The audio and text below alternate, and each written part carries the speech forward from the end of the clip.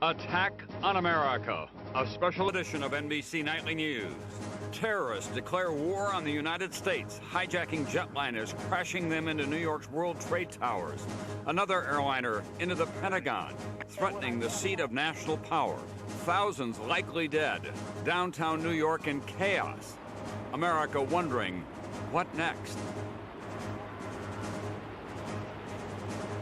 On Midtown Manhattan, and tonight America is at war with terrorists after a stunning series of attacks today against targets in New York and in Washington, D.C., the World Trade Center and the Pentagon.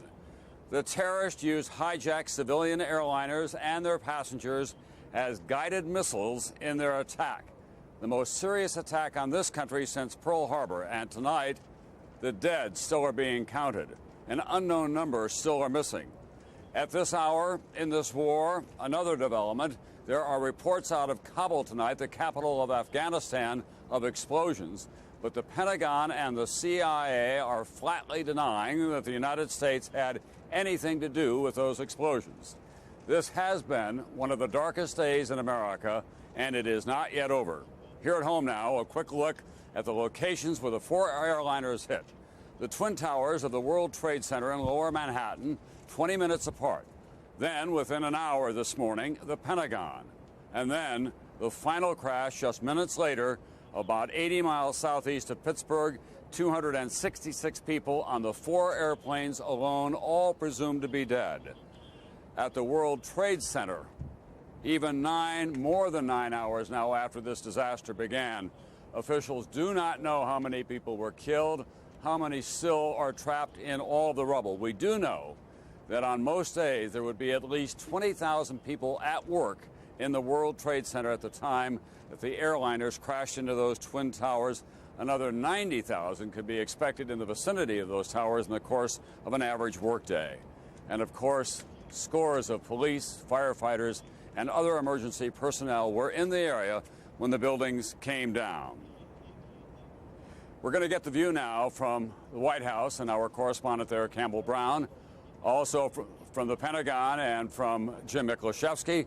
And I'm going to join now with a complete account of what this day has been like from NBC's David Bloom, who's been my colleague all day long. David, bring us up to date. Well, Tom, more than 9.5 hours since the first attack, the smoke billowing from the hulks behind me is now more gray than black, indicating that the fires have diminished somewhat, but it's still an extremely dangerous situation. Just within the last hour or so, a third building, a 40-story building, also collapsed. 40 more stories of concrete, steel, and iron crashed into the ground. A makeshift morgue has been set up near the World Trade Center. New York City police still sticking to their early estimates that the casualties ultimately may number in the thousands. Nothing more precise than that. We've put together a chronology of the events as America's watched, dumbfounded, and yes, outraged and defiant. The first attack plane, a hijacked American Airlines flight out of Boston, slams into the North Tower of New York's World Trade Center at approximately 8:42 a.m. Eastern Time. The explosions and fireballs broadcast live by television helicopters, which then, horrifically, spot the second attack plane, a United Airlines flight hijacked from Boston, taking dead aim at the World Trade Center's South Tower. It's now approximately 9:03 a.m. Where the hell can I meet you? I'm across the street from the Marriott, man. A second airplane, a 727, just ran into the building. Emergency officials estimate 20,000 or more people may have been inside the 2 110-story buildings at the time of the attacks. Eyewitnesses report victims falling, and in some cases, jumping from the 2 buildings. But there were people falling out of the sky. At 9:29 a.m., President Bush in Florida addresses the nation for the first time. Terrorism against our nation will not stand. But in the nation's capital, just 11 minutes later, 9:40 a.m., a third hijacked plane, an American flight out of Washington Dulles, crashes into the Pentagon in a burst of flames, the plane's wreckage tearing a gaping hole into one side of the building. Federal buildings are evacuated, government leaders taken to secure hideouts. 9:59 a.m., the until now unthinkable, the South Tower of the World Trade Center collapses. An unknown number of people still trapped inside, including the rescuers, firefighters and police who'd gone in trying to save lives. Then at 10 a.m., hundreds of miles away in western Pennsylvania, a fourth hijacked plane, a United flight out of Newark, crashes 80 miles southeast of Pittsburgh. 1/2 hour later, 10:28 a.m., the North Tower of the World Trade Center collapses. Rubble, debris spreading for blocks. In all, 266 people aboard 4 hijacked planes are killed. Untold others in Washington and New York missing and presumed dead. In New York, a defiant Mayor Rudolph Giuliani. The city of New York in the United States of America is much stronger than any group of barbaric terrorists. For the first time in U.S. history, the Federal Aviation Administration closes all domestic airports, shutting down all U.S. airspace until at least noon tomorrow. The U.S. military and American embassies worldwide placed on the highest alert. Navy aircraft carriers and destroyers deployed along the eastern seaboard. The president, now in Louisiana, speaks for a second time. The resolve of our great nation is being tested. But make no mistake, we will show the world that we will pass this test. The president is then taken to the Secure Strategic Air Command in Nebraska, meets with his national security team via teleconference before boarding Air Force One to return to Washington. But in New York late this afternoon, a third damaged building, the 40-story World Trade Center number 7, also crashes to the ground. And emergency officials allow the first camera crew from NBC News inside the smoking hulks of the Twin Towers. Ground zero, cars overturned, steel torn apart, glass shards, small fires still burning. The very picture America most feared, the image terrorists most wanted. As to who might be responsible, a senior American intelligence official tells NBC News tonight that they are now, and I'm quoting here, 90% certain that Osama bin Laden, the Saudi-born terrorist, was responsible for today's attack. This official tells NBC News, quote, "This is not just surmise, this is new information." The president plans to address the nation from Washington, D.C. tonight. Tom? Thank you very much, NBC's David Bloom. And we're going to go now to Washington, where NBC's Campbell Brown, who covers the White House, is on duty. But across the street from the White House, the president is expected back there shortly. Campbell? Tom, the president is on his way back to Washington tonight. We're told that Air Force One is being escorted by F-15 fighter jets on each wing. As David said, he is planning to address the nation tonight. One aide says his message will be one of resolve and reassurance. And, Tom, we are reporting to you tonight a block from the White House at a hotel. That's because those of us in the White House press corps, along with White House staff, were rushed out of the White House this morning as the entire complex was evacuated. Needless to say, this has been an extraordinary day for the president. One aide says when he spoke with his national security team in a live teleconference today, he said, quote, "We will find these people and they will suffer the consequences." The president at a Sarasota, Florida elementary school about to begin a reading event gets first word shortly after 9 a.m. in a phone call from his national security advisor. One plane has crashed into the World Trade Center. Minutes later, Chief of Staff Andrew Card leans over and whispers in the president's ear. The reaction on Bush's face, the first sign of more horrifying news. A second plane has now hit the World Trade Center, with all indications this is a terrorist attack. Today, we've had a national tragedy. As Bush speaks, chaos at the White House. Staff and press are ordered to evacuate. People run from their offices across Pennsylvania Avenue. Crowds pour into the streets as buildings nearby are evacuated. People gather around car radios for any information. Fire engines blaze toward the White House. Shortly after 9:30 a.m., the president's national security team is in the Situation Room, a secure communications center in the basement of the West Wing. Vice President Dick Cheney is there, along with National Security Advisor Condoleezza Rice. Meanwhile, the president leaves Florida, his destination at takeoff a secret. We later learn he's landed at Louisiana's Barksdale Air Force Base. There, he pledges, the U.S. will retaliate. Make no mistake, the United States will hunt down and punish those responsible for these cowardly acts. The president then flies to the Offutt Air Force Base in Omaha, Nebraska, the U.S. Strategic Air Command Center. We're in a bunker there. He convenes a national security meeting, joining his team live by teleconference. Back in Washington, his top advisor, Karen Hughes, insists the White House has the situation under control. Your federal government continues to function effectively. We have a federal emergency response plan, and at President Bush's direction, we are implementing it. By telephone, the president calls New York Mayor Giuliani and New York Governor Pataki. He also speaks with First Lady Laura Bush. The First Lady and Bush's two daughters are also rushed to secure secret locations. Mrs. Bush, on Capitol Hill when the attacks began, tries to offer words of reassurance. Well, parents need to reassure their children everywhere in our country that they're safe. We have just learned that Air Force One has safely landed at Andrews Air Force Base just outside of Washington. From our vantage point, we can see sharpshooters on the roof of the White House tonight, Secret Service patrolling the grounds, police cars driving up and down Pennsylvania Avenue, the White House in a lockdown as we wait to hear what the president has to say to the nation. Tom? Thanks very much, NBC's Campbell Brown. And there are so many questions, but a major question tonight. How could they hijack 4 civilian jetliners in such a precise fashion? How do they pull all that off? Our aviation expert is NBC's Robert Hager, and he's standing by now in Washington as well. Robert? Tom, 4 airliners turned into deadly weapons. There's a nationwide hold now on all commercial flights. That's the first time that's ever happened in our nation's history. And it lasts at least until midday tomorrow and might last longer than that. And there are also some chilling first details of what may have been going on in those cockpits. But first, the facts. The string of events that results in these 4 horrific crashes begins at Boston's Logan Airport, 7:45 a.m. American Flight 11, 767, with 92 on board. Supposed to fly Boston to Los Angeles, but over New York State, it's diverted, forced to fly south, directly into the North Tower of the World Trade Center. A long day of carnage is underway.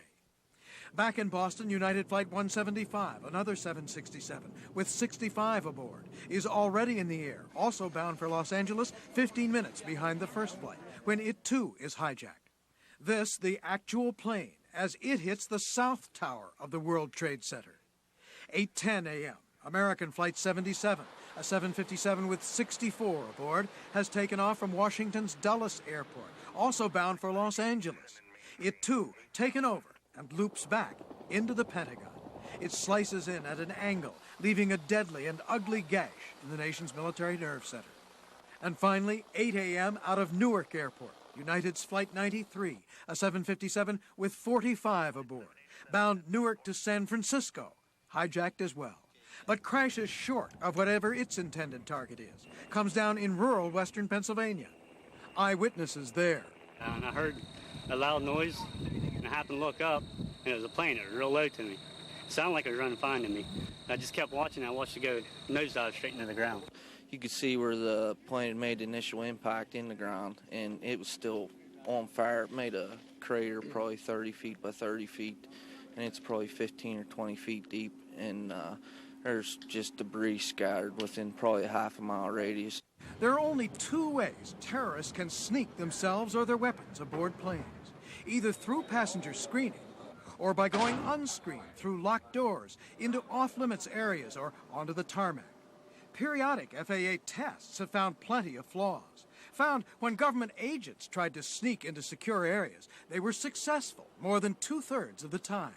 Found testers also often able to sneak fake guns and explosives by X-ray screening. Once aboard, many speculate the hijackers must have disabled crews and taken over the plane's controls.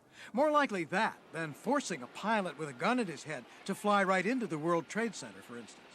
Former American Airlines pilot Jim Tillman. It is inconceivable to me that any airline pilot would allow anyone to force him to fly into an inhabited building.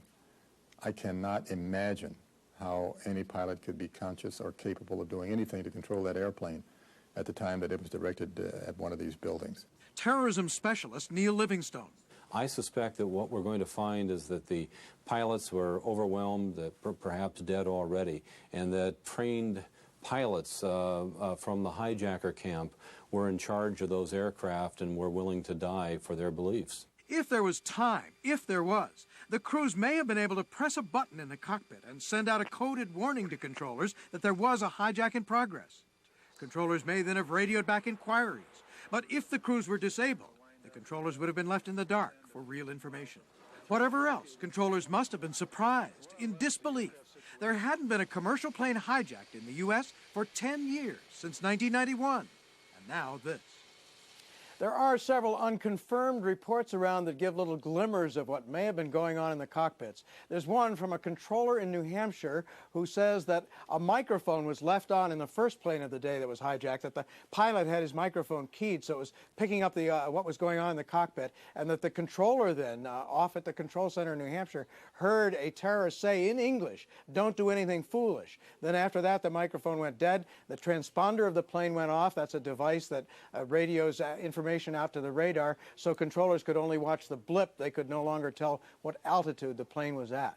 There were several cell phone calls from relatives on board planes who reached their relative on the ground. One reported the terrorists had knife-like instruments, and there was one unconfirmed report that an American Airlines flight attendant actually reached her company to say that terrorists had killed the crew of her plane. Whatever else, we may know some more from the cockpit voice recorders, which could have survived those crashes and would give us an actual recording of what was going on for audio in the cockpits. Tom?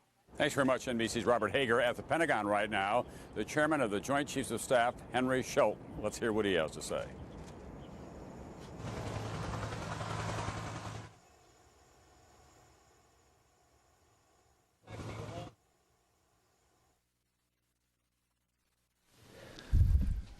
Our intense focus on recovery and helping the injured and the families of those who were killed is matched only by our determination to prevent more attacks and matched only by our unity to track down, root out, and relentlessly pursue terrorists, states that support them, and harbor them. They are the common enemy of the civilized world. Our institutions are strong, and our unity is palpable. Senator John Warner. Thank you. As a past chairman, that is preceding Carl Levin, General Shelton, who is the chairman of the Joint Chiefs of Staff, talking about the institution strong and our unity is strong as war. We are on a war footing, in effect, in this country, even though there has been no official declaration of any kind. But from a military point of view, political point of view, and certainly from a psychological point of view, we are at war with these terrorists. The question is, who are they? Within the intelligence community, all the fingers are pointing at Osama bin Laden, the very wealthy Saudi dissident who has been harbored by the Taliban, it's widely believed, in Afghanistan. Let's get more tonight on the continuing speculation about who is responsible from NBC's Andrea Mitchell now at her post in the nation's capital. Andrea? Tom, tonight U.S. intelligence officials are mobilizing worldwide to try to find the culprits and make sure that they don't strike again. An attack on America coordinated with military precision. 4 planes, split-second timing, penetration of airports and airspace, no warning. They can destroy buildings, they can kill people, and we will be saddened by this tragedy, but they will never be allowed to kill the spirit of democracy. They cannot destroy our society. They cannot destroy our belief in the democratic way. The first question tonight, is it over? The terrible answer, despite billions spent on U.S. intelligence, the nation's top experts do not know where or when terrorists will strike next. The problem is that they are hard to penetrate. They are located in places that we're very hard-pressed to get any kind of information out of. And as hard as our agencies have tried, they've had some success. You don't hear about that. We only hear about the failure. Who could have done this? Before today, the worst failure, the attack on 2 U.S. embassies in Africa 3 years ago. Again, perfectly timed, no warning, 224 dead. The alleged mastermind, America's most wanted terrorist, Osama bin Laden. Bin Laden also involved, U.S. officials say, in helping the man convicted of bombing the World Trade Center, Ramzi Youssef, 9 years ago, by protecting Youssef before and after that attack. Last winter, CIA Director George Tenet told Congress that bin Laden is capable of multiple attacks with little or no warning. Osama bin Laden and his global network of lieutenants and associates remain the most immediate and serious threat. Bin Laden's alleged millennium plots planned attacks on 3 tourist areas in Jordan frequented by Americans, on Los Angeles International Airport, and on a U.S. destroyer in Yemen, all foiled. But 6 months later, terrorists do strike successfully, ram another destroyer, the USS Cole, killing 17. In June, bin Laden brags on this home video of killing U.S. sailors, a remarkable tape made to recruit more terrorists against America. And just 3 weeks ago, a warning to a London newspaper, allegedly from bin Laden's group, that he was targeting America again. I think it is a dilemma for the United States now. I believe the only thing is, to revise their policies, to look at what's happening. Why, for example, the anti-American sentiment is very high in the Middle East and in the Muslim world. How could this happen? Only from a massive intelligence failure. But in this case, at least there will be some evidence. The good news is that the hijacking 4 airplanes is a very complicated operation. Even hijacking 1 is complicated. And they will have left some trail behind them. They will have had to have checked in, and they will have had to have purchased tickets either under their name or alias names. If the U.S. cracks the case, how will it retaliate? Current and former officials say massively, but carefully. If we're going to act, we need to be able to convince the world that we were justified in our actions. We had that evidence during the African embassy bombings, and I think it's critical that the intelligence community now begin to develop that with respect to these attacks. Today, Afghanistan's Taliban leaders deny any involvement by Osama bin Laden. But as David Bloom alluded to earlier, intelligence officials and others are telling NBC tonight that they are 90% sure that bin Laden is involved. And Tom, if that proves to be the case, there is no doubt in anyone's mind that the U.S. will retaliate. But the question is, how do they find Osama bin Laden, and who do they retaliate against? They cannot find Osama bin Laden. They have not been able to. He is number 1 on the most wanted list of the FBI. They have warned the Taliban that they will respond against Afghanistan's leaders. So the attack would be against Afghanistan. Within the last 3 weeks, they have warned Afghanistan that they will hold the Taliban personally responsible if Osama bin Laden attacks the United States. Andrea, already there is talk about a massive intelligence failure. It's not so much the blame game as much as it is that this could happen again. There have been a number of red flags that have gone up for years now, but even in Washington at the highest political levels, people have refused to take them as seriously as this day indicates they should have. Exactly right. I mean, in our report, Senator Warren Rudman, former senator, you spoke to him earlier today. He and Gary Hart, another former senator, had a blue panel commission, a blue ribbon commission.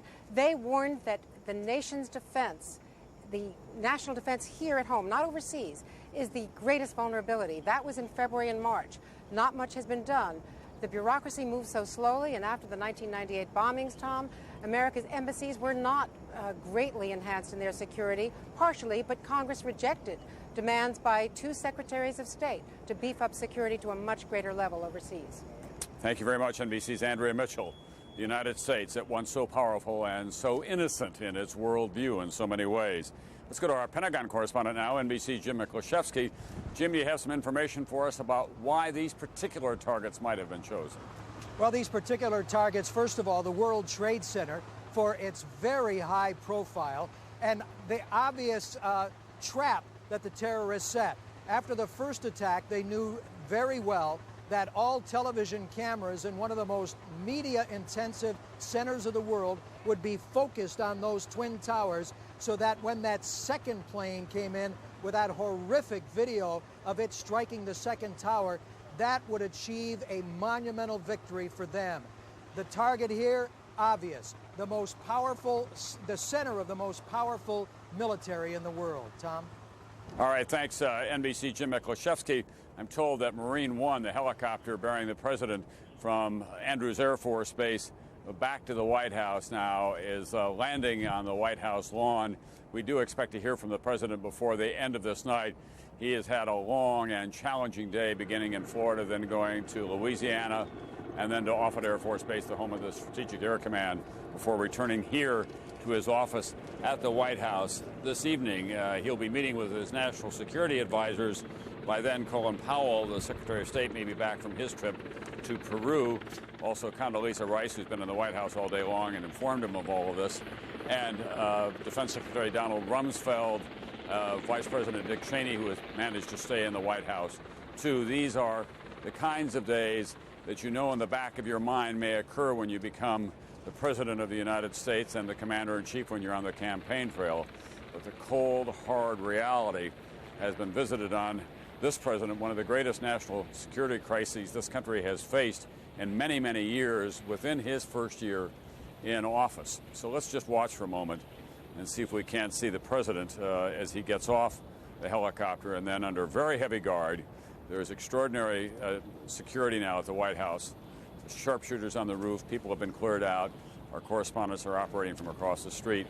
We'll see whether we can see him as he moves from Marine One into the Oval Office. Mick, we had, as we expected earlier today, the president had a fighter plane escort coming from Omaha back to Washington, and my guess is that he must have had one earlier today when he left Florida and also when he went from Louisiana up to SAC. Jim, it was shortly after the attacks occurred on the World Trade Center that the Pentagon went into a crisis mode. They were trying to establish exactly what additional threats there may be, and then it was just about 28 minutes after that the airplane hit here. It was after the attack on the Pentagon that the Air Force then decided to scramble F-16s out of the D.C. National Guard Andrews Air Force Base to fly cover, a protective cover over Washington, D.C. It was something straight out of a war zone, Tom. One Air Force officer standing next to me looking up in the sky at the F-16 said, "My God, we're flying cover on the nation's capital." All right, Jim, let's continue to watch here as the president still is on Marine One. We do expect that momentarily he'll be exiting that helicopter and moving briskly into the Oval Office.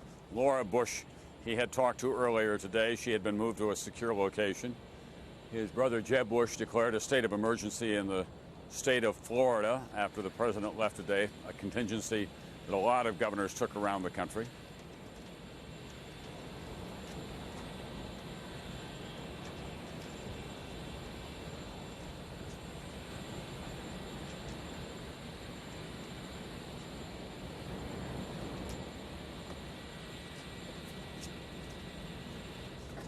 Secret Service detail exiting first.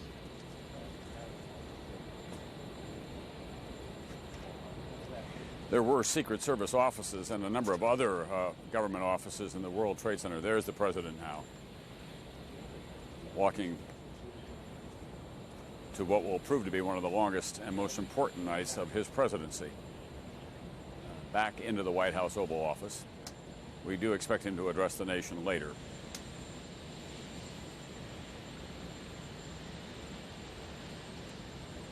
His father, obviously, was president during the Operation Desert Storm, the Persian Gulf War. His father had been the ambassador to the United Nations, director of the CIA, and vice president of the United States for 8 years before he occupied the Oval Office. There is very little in your experience as governor of Texas or even as a senator of the United States or almost any other job to prepare you for these kinds of occasions. Let's go to NBC's Campbell Brown. Campbell, what can you tell us about the plans for tonight? Well, Tom, we're not sure as of yet exactly what time the president will be addressing the nation, but now that we do know that he is back at the White House, he will likely be joining the vice president and the National Security Advisor, Condoleezza Rice, in a room, what's referred to as the Situation Room in the White House. This is a wood-paneled room, extremely secure, in the basement of the West Wing. And in that room is a giant conference room.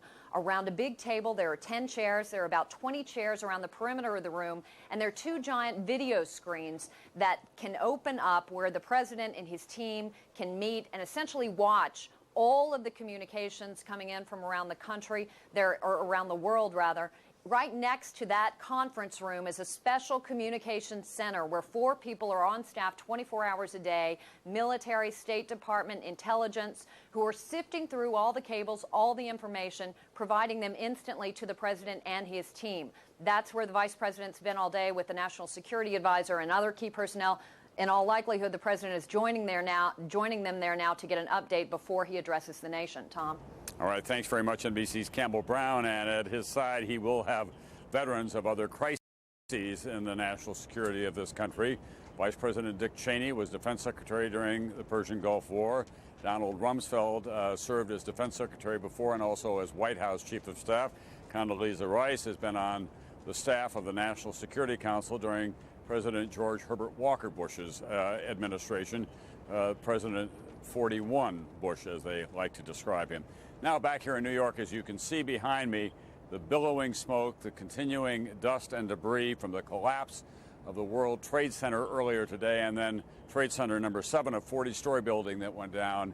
But the World Trade Center, one of the targets of the terrorists today, is one of the most distinctive architectural edifices in the world. The world's largest commercial complex, completed in 1976, an architectural marvel. Its details immense. A massive twin structure, 110 stories tall, built of 600,000 square feet of glass and 200,000 tons of steel, 1,350 feet tall, 43,000 windows, 99 elevators, and a home for 1,200 businesses. Businesses where 50,000 people work. Businesses that include commodity exchanges, investment firms, law firms, banks, restaurants, a hotel, government offices. Atop, an observation deck, a renowned tourist attraction. The Trade Center could draw 90,000 additional visitors on a busy day. Today, the Twin Towers, many of those inside, gone. That's just one of the many reasons, of course, that today will be remembered as one of the worst days in the nearly 400-year history of the great city of New York. And NBC's Pat Dawson has been on the streets of New York, very near the World Trade Center throughout most of the day. He's been witness to the heroic rescue efforts that were effected there today. And of course, tonight, Pat, still an unknown number of dead trapped there in the rubble. Very true, Tom. Police, fire, and emergency workers first on the scene this morning knew they had a catastrophe of unprecedented proportions. What they didn't realize is that after they arrived, it would get worse, and that many of them would be victims as well. Within minutes of the attack, New York rescue crews responded. Dozens of emergency workers running headlong into the chaos, a swirling mass of fire and smoke more than 60 stories up. Chief Albert Turry of the New York Fire Department was one of the first on the scene. The initial reaction was that it was an absolute terrorist attack. His job, direct a rescue effort inside the Trade Center. His team of 200 firefighters fanned out into the burning towers to search for survivors. When that first tower fell, I was trying to evacuate everybody 3 blocks north, away from every high-rise building in the area. But when the towers started crumbling, crashing all around them, the original rescue effort became an exercise in survival, the rescuers themselves running for their lives. But I'm telling you right now, there wasn't time to evacuate our people. Most of those that did make it out of the Trade Center covered in debris, ghostly figures coughing and vomiting from the smoke and dust. It was the most horrific scene I've ever seen in my whole life. We saw the World Trade Center in flames, a big gaping hole all the way on the top of it. We could see people jumping from the top of the building.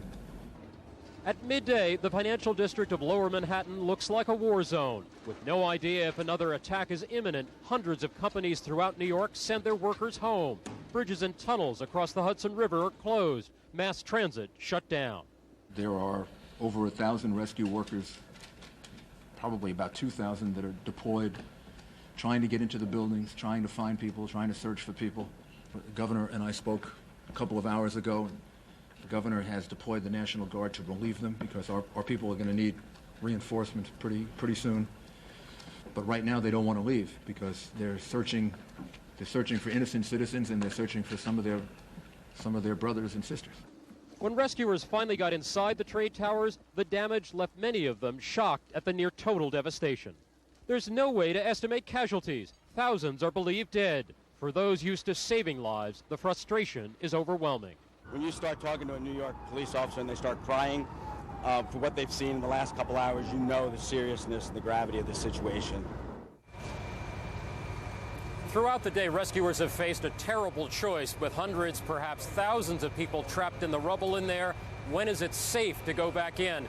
And Tom, the most vivid example of that referred to by David Bloom a little while ago, that, of course, the loss of Building 7 of the World Trade Center just over my shoulder, which tumbled to the ground 8 hours after this attack began.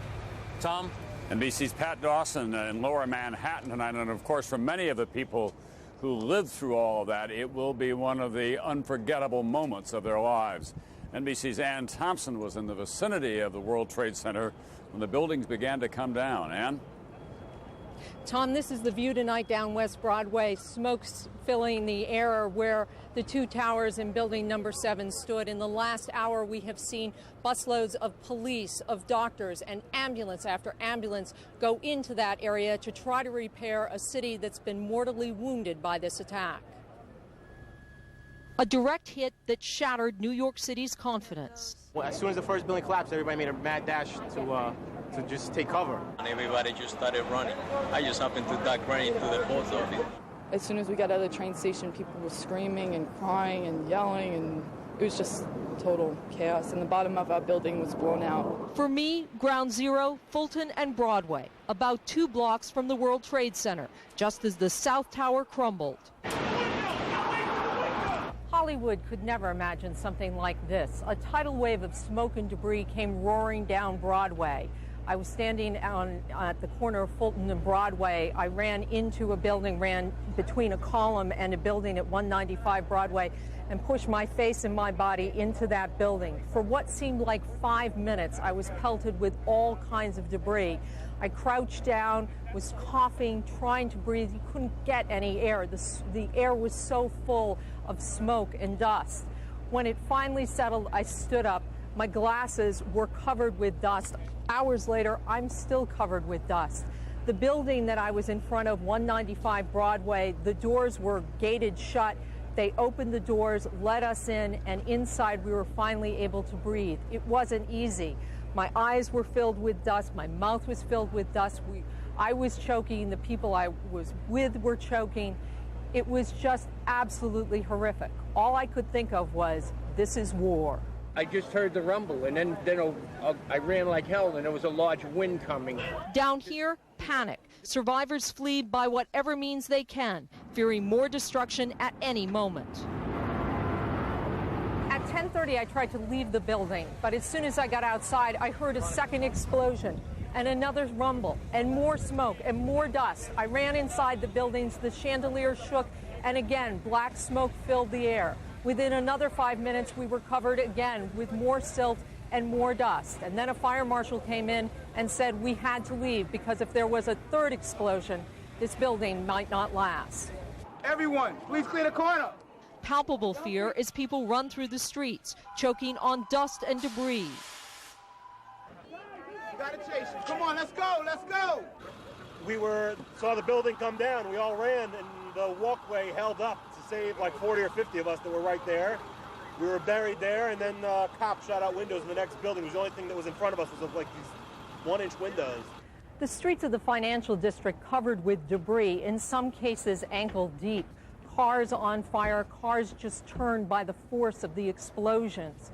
It was like something no one had ever seen. Panic, like smoke, heads uptown. Officials ordering precautionary evacuations of some of New York City's landmarks. This is an orderly evacuation of 30 Rockefeller Plaza.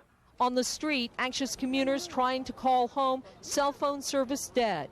At Grand Central Station, travelers desperate to get out of the city. It's gonna take a long time, but you're gonna see Mama and Papa today, okay? Outside the station, a surreal scene. People buying postcards of the Twin Towers that no longer exist.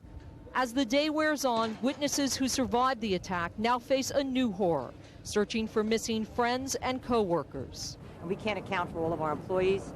We're just in a state of shock. The biggest, busiest city in the world, the attack revives fears of the 1993 bombing. Suddenly, nowhere in the financial district seems safe. Did you ever think this could happen again? No, I really didn't. I lived through the first one. After a tragedy so great, tonight a city comes together, searching for safety and comfort. Tom, now this area is more than just a business district. It is also where people live. And within the last hour, we have seen families bringing suitcases, crates carrying their family pets to leave and to go elsewhere. They have no water, they have no gas, and there is also the fear that more buildings will collapse. The area is covered by police from all over New York City, and they tell us that they will be here through the night. Tom? All right, thanks very much, NBC's Ann Thompson. But let me ask you, after you finally emerged from that building, what about other people who could not get into a building? What kind of casualties did you see? Tom, I will tell you that when I walked out of the building on Broadway and headed down towards Canal, it was as if there had been a blizzard of debris and dust all over the street. I saw people running, I was walking, there were a lot of rescue people there, but there were people injured. I saw a woman being carried by two men. It was like something I had never seen anything like it, and all I could think of was just to get away from there, to get to safety. And as I kept walking to Canal Street, I could hear yet another explosion behind me. It was truly one of the most frightening moments I've ever lived through. Thanks very much, NBC's Ann Thompson. Any number of NBC News personnel were caught in all of that today. Among them, our producer Mary Beth O'Toole and correspondent Rahema Ellis. And they provided us tonight with a kind of a video diary. We'd like to share that with you now.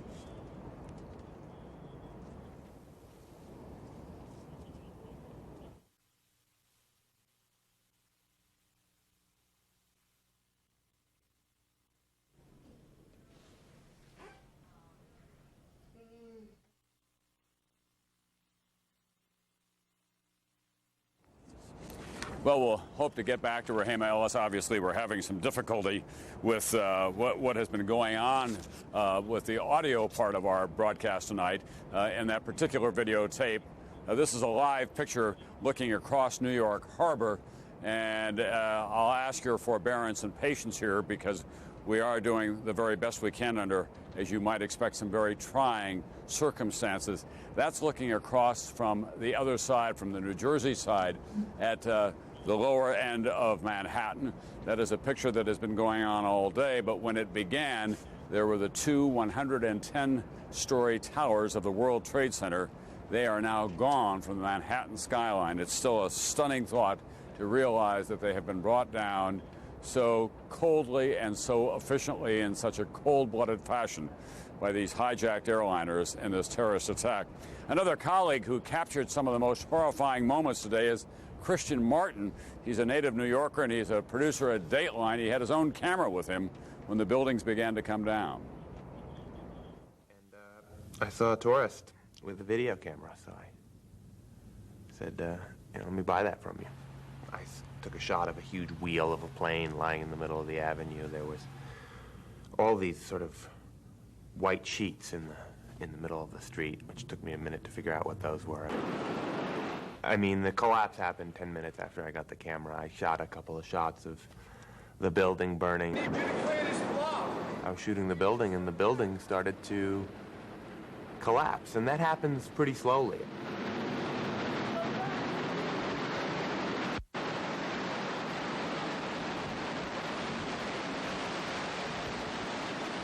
Everyone gets into the job for adventure. This turned sour pretty fast. I was down in Oklahoma City, and I got there about 4 hours afterwards, and that was pretty chaotic. This was about 1,000 times worse and more chaotic than that. And then, the cop was like, run, to save my life. I had literally a mouthful of soot. You couldn't see. It was just... And then people were just remarkable. I mean, everyone was just in a horrible, horrible place. You couldn't see. Everyone was hurt. I was so lucky. So lucky. So much luckier than so many other people. I mean, you just cannot overemphasize how many completely innocent, beautiful people were just, destroyed by this. One of our producers, Christian Bernard, tonight, in his own words, he was there in the middle of it. Christian Martin is a producer for Dateline. He managed to buy a camera from a tourist and then almost lost his life as he was trying to record what was going on down there. We want to tell you that momentarily we do expect to hear from the Attorney General of the United States, John Ashcroft, who does have supervisory responsibility for the FBI. He's our chief law enforcement officer. And also from the Secretary of Health and Human Services, Tommy Thompson, the former governor of Wisconsin. He'll be dealing with a lot of the relief that is going on. Behind me, you can see the dusk is now beginning to settle over the city of New York, and the billowing smoke is still emanating from the lower part of Manhattan, the site of what was once two towers, each 110 stories high. 20,000 people, we believe, are in them at that time when they were attacked today. And the 40-story 7 Trade Center now missing from the Manhattan skyline. We're going to see if we can't get Rahema Ellis back. She was with Mary Beth O'Toole today. They had a kind of a video diary. So let's join that now. We may have to come out of it as we go to Attorney General Ashcroft. But let's hear from Rahema. New York City's Brooklyn Bridge, normally clogged with vehicles, today an escape route. It's 11:45 in the morning, and there is a mass exodus from downtown New York City. You can take a look and you can see hundreds of thousands of people leaving the area. These heinous acts of violence are an assault on the security of our nation. They are an assault on the security and the freedom of every American citizen. We will not tolerate such acts. We will expend every effort and devote all the necessary resources to bring the people responsible for these acts, these crimes, to justice. Now is the time for us to come together as a nation to offer our support, our prayers for victims and for their families, for the rescue workers, for law enforcement officials, for every one of us that has been changed forever by this horrible tragedy. The following is a summary of the known facts surrounding today's incidents. American Airlines Flight 11 departed Boston for Los Angeles, hijacked by suspects armed with knives. This plane crashed into the World Trade Center. United Airlines Flight 175 departed Boston for Los Angeles, was hijacked and crashed into the World Trade Center. American Airlines Flight 77 departed Washington Dulles for Los Angeles, was hijacked and crashed into the Pentagon. United Airlines Flight 93 departed Newark for San Francisco, was hijacked and crashed in Shanksville, Pennsylvania. Crime scenes have been established by the federal authorities in New York, in Washington, D.C. area, in Pittsburgh, in Boston, and in Newark. The full resources of the Department of Justice, including the Federal Bureau of Investigation, the Immigration and Naturalization Service, the U.S. Attorney's offices, the U.S. Marshals Service, the Bureau of Prisons, the Drug Enforcement Administration, and the Office of Justice Programs are being deployed to investigate these crimes and to assist survivors and victim families. Thousands of FBI agents in all of the field offices across the country and in the international Legat offices, assisted by personnel from other Department of Justice agencies, are cooperating in this investigation. The FBI has established a website where people can report any information about these crimes. That address is www.ifccfbi.gov. That address again, www.ifccfbi.gov. Individuals can report any information they know about these crimes to that website.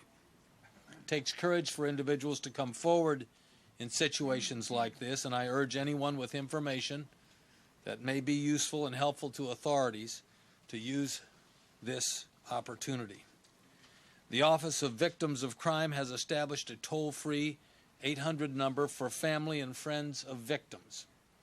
They can call 800-331-0075 to leave contact information for a future time when more information is available, to find out information about a victim, or to find out information about the rights of victims and the services available to victim survivors and victim families. The determination of these terrorists will not deter the determination of the American people. We are survivors, and freedom is a survivor. A free American people will not be intimidated, nor will we be defeated. We will find the people responsible for these cowardly acts, and justice will be done. Tommy.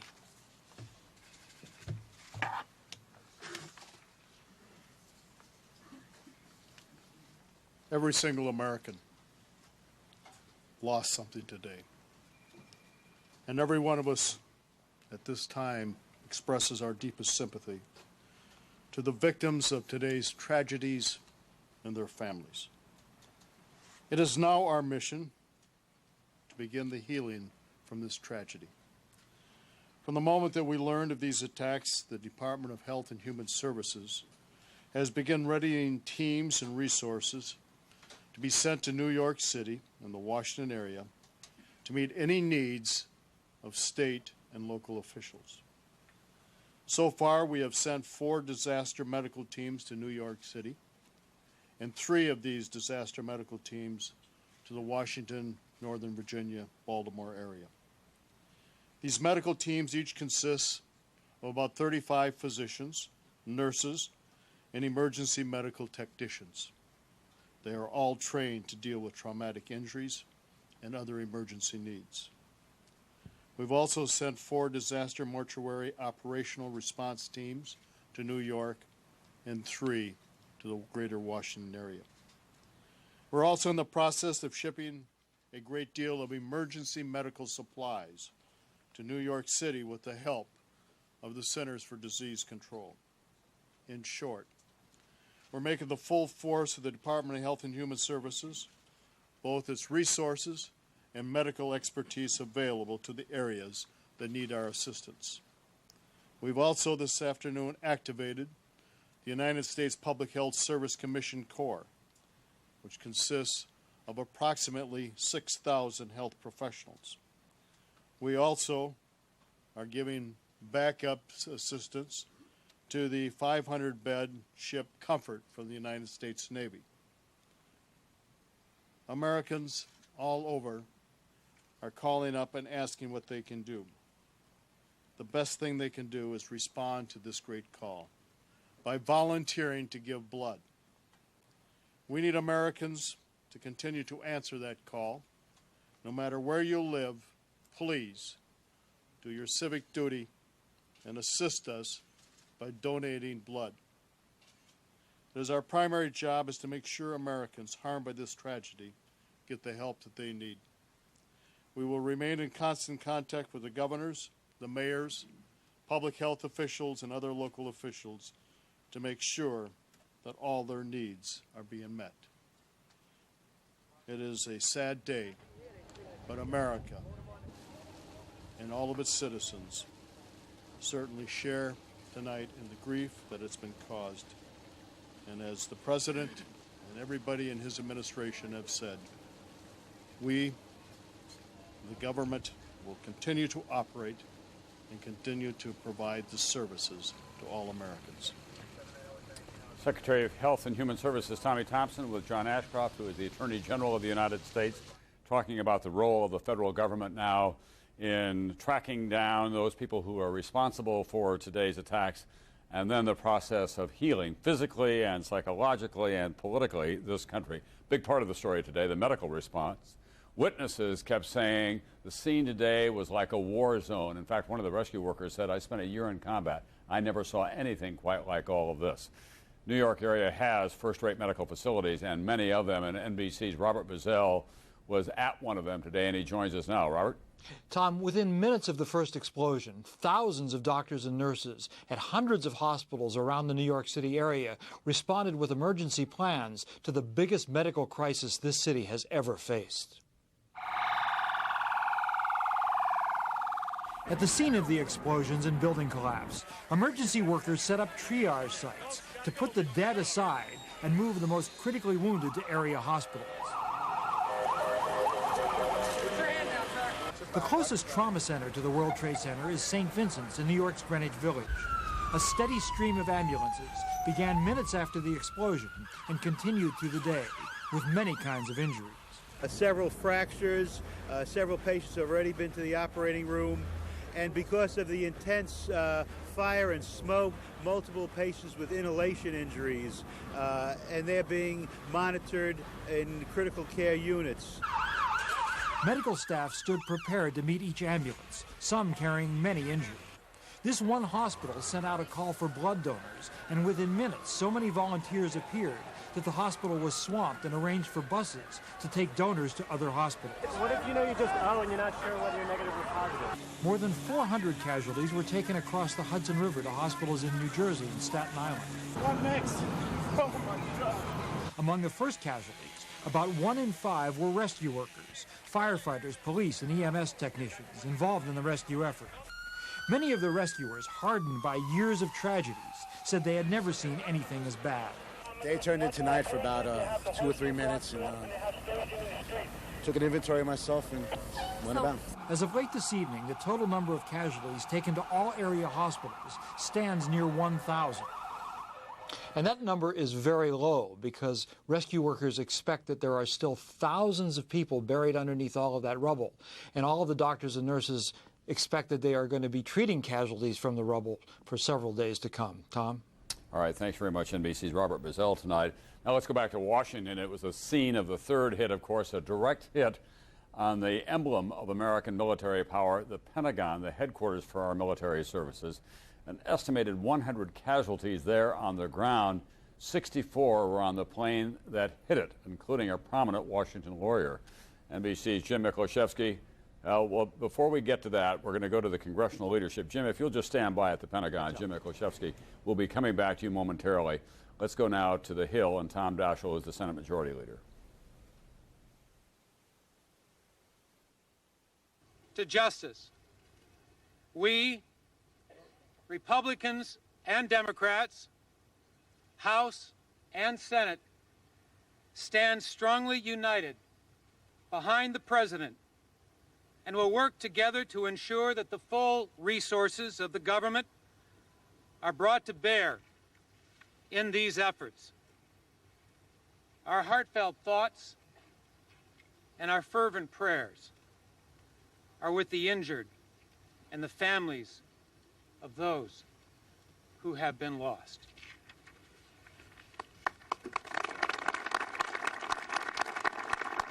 Now, House Speaker Dennis Hastert, who's third in line in succession. We know, as a nation, as we said, our thoughts and prayers are with those families and those injured and those who are the casualties of today's attack. We also remember those thousands of people who are rescue workers. We ask now that we all bow our heads in a moment of silence and remembrance.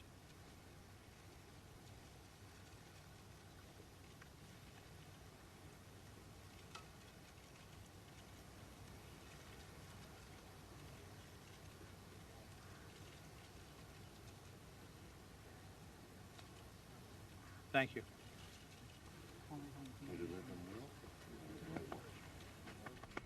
A rare and welcome bipartisan gathering of the Republican and Democratic leadership of the United States Senate and the House of Representatives.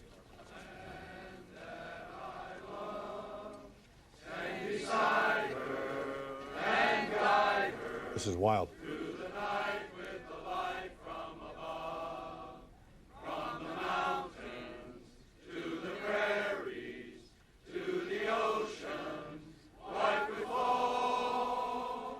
God bless America.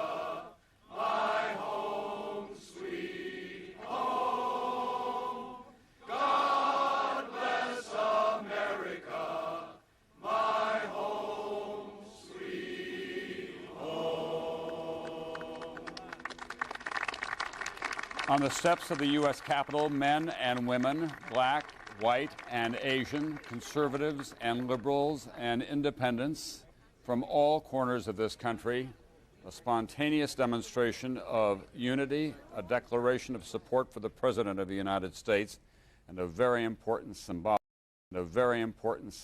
message to be sending around the world and to this country at this hour. NBC's Tim Russert is our Washington bureau chief. Tim, Washington has been riven in recent years by petty political divisions, but this is bound to have a big impact on the ability of Congress, the Senate, and the House of Representatives, to say nothing of the other political players in this country, to find common ground.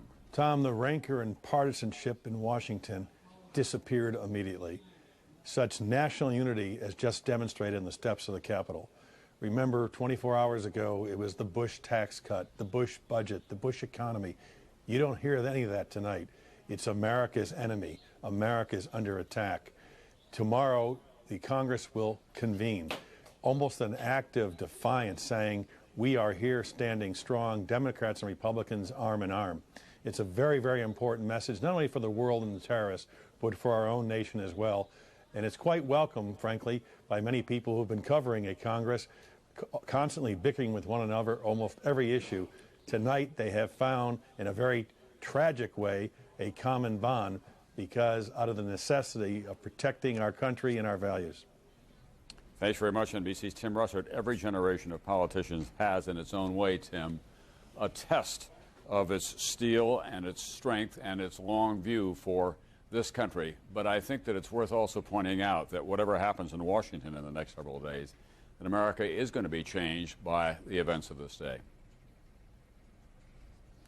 Let's go to NBC Jim Miklaszewski now, who is at the Pentagon, across the river, of course, from the nation's capital. He was there in his office this morning when he heard an explosion and told us immediately he didn't know for sure what it was. We later learned, of course, Jim, it was the unthinkable, a hijacked airliner that had crashed into that building. Back here, fresh flames are flickering from the roof of the building. Rescue workers continue to search the bombed-out portion of the Pentagon. It's believed that scores of dead are still buried beneath the rubble. No exact death toll has been yet released here, but a temporary morgue has been set up at the courtyard at the center of the Pentagon complex.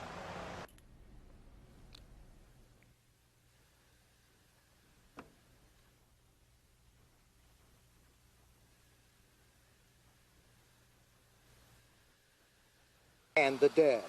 This was the second target in a well-coordinated act of terrorism. At 9:15, after the second plane hits the World Trade Center, the Pentagon puts together a crisis action team to assess any additional threats. 9:30, American Airlines Flight 77, a Boeing 757 with 62 people on board, takes off from Dulles Airport for Los Angeles. Believed hijack, it heads instead for the Pentagon. 9:38.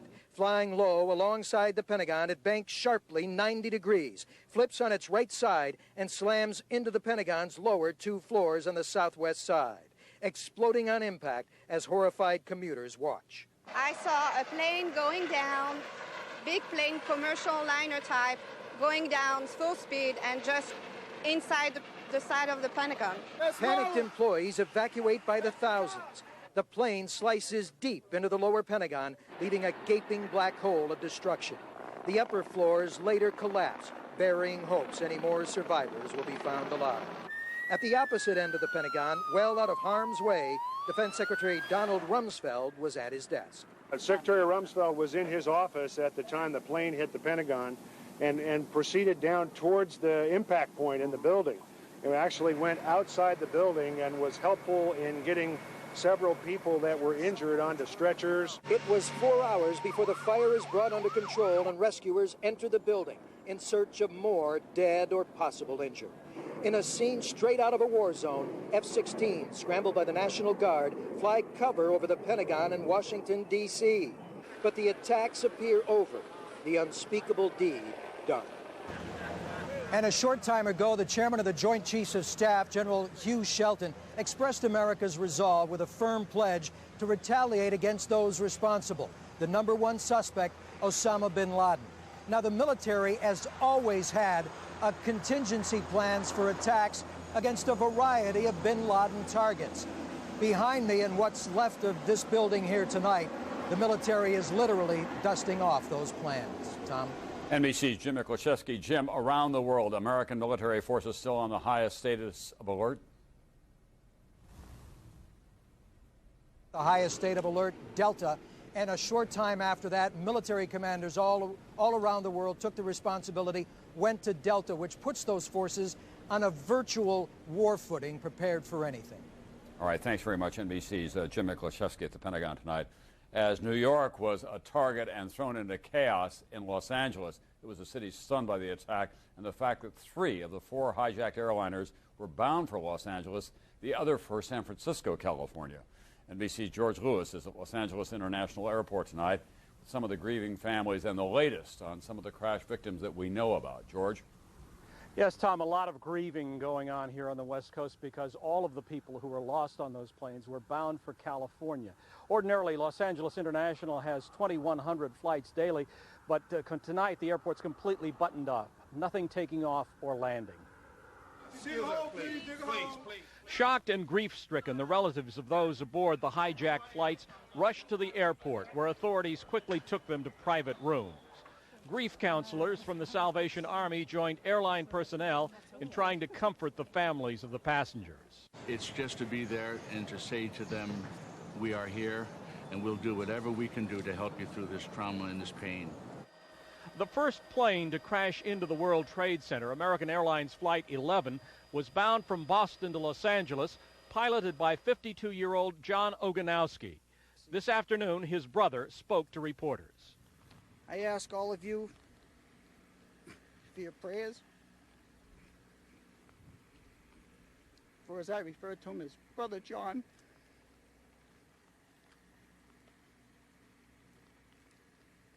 And I ask you to also pray for our whole country today. Among the well-known passengers on the hijacked planes, the producer of the TV series Frasier, David Angel, and CNN commentator Barbara Olson, wife of U.S. Solicitor General Ted Olson. She reportedly called her husband twice on a mobile phone to tell him her plane was being hijacked, that the crew and all the passengers were being herded to the back of the aircraft. And on United Flight 93 from Washington to San Francisco, one of the flight attendants, Cece Myers, also used a cell phone to report that hijacking to her husband, a policeman in Fort Myers, Florida. By midday in Los Angeles, FBI personnel were swarming over the airport checking for possible bombs, but none were found. As a precaution, police and the FBI ordered the airport evacuated. We're evacuating all terminals and we're stopping traffic all over. An eerie scene at Los Angeles International tonight, the airport completely empty. And why were all of the hijacked planes California bound? One theory is that the hijackers deliberately chose planes that would have been fully loaded with fuel for a transcontinental flight. Tom? Thanks very much, NBC's George Lewis tonight. Now let's go to the reaction around the rest of the country.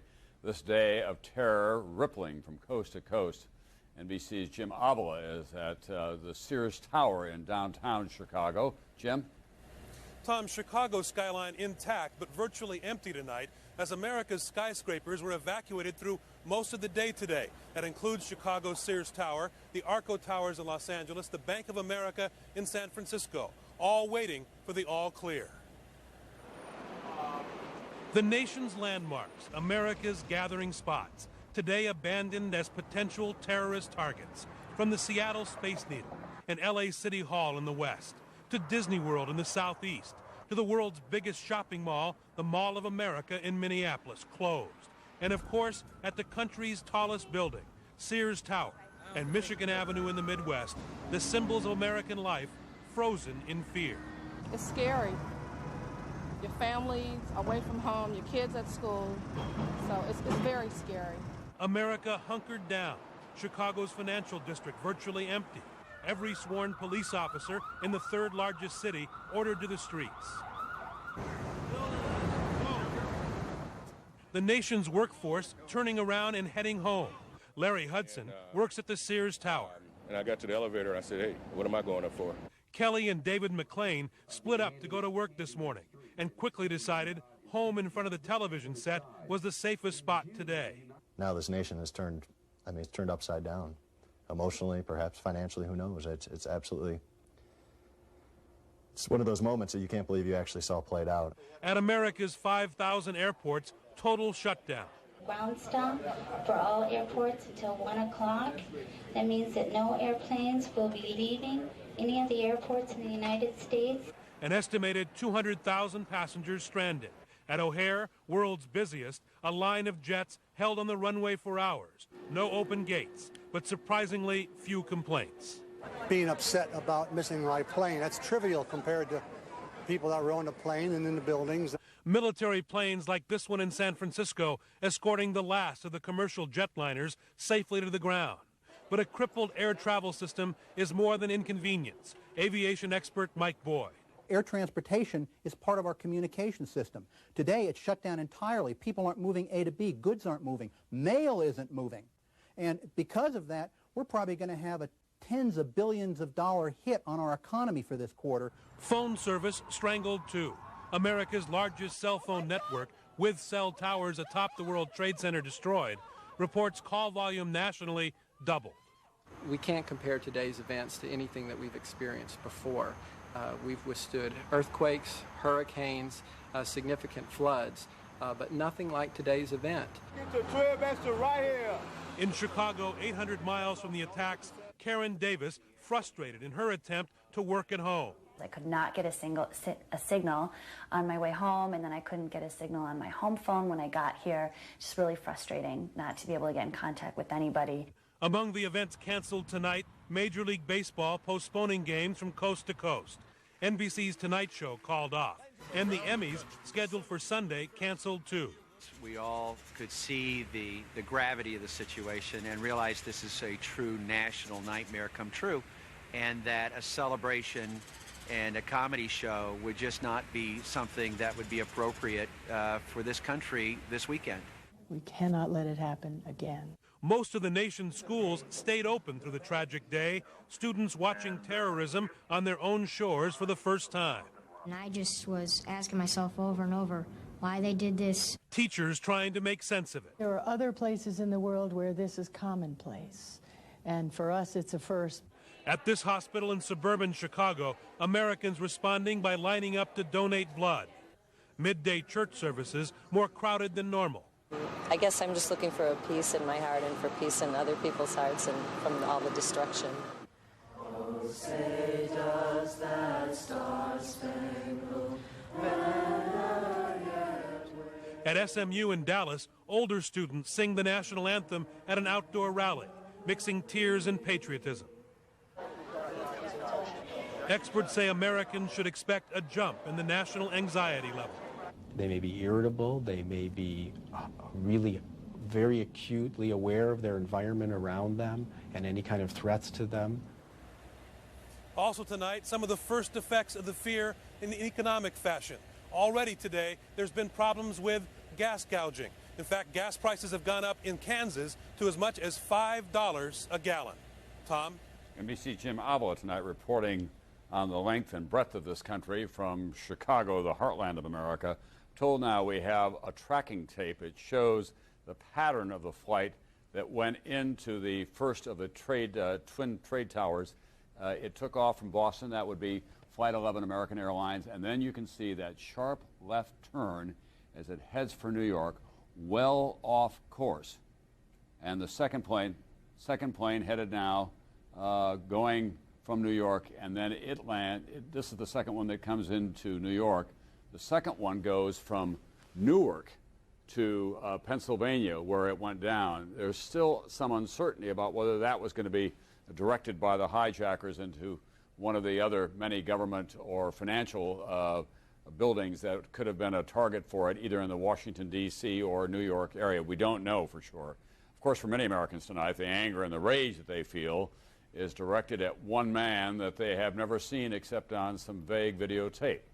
Osama bin Laden, the world's best-known Islamic extremist. He's on almost everyone's list of the most likely suspects for today's attacks, and NBC's Keith Miller has more on him tonight from London for us. Keith? Tom, he is one of the most dangerous terrorists on the planet. The U.S. government has put a $5 million bounty on his head. Osama bin Laden was last seen publicly this January at his son's wedding in Afghanistan. Rare pictures of a man who reportedly travels only at night, often in disguise, surrounded by bodyguards. He made his reputation in the 1980s, fighting the Soviet occupation of Afghanistan. He was involved in some horrific battles, which he said later gave him a sort of tranquility and a sense of peace, and it basically made him a pretty fearless guy. Today, the Central Intelligence Agency calls him the most immediate and serious threat to U.S. security. Bin Laden says the jihad against the United States and killing of Americans is the core of his faith. He was born into a family of wealth, power, and privilege in Saudi Arabia 44 years ago. It was during his days as a student studying economics that he turned to radical Islam. He is linked to a series of global terrorist attacks. February 1993, the bombing of the World Trade Center in New York, 6 dead, more than 1,000 injured. August 7, 1998, the simultaneous U.S. embassy bombings in Kenya and Tanzania, more than 200 killed. And last year, the suicide bomb attack on the USS Cole, resulting in the death of 17 American servicemen. He alone, probably within the Islamic world, has amassed and developed a terrorist network, an international network, which would be capable of carrying out such an atrocity. After the embassy bombing, the American government retaliated with missile strikes. The missiles damaged bin Laden's headquarters in Afghanistan, but he escaped unharmed. The U.S. has demanded that the radical Islamic government in Afghanistan hand bin Laden over to American authorities. But the Afghans have refused, despite bin Laden's declaration that all U.S. citizens are legitimate targets. He's targeted the US because he sees America as the head of the snake, as he calls it. The body of the snake is the corrupt governments in the Middle East that he has promised to overthrow, and also Israel. Meanwhile, his popularity in the region is reportedly increasing. Recently, an estimated 25,000 followers scattered around the world and prepared to engage in a holy war against America. From Afghanistan tonight, a statement from the government claiming bin Laden didn't do it. Meanwhile, U.S. intelligence officials say he was last seen near Jalalabad in eastern Afghanistan, but because he moves at least 3 times a week, he will remain difficult to catch. Tom? All right, thanks very much, NBC's Keith Miller tonight. We want to give you an update now. The President of the United States will be addressing this nation on this difficult day at 8:30 Eastern Time tonight. And, of course, we will bring that to you live. There are people around the world who do not wish America well. We know that as a result of today's attacks, but also on the basis of their reaction to what happened here today. Some of them are even celebrating. With that story, here's NBC's Martin Fletcher in Tel Aviv. Martin? Tom, Israel is declaring a day of mourning tomorrow in solidarity with the United States, but not all reaction here has been so sympathetic. There's a sense here among some Palestinians that America had it coming. These Palestinians in East Jerusalem today delighted at the bombings and American loss of life, offering cakes and sweets, calling out, "God is great." Thousands more celebrate in other West Bank towns until Palestinian police disperse them. The Palestinian leader, however, stunned and sympathetic. We are completely shocked. Completely shocked. Unbelievable. But the voice of the street reflects anger at America's role, especially in Israel and Iraq. We should show America that they should learn and they should know what is to attack somebody like Iraq. It should be more. And many Arabs furious at American support for Israel. This man holds up an American-made bomb part fired by American-made aircraft used by Israel. American support for Israel, some believe, makes America a legitimate target for terrorism. Many also angry at years of almost daily American bomb attacks against Iraq, which didn't stop with the end of the Gulf War a decade ago.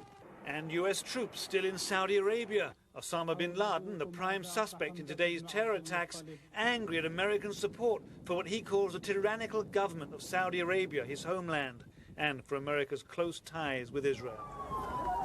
In almost a year of unrest, more than a dozen Palestinian suicide bombers and other attackers have killed 170 Israelis, while Israel has killed more than 570 Palestinians. A conflict that always threatens to suck neighboring countries into the fighting. Israel tonight called for an international war against terrorism. The fight against terror is an international struggle of the free world against the forces of darkness who seek to destroy our liberty and our way of life.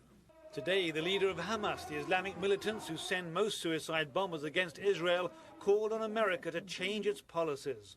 Sheikh Yassin said America is behind injustices in many parts of the world, but then he said Hamas doesn't support attacks against civilians. Tonight, Israel closed its airspace to foreign airlines and then closed its land borders to prevent any possible terrorist attacks. There's a sense here that Palestinian militants may try to take advantage of the confusion to kill more Israelis. Tom? Thank you very much, NBC's Martin Fletcher. An already very complex and volatile situation in the Middle East is even more so tonight. Now to a different kind of problem. The World Trade Center towers were some of the most famous buildings in the world, of course. They've survived hurricanes, fires, and even one previous terrorist bombing. NBC's Roger O'Neill talked to the architect of those buildings and how they were put up and what brought them down.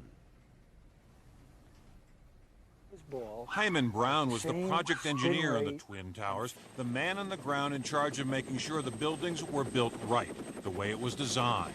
There was a lot of pride in it, and we were doing something that hadn't been done before. But no one ever considered any types of forces like this. Brown, who spent 6 years building the towers from day one in 1966, says the planes didn't cause the towers to collapse, but rather the fire and tremendous heat that exposed the steel superstructure to forces it could not withstand. Structural steel is fireproof to last between 1 and 2 hours, which it did, and then steel melts. Each tower was built around a central core. That core kept the building up, supporting the tower's so-called dead weight. But when steel melts, according to Brown, like dominoes, it falls. Brown says the towers were built to withstand 200-mile-an-hour hurricanes, the 100-year storm, the worst nature could dish out. But he says an airplane crash never entered anyone's mind. Still, it appears the outside columns, made of prefabricated steel, absorbed most of the energy from the planes and may have kept the two towers from collapsing immediately. University of Colorado engineering professor Stein Stur thinks the energy from those large planes would be equivalent to a medium 5 or 6 Richter scale earthquake. As the airplanes came in and hit, energy was absorbed tremendously. Some of that core may have been damaged tremendously, and maybe this was part cause to this implosion. The way the towers collapsed seems similar to pictures we've become accustomed to watching, as old buildings like the Kingdome in Seattle are taken down with explosives. Mark Loas, whose controlled demolition company does that sort of work, says once a building starts falling, it releases a lot of stored energy. We use explosives as a catalyst to release that potential energy, converts it into kinetic energy, gets the building moving. NBC's Roger O'Neill tonight on the stunning destruction of the Twin Towers of the World Trade Center here in Manhattan as a result of a terrorist attack. All hour long, we've been trying to bring you Rahema Ellis and her diary of what she went through during the day, and we're going to do that for you right now. New York City's Brooklyn Bridge, normally clogged with vehicles, today an escape route. It's 11:45 in the morning, and there is a mass exodus from downtown New York City. You can take a look, and you can see hundreds of thousands of people leaving the area. Police are evacuating this particular area. Were you afraid for your life? Completely terrified. We were all crying, hysterical. We were wanting to get out of there and not knowing where to go and which direction to run in and how far we can go. And I'm still worried about my life. Yeah, it's horrifying.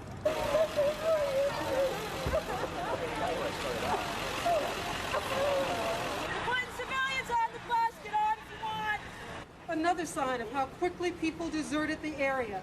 This is a fruit stand only about 8 to 10 blocks away from the World Trade Center. Normally there would be people crowded in the streets trying to buy some fruit from the man who may have worked here. Now it's deserted. Nothing is left but his fruit covered in ash. What went through your head when you saw that? Still completely devastated, completely. Devastation. People jumped out of the windows. It was indescribable. I'm watching the thing, and all of a sudden it starts crashing, this tremendous noise, and instinct obviously tells you to turn the other way and run, which we all did. People were getting trampled and bleeding. We're now just a block away from the World Trade Center, and the closer we get to ground zero, the harder it is to breathe and to see. You have to wear a mask and you need to wear some sort of glasses, otherwise it is choking and blinding smoke.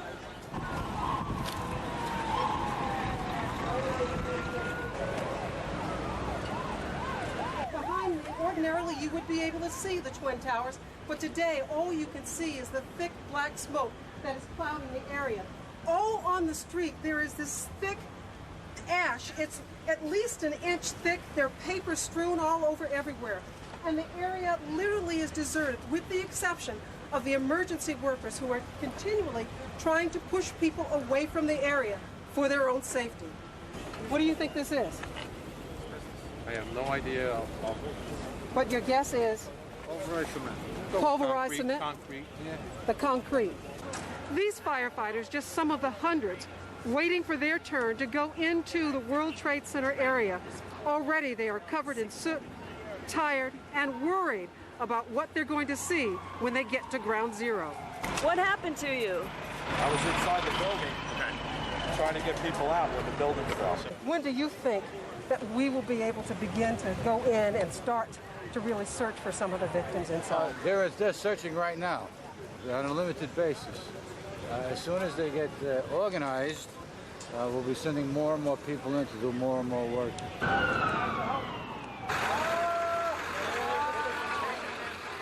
NYU Downtown Hospital has the only emergency room in Lower Manhattan.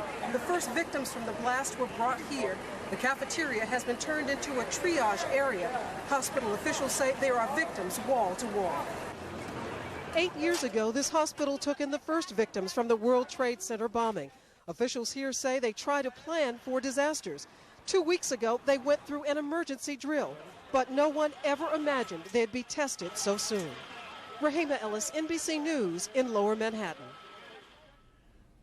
NBC's Rahima Ellis, who is in the middle of it all. We want to remind you that we'll have continuing coverage until 1 tomorrow morning on this NBC station. The President of the United States, his speech to the nation at 8:30 Eastern Time tonight.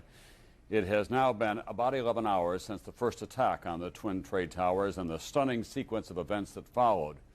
It all happened so rapidly and in plain view that it somehow seemed surreal, more a television image than the cold-blooded, calculated acts of terrorism that in fact it was.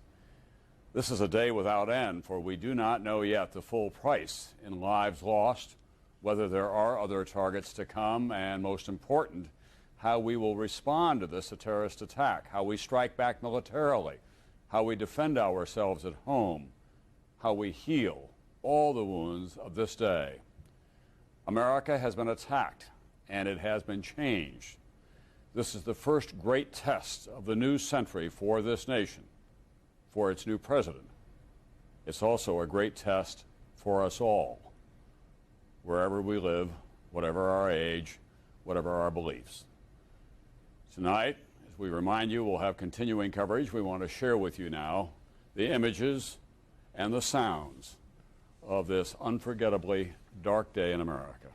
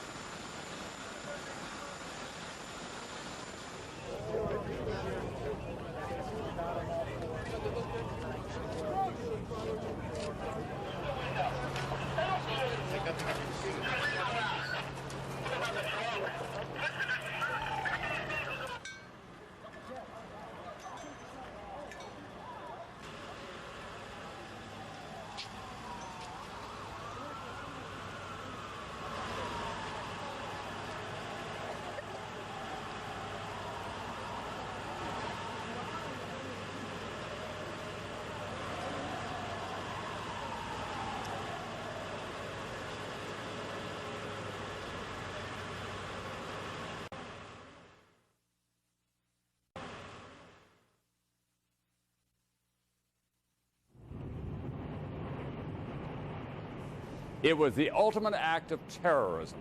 2 hijacked planes crashing into the World Trade Center, collapsing what was once one of the tallest buildings in the world, leaving a scene some described as a nuclear winter.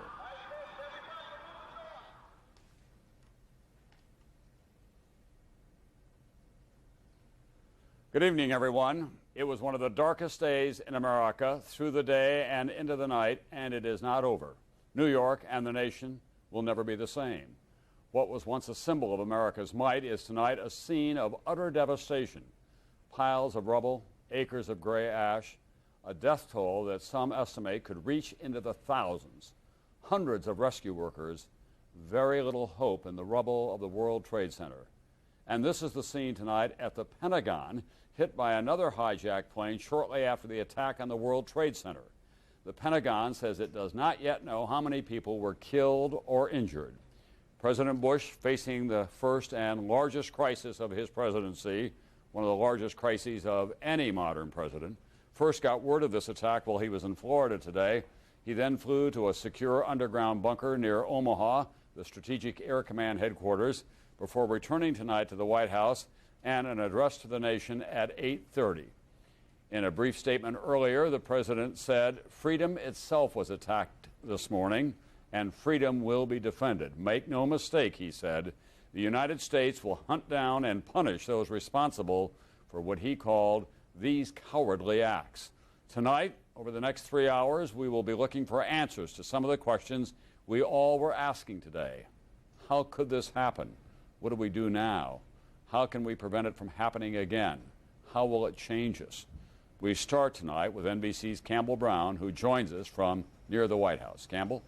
Tom, the president is now preparing his speech to the nation. Aides tell us it will be a message of resolve and reassurance that our nation has been tested before and has always prevailed. Since Bush arrived here at the White House about 7 p.m. Eastern Time, he has been huddled with his national security team. He did speak with them earlier today when he was in Nebraska by a live teleconference, and this is according to White House aides. He told his team, quote, "We will find these people and they will suffer the consequences of taking on this nation. We will do what it takes. No one is going to diminish the spirit of this country." We are also told by aides that a point he will make tonight is that he wants Americans to return to their lives, to demonstrate that this has not affected the American spirit. This will not diminish the country. Now, Tom, obviously the president's security today was a top priority, and that's why he was shuttled across the country on Air Force One today, as you said, beginning in Sarasota, Florida, where he was first informed, then flying to Barksdale Air Force Base in Louisiana. From there, going to Nebraska, to the U.S. Strategic Command Center, where he addressed his national security team, then back to the White House. Aides tell us there is a plan in place when they believe there is a threat to the president, and that today they implemented that plan, moving him around on Air Force One and deliberately not telling us where he would be going at any point in time. They also say that gave the president's national security team, Vice President Dick Cheney and National Security Advisor Condoleezza Rice, who were here at the White House in the Situation Room, that gave them time to assess the threat, to gather information, and they say it was the president who made the decision to return to Washington to address the nation tonight. Tom? All right, thanks very much, NBC's Campbell Brown. There was an exceptional bipartisan appearance on the steps of the Capitol tonight. Members of the congressional leadership, Republican and Democrat, House and Senate, gathered to say that we stand fully behind the president. And then, as Tim Russert was witness to all of this as well, Tim, they broke into God Bless America. Tom, an extraordinary scene here in Washington. 24 hours ago, rancor, bipartisanship, not tonight. National unity, indeed a new tone in Washington. The notion of a lockbox for Social Security seems so minuscule to people now across the country and even here in Washington. They understand what this has meant. That's why all eyes on the president tonight. Democrats and Republicans have told him, Mr. President, whatever you say, we are behind you. All right, Tim Russert, we'll ask you to stand by there throughout the evening. We're going to go to the Pentagon now, and our Pentagon correspondent, Jim Miklashevsky, who was on duty this morning when he said there seemed to have been an explosion at the Pentagon. We now know that it was a hijacked airliner crashing into that building. Jim, do we have any sense tonight of the death toll or the casualty list at the Pentagon? No, it's going to run into the scores. There were more than 60 people on the plane. and an undetermined number of people still buried beneath the rubble here behind us. Searchers have entered the building. They've been in there for about 5 hours now, Tom. There is no exact casualty toll that's been released.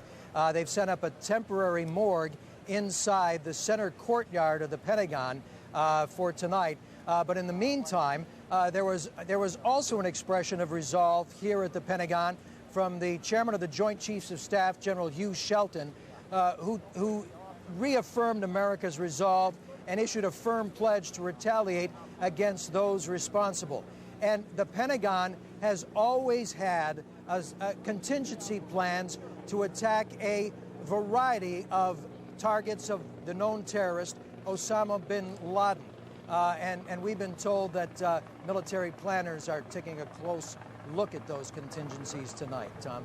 All right, thanks very much. NBC's Jim Miklaszewski, and joining me now is former Secretary of the Treasury, former Secretary of State, former White House Chief of Staff, James Baker, who was deeply involved, of course, in the administration of George Herbert Walker Bush, the 41st President of the United States during the Persian Gulf War.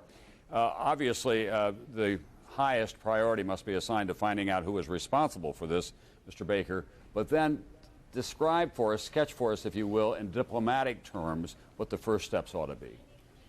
Well, I think there are a number of steps, Tom, that have to be taken. First of all, we need to look at our intelligence gathering capabilities. We need to look at the security measures and standards at our airports. And then, of course, we do have contingency plans for striking back. There really are not a lot of easy answers in that regard, but we do have contingency plans. All of the administrations I've served have had those plans. This administration has them, and I'm sure they will implement them. And we are pretty good at that kind of operation if we can pinpoint exactly who was responsible for this atrocious series of events. And do we dispatch special emissaries to the Middle East, to Tel Aviv, also to Riyadh, to Saudi Arabia, to Jordan and the other Arab states there, so that we can get everybody calmed down? Well, we will probably be doing that, whether it's through the use of special emissaries or not, I don't know. It doesn't have to be special emissaries. I think we ought not to rush too quickly to the judgment here that this happened because there was a lull in the peace process in the Middle East, particularly if it's Osama bin Laden, and that would be my #1 suspect. He's been at this for quite some time. He took out our embassies in Kenya and Tanzania. He took out the Khobar Towers, or had some role in it. And so I don't think we ought to draw the connection too quickly between the absence of progress in the peace process in the Middle East and what happened to America today. I think these people that did this have been dead set for a long time on a terrorist attack against America. They've succeeded, unfortunately. It's really rather amazing that they were able to do what they did with respect to the commercial airliners. We haven't had a hijacking in this country, I don't think, of an airliner for over 10 years. So we need to take some careful looks at what happened, exactly what happened, and what we can do to prevent it in the future. Let me just say one final thing.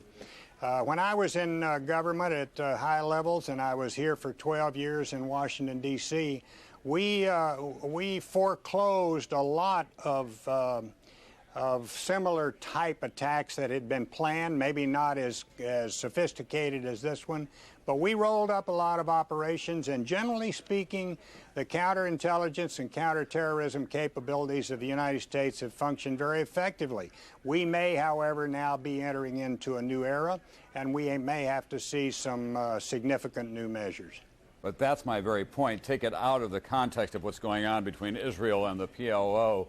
A lot of the moderate Arab states have been targets for this same kind of fanatic activity as well. That's correct. And when there is violence in the Middle East, when there is terrorism, the more moderate states, whether they're Arab states or the United States or our allies in Europe, we tend to be diminished, because those who argue for peace and those who support peace are hurt when the rejectionists and the radicals succeed. And that's, of course, what this is. This is success by the radical elements at the very highest levels. All right, thank you very much. James Baker, former Secretary of State, former Secretary of the Treasury, and of course White House Chief of Staff during the Reagan administration, who has seen more than his share of crises. But he was looking out the window of his Washington law office today and looked on in disbelief as he saw smoke billowing up from the Pentagon, not realizing at the moment, of course, that it had been the target of a direct hit by a hijacked airliner. And on board that airliner, by the way, was Barbara Olson, a well-known Washington lawyer. Well, this is the scene in New York tonight. This is a city that is still hurting very deeply. The New York City Firefighters Union says tonight, these are unconfirmed numbers, but it's from the Firefighters Union, that it has lost, and the city has lost, 200 of its finest. 200 firemen killed today in the World Trade Center attack. The buildings came down, of course. Many of those firemen were at the base of those buildings, involved in firefighting and rescue efforts at the time. That's the first number that we've had from a reliable source that comes from the Firefighters Union tonight. Earlier, Mayor Giuliani would only say that he expected the death toll to be horrendous. At one point, they had 1,500 people being treated at Liberty Park, which is at the tip of Manhattan. This will be going on throughout the evening in New York. Let's go to NBC's Robert Hager now and see what the very latest is on the hijacking of these 4 planes today, 2 from Boston, 1 from Newark, and 1 from Washington Dulles. Robert? Tom, there are little glimmers coming out of what may have gone on in the cockpits of some of these planes. The Attorney General John Ashcroft in his news conference this evening mentioned knives when he was talking about the first of these planes to be hijacked, the American airliner out of Boston Logan that was the first to go into World Trade Center number 1. There were several cell phone calls from planes. You mentioned Barbara Olson, the wife of Solicitor General Theodore Olson. She called her husband twice before the plane that she was on, which was one that left Dulles and was bound for Los Angeles, before that plane crashed into the Pentagon. And she mentioned people in the back of the plane with knife-like devices. There was another person who called a relative from a plane and said that the passengers and the pilots of that plane had been herded into the back and that the terrorists were at the controls of the aircraft. We haven't heard guns mentioned yet, but presumably those were weapons too taken aboard, but no one has confirmed that at all at this point. Other cell phone calls monitored from people. There was one unconfirmed report of a flight attendant on that first flight, the Boston flight, who called and said that the crew had been killed and that she'd been locked in the restroom, and then they didn't hear any more from her. Tom? Thanks very much, NBC's Robert Hager tonight. Robert, let me just catch up with you quickly. Tomorrow, we do expect that air travel will resume at noon Eastern time. But what should travelers expect in terms of security at airports? Oh, it will be very, very strong, and I'm not sure they'll actually do it at noon Eastern time is what we've heard, but we simply said that there was not going to be, this is the FAA said, any more travel until noon tomorrow, and then they would reassess at that point. So we don't know for sure that they'll resume at noon. All right, thanks very much, NBC's Robert Hager. This day, it's the 11th of September, the year 2001. Some people have said the 9th month, the 11th day, 9/11, is a day that will be in bold print in future history books, a day that is a dark mark for this country, a day that everyone will remember where they were when they heard the news. After all, our largest city and most vital financial market immobilized, the country terrorized politically and psychologically. Dateline's Stone Phillips tonight takes us through this astonishing day, minute by minute.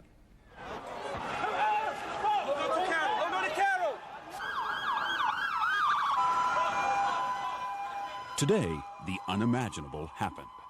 At the start of a busy workday, New Yorkers heard an explosion, then looked up to see a symbol of America's economic power, one of the World Trade Center's twin towers billowing smoke and flames. Yeah, the glass, just flames exploded out the front of the World Trade Center. Glass flew everywhere.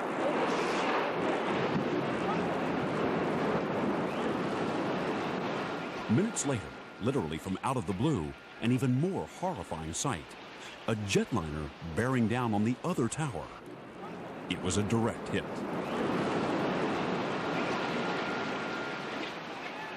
A second airplane, a 727, just ran into the building.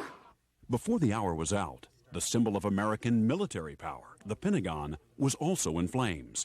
It too apparently the target of a new weapon, a passenger jet hijacked and turned into a guided missile. Across the country, shock, sorrow, fear, outrage, and the realization that America was under attack. About 8:45 this morning, the sky over Manhattan was clear following a night of violent thunderstorms. In the city's financial district, the very heart of American commerce, thousands of workers were already at their desks.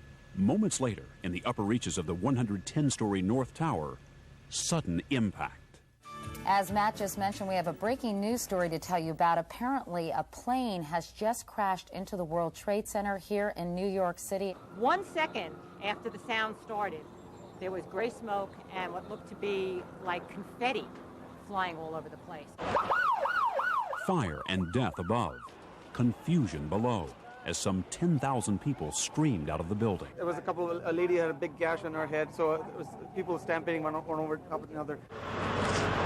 Witnesses reported a horrifying scene, desperate people jumping from the burning skyscraper, bloody clothing and body parts scattered on the streets below.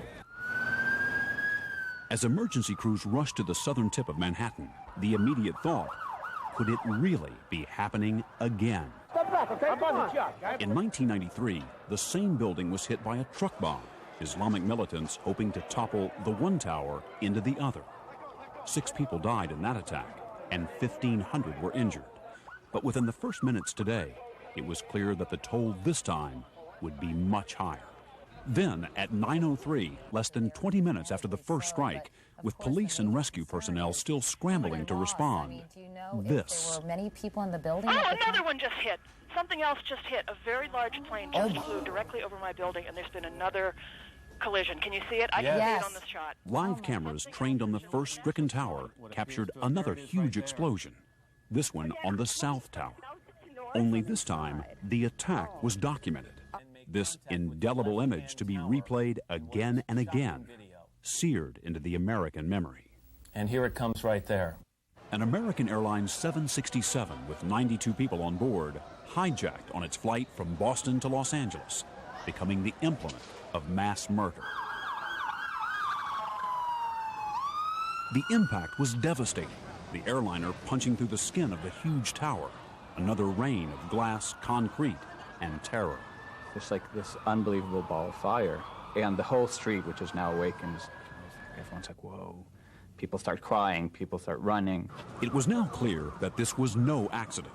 The first tower had also been hit by a hijacked passenger jet, a United flight that had also taken off from Boston, bound for LA.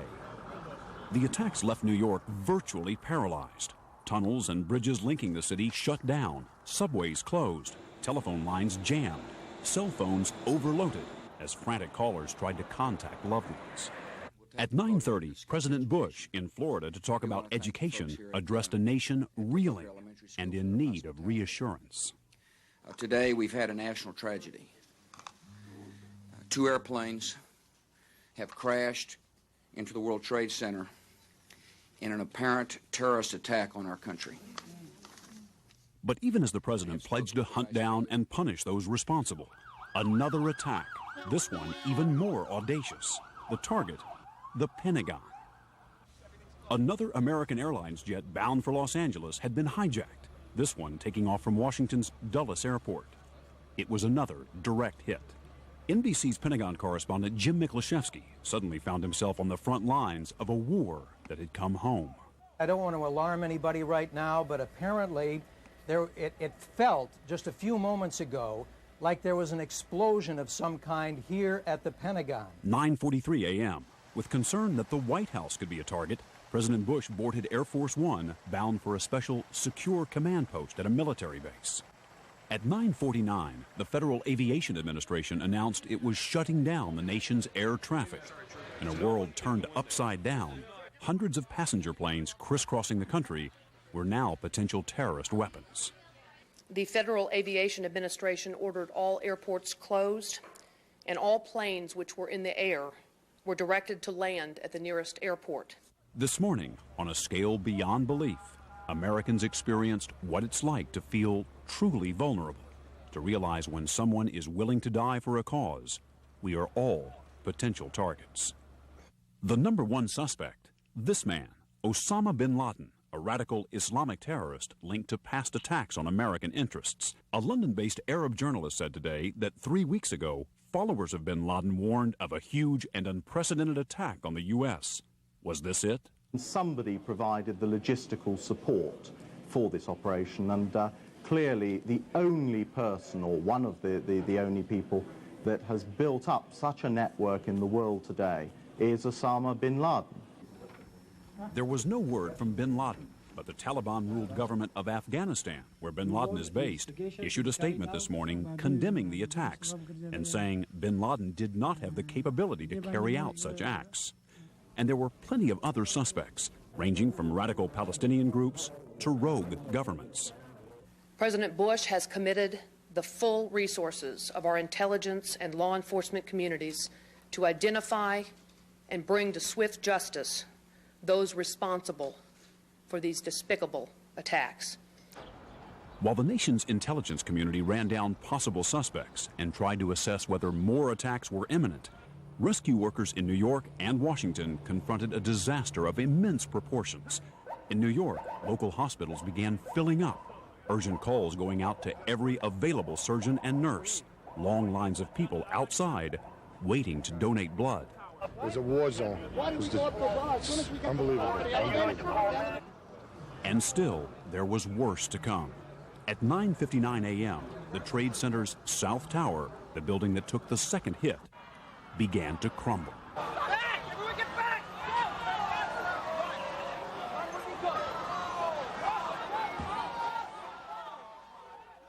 It was almost incomprehensible.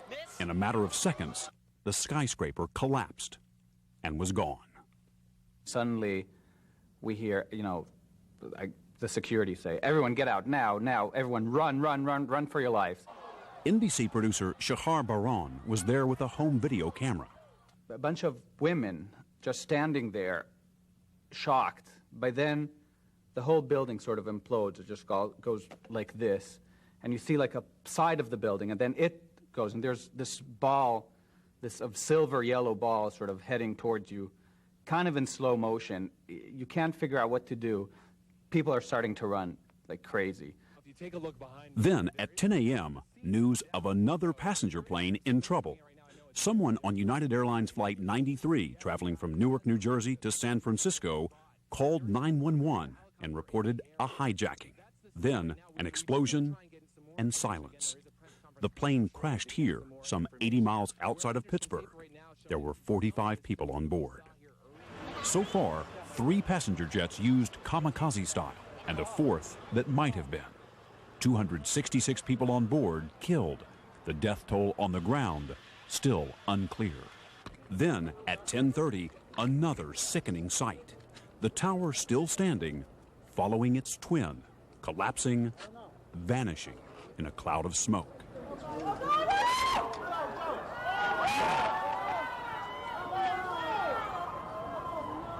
By 11 o'clock, the sense of alarm had spread across the country.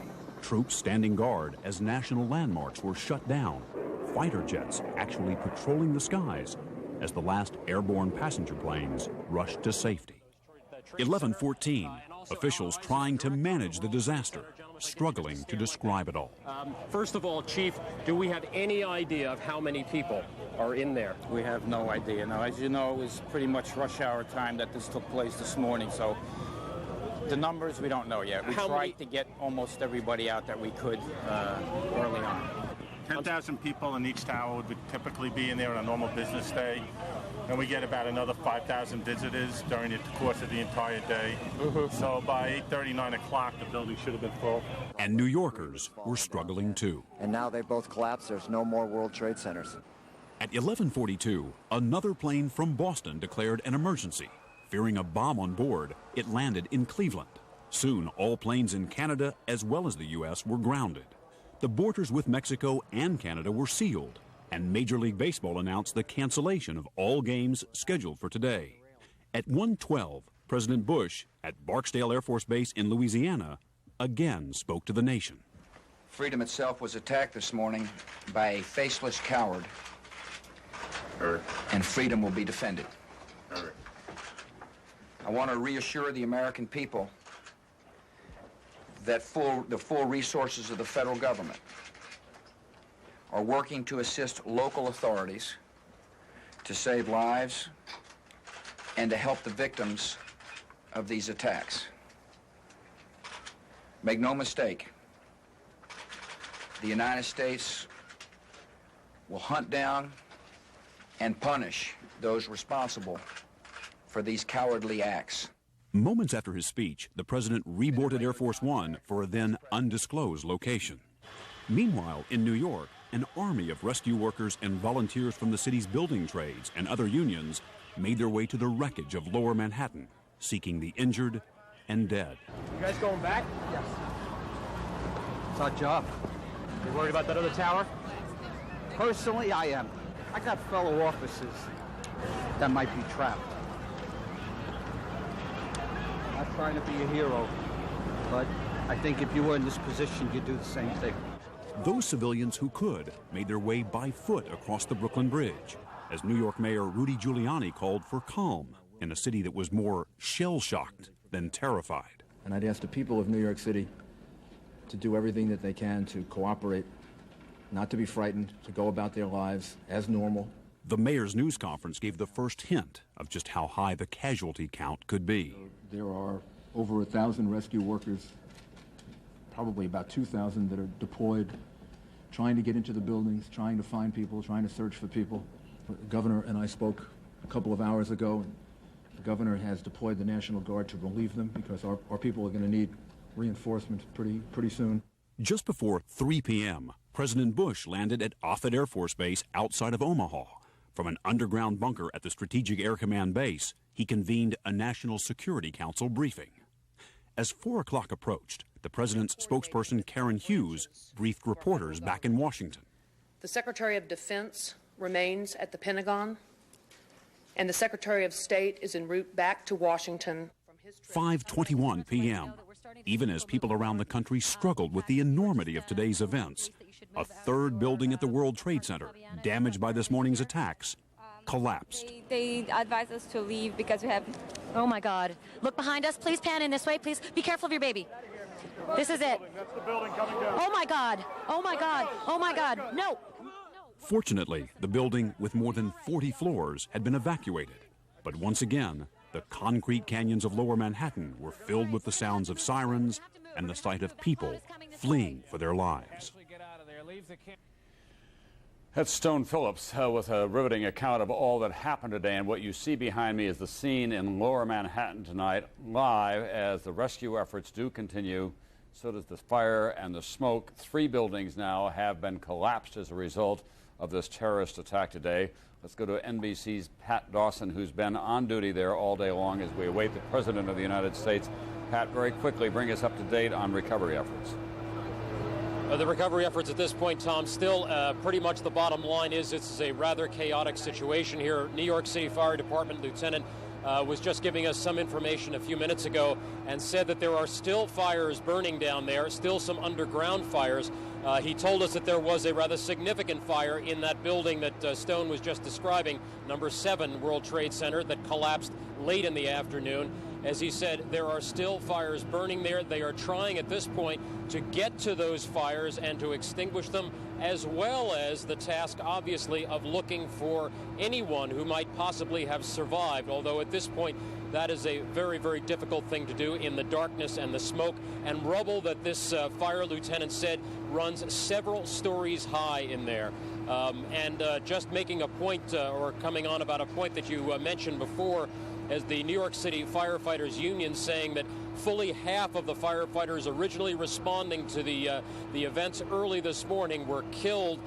That would fit with information that we had gotten from one of the chiefs who was in charge of that operation, saying that he knew he had lost at least 50 to 60 men and probably far fewer that he was not able to evacuate. Tom? All right, thank you, Pat Dawson, bringing us up to date on the rescue efforts that continue underway as we look at the scenes that have been described all day long by so many people who were there either as a war zone or reminiscent of a nuclear winter. The President of the United States will address the nation, presumably from the Oval Office tonight, after certainly the most hectic day of his presidency, one of the most difficult days of any modern president. He began in Florida earlier, went to Shreveport, addressed the nation from there at Barksdale Air Force Base, then to the Strategic Air Command headquarters in Omaha, Nebraska, to the very secure bunker with all the most sophisticated communications equipment in the world at his disposal for a meeting of the National Security Council. And then he felt strongly that he wanted to come back to the nation's capital, to Washington, D.C. It was symbolically and politically important for him to address the nation from there tonight, that symbol of freedom and power, the Oval Office of the President of the United States in the West Wing of the White House. We'll be sharing with you, after we hear from the President, also the appearance tonight on the steps of the Capitol of the House and Senate members who were still in town, Republican and Democrat alike, the leaders. There they are, and after their statement by their leaders, they broke into this spontaneous rendition of God Bless America.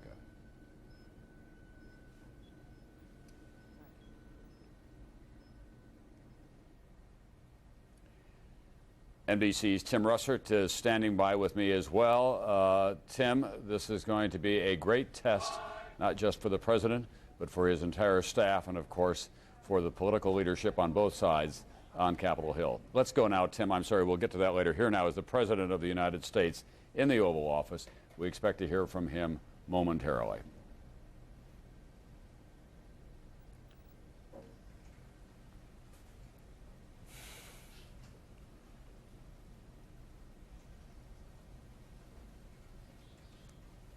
Good evening.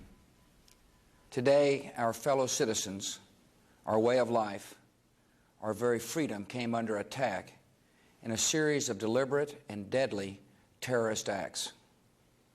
The victims were in airplanes or in their offices, secretaries, businessmen and women, military and federal workers, moms and dads, friends and neighbors. Thousands of lives were suddenly ended by evil, despicable acts of terror.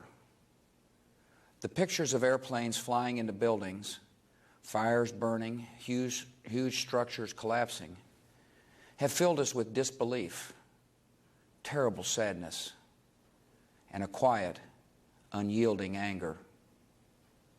These acts of mass murder were intended to frighten our nation into chaos and retreat. But they have failed. Our country is strong. A great people has been moved to defend a great nation. Terrorist attacks can shake the foundations of our biggest buildings, but they cannot touch the foundation of America. These acts shattered steel, but they cannot dent the steel of American resolve. America was targeted for attack because we're the brightest beacon for freedom and opportunity in the world, and no one will keep that light from shining. Today, our nation saw evil, the very worst of human nature, and we responded with the best of America, with the daring of our rescue workers, with the caring for strangers and neighbors who came to give blood and help in any way they could. Immediately following the first attack, I implemented our government's emergency response plans.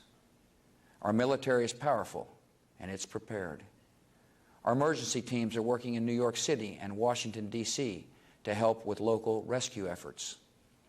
Our first priority is to get help to those who have been injured and to take every precaution to protect our citizens at home and around the world from further attacks. The functions of our government continue without interruption. Federal agencies in Washington, which had to be evacuated today, are reopening for essential personnel tonight and will be open for business tomorrow. Our financial institutions remain strong, and the American economy will be open for business as well. The search is underway for those who are behind these evil acts. I've directed the full resources of our intelligence and law enforcement communities to find those responsible and to bring them to justice. We will make no distinction between the terrorists who committed these acts and those who harbor them. I appreciate so very much the members of Congress who have joined me in strongly condemning these attacks. And on behalf of the American people, I thank the many world leaders who have called to offer their condolences and assistance. America and our friends and allies join with all those who want peace and security in the world, and we stand together to win the war against terrorism. Tonight, I ask for your prayers for all those who grieve, for the children whose worlds have been shattered, for all whose sense of safety and security has been threatened. And I pray they will be comforted by a power greater than any of us, spoken through the ages in Psalm 23. Even though I walk through the valley of the shadow of death, I fear no evil, for you are with me. This is a day when all Americans from every walk of life unite in our resolve for justice and peace. America has stood down enemies before, and we will do so this time. None of us will ever forget this day, yet we go forward to defend freedom and all that is good and just in our world. Thank you, good night, and God bless America.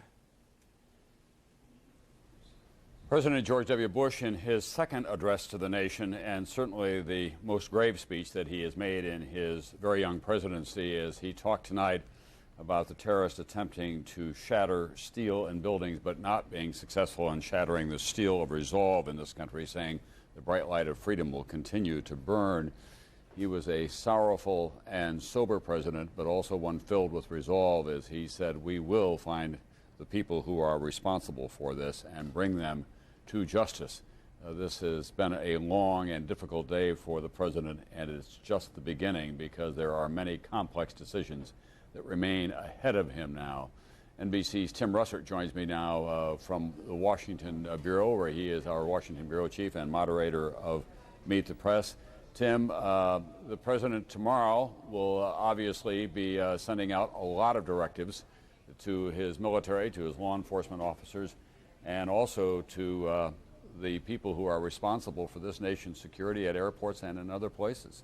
Tom, the president cast this tonight as a battle between good and evil, using the word evil several times.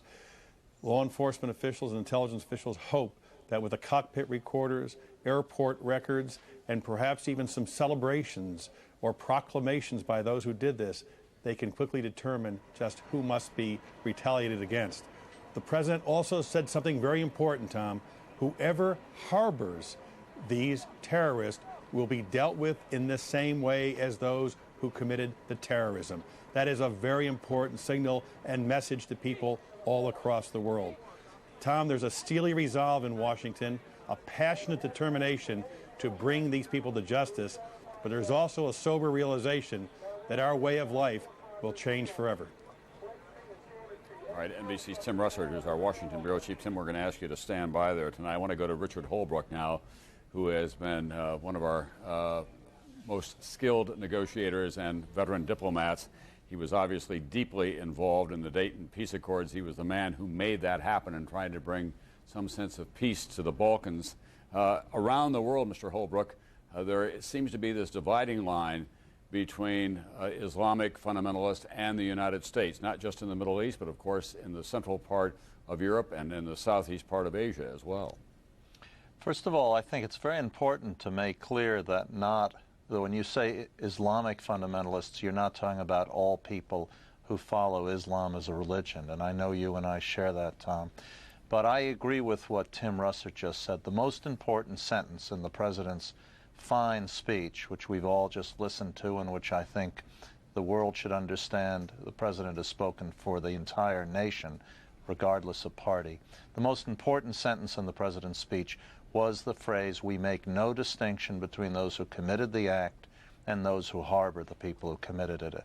And it is absolutely critical now that the United States rally an international coalition so that we don't go it alone in seeking out these people. If, as you have been reporting, it comes from Osama bin Laden, and if the Taliban have left him in their country, they must suffer the consequences. And we're going to need the support of our European allies, of the Russians, the Chinese, and of the Arab moderate states like Egypt and Jordan, which all must join us in the effort to eradicate this scourge that is upon us. As Tim Russert said, it's going to be difficult.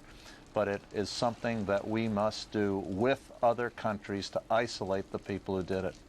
Richard, no one knows better than you that that's a daunting diplomatic assignment. The last time that happened successfully, we had a highly conspicuous presence in Saddam Hussein, who had moved into Kuwait, and President George Herbert Walker Bush, this president's father, and his very skilled team did manage to put together an extraordinary alliance. Will it be more difficult this time? It will be more difficult, Tom, for a reason that's quite clear. We know what the act of war was, and it is an act of war, but not only do we not know exactly who did it, although we have our suspicions, but finding them will be much more difficult than driving an overt, highly visible force out of Kuwait. And we must remember that it took George Bush Sr. 7 long months from August 1st, 1990 until the beginning of 1991 before he launched that military attack. The American public and the world is going to want some kind of action earlier than that, but we'll have to know who it must be directed against.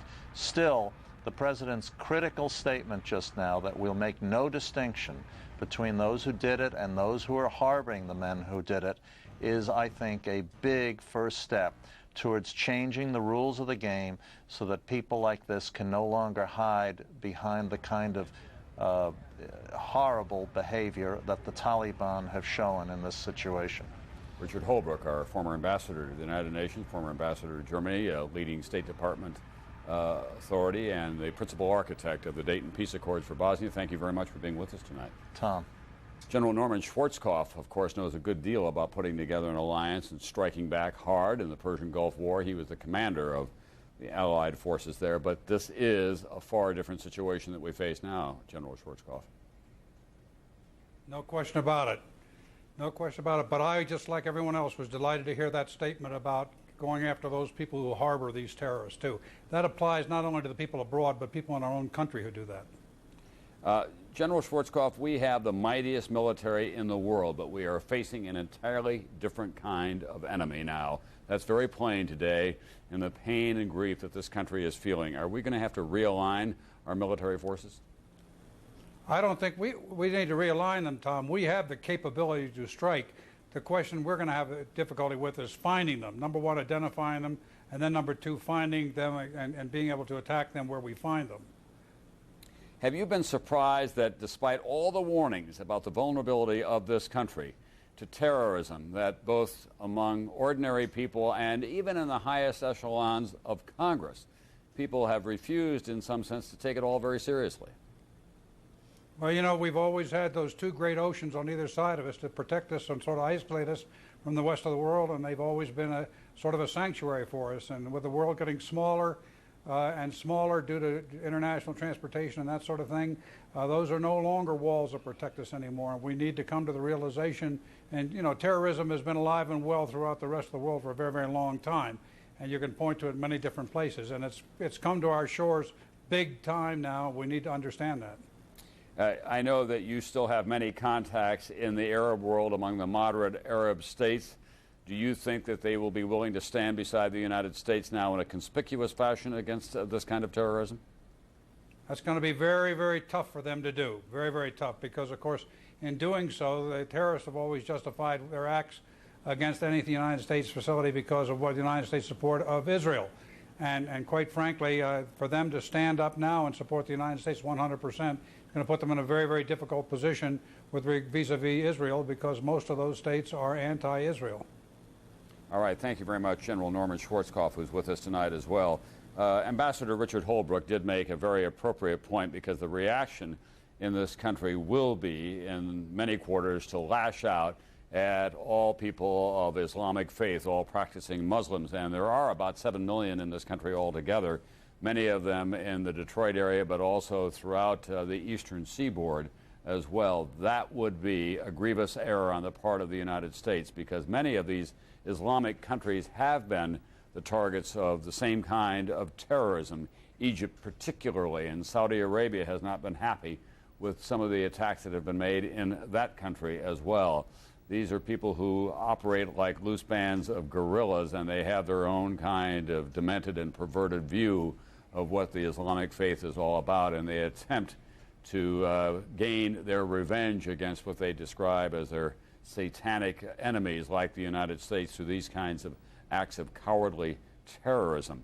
The Islamic faith is the fastest growing faith in the world, and it's one that cannot be ignored by this country in so many different dimensions.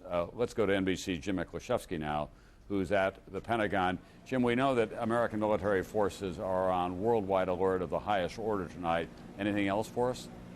Well, officials here at the Pentagon also at the highest state of alert, Delta, which is essentially virtually at a war footing, Tom, where American military are supposed to be geared up, weapons locked and loaded, ready for absolutely everything. But it's been a full 11 hours since that American Airlines 757 slammed into the Pentagon, and firefighters are having a very difficult time with the stubborn blaze. As you can see behind me now, what were just a couple of flickers on the roof are actually now full-blown infernos, apparently. Flames bursting through the roof, even more so just in the last few minutes as we've been standing here watching, and much further away now than the original fires that we had watched several hours ago. So it appears that the fires here in the Pentagon are not only stubborn, but spreading. At the same time, television crews were permitted in the area just a short time ago, and they recorded a very grisly scene, Tom. What they first saw were some of the dead that had been removed from the rubble, covered in sheets. There's a temporary morgue actually set up in the center courtyard of the Pentagon here. The exact casualty toll still not known, but scores are believed to be dead and still buried underneath the rubble. And there was also some shots of the damage, exterior damage around the building itself. As you can see from the pictures, it's eerily reminiscent, Tom, of the bombing of the federal building in Oklahoma City.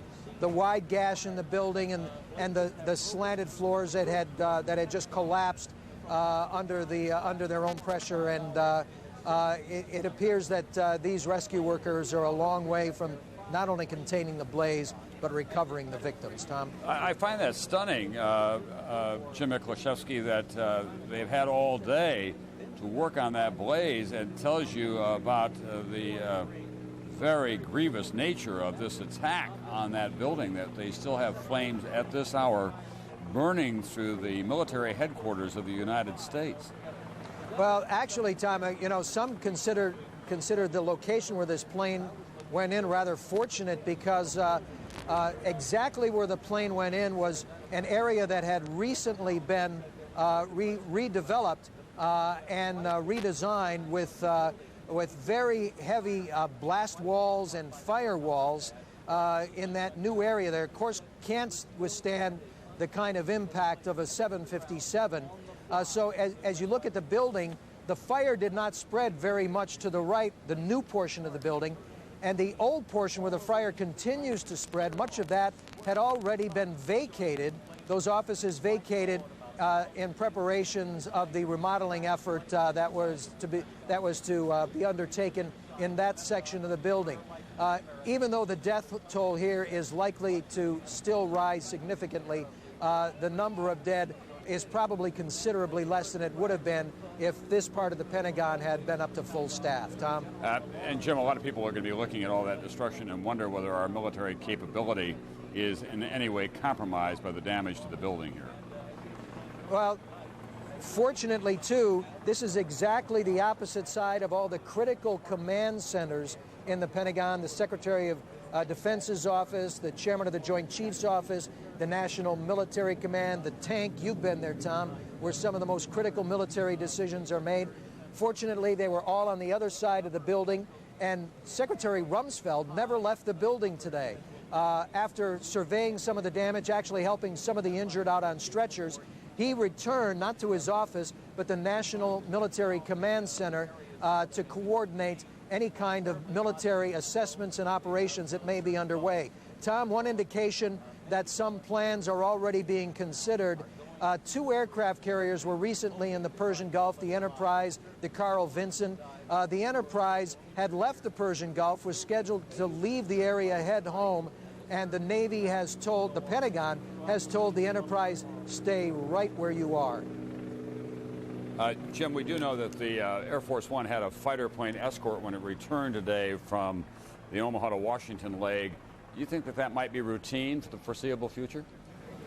I would guess that probably will be routine. I mean, we saw the extraordinary scene over here earlier today of American fighter jets, F-16, flying low-level cover over the Capitol and the Pentagon.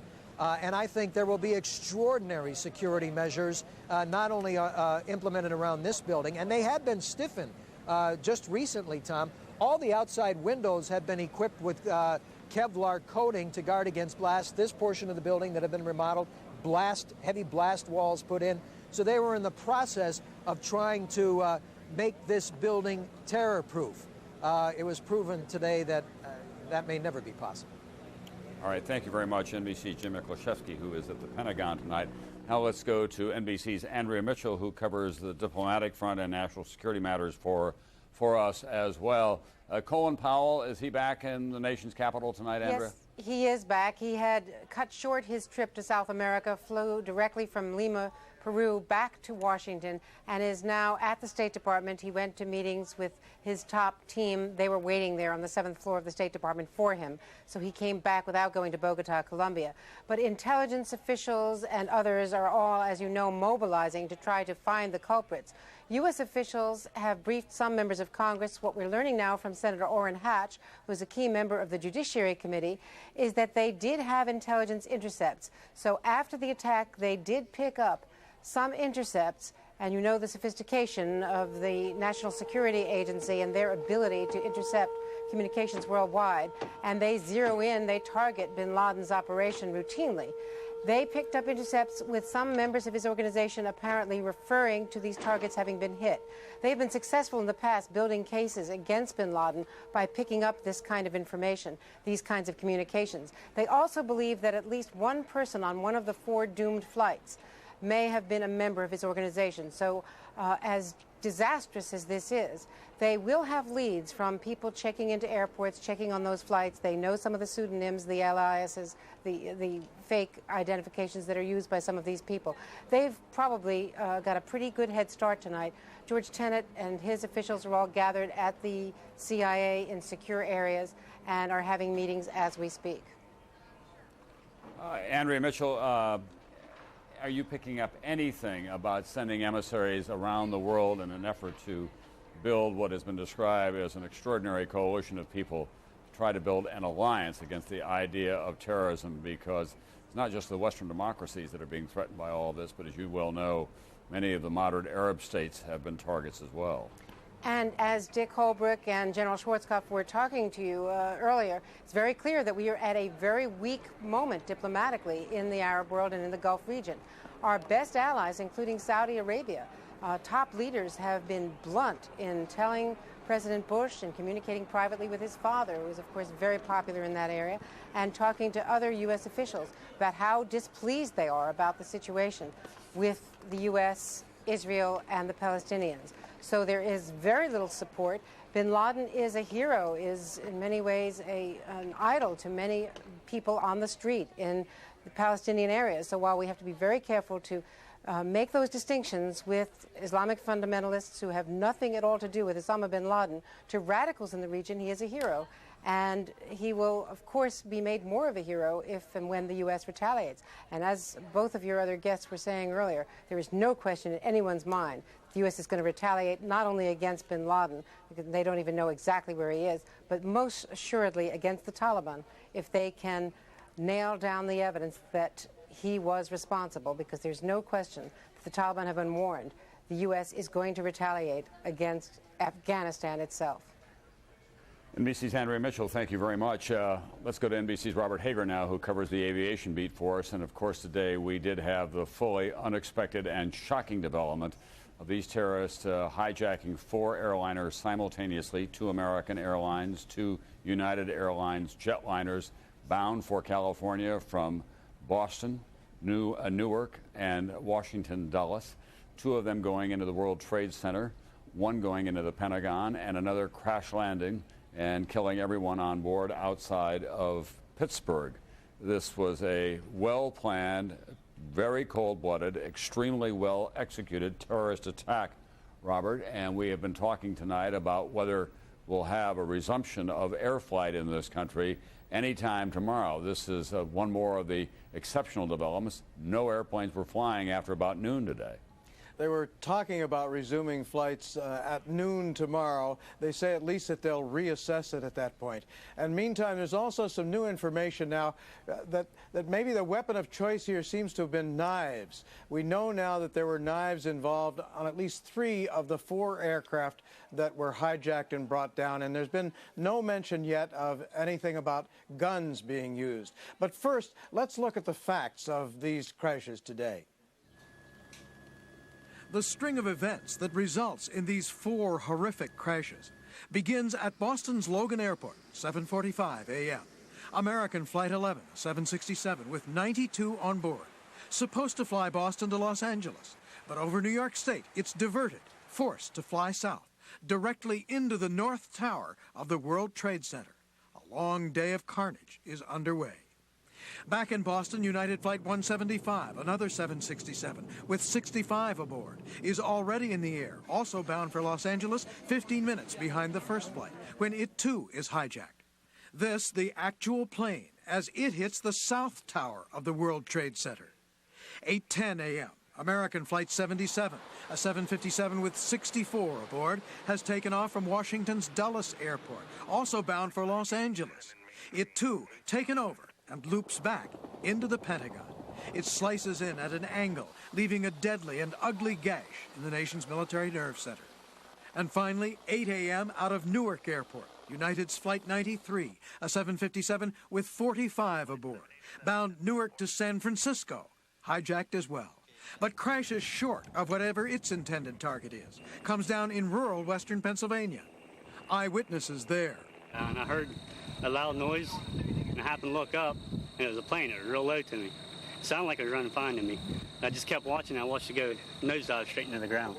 You could see where the plane had made the initial impact in the ground, and it was still on fire. It made a crater probably 30 feet by 30 feet, and it's probably 15 or 20 feet deep, and there's just debris scattered within probably a half-a-mile radius. There are only 2 ways terrorists can sneak themselves or their weapons aboard planes, either through passenger screening or by going unscreened through locked doors into off-limits areas or onto the tarmac. Periodic FAA tests have found plenty of flaws. Found when government agents tried to sneak into secure areas, they were successful more than 2/3 of the time. Found testers also often able to sneak fake guns and explosives by X-ray screening. Once aboard, many speculate the hijackers must have disabled crews and taken over the plane's controls. More likely that than forcing a pilot with a gun at his head to fly right into the World Trade Center, for instance. Former American Airlines pilot Jim Tillman. It is inconceivable to me that any airline pilot would allow anyone to force him to fly into an inhabited building. I cannot imagine how any pilot could be conscious or capable of doing anything to control that airplane at the time that it was directed at one of these buildings. Terrorism specialist Neil Livingstone.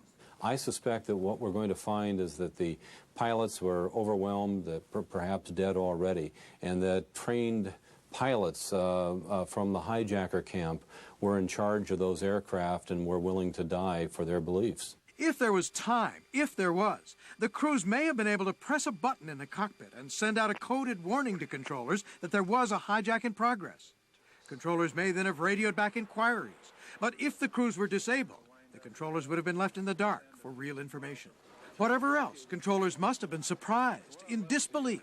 There hadn't been a commercial plane hijacked in the U.S. for 10 years, since 1991. And now this. And tonight we're getting reports of cell phone calls from at least 3 of those 4 flights, 1 from a flight attendant and 2 from passengers that were on board the flights. And they all talk about knives. There's, again, no mention of guns. In the first case, it was that flight that came out of Boston, and that was an American Airlines flight, and it was a flight attendant who apparently got a cell phone call off. I've heard variously it was to American Airlines operations or maybe somewhere else, but she reported that her fellow attendants had been stabbed in the back of the plane, and that the cabin had been taken over, and up front that the crew of the plane had been taken over, and that the plane was going down in New York, was the quote that we heard.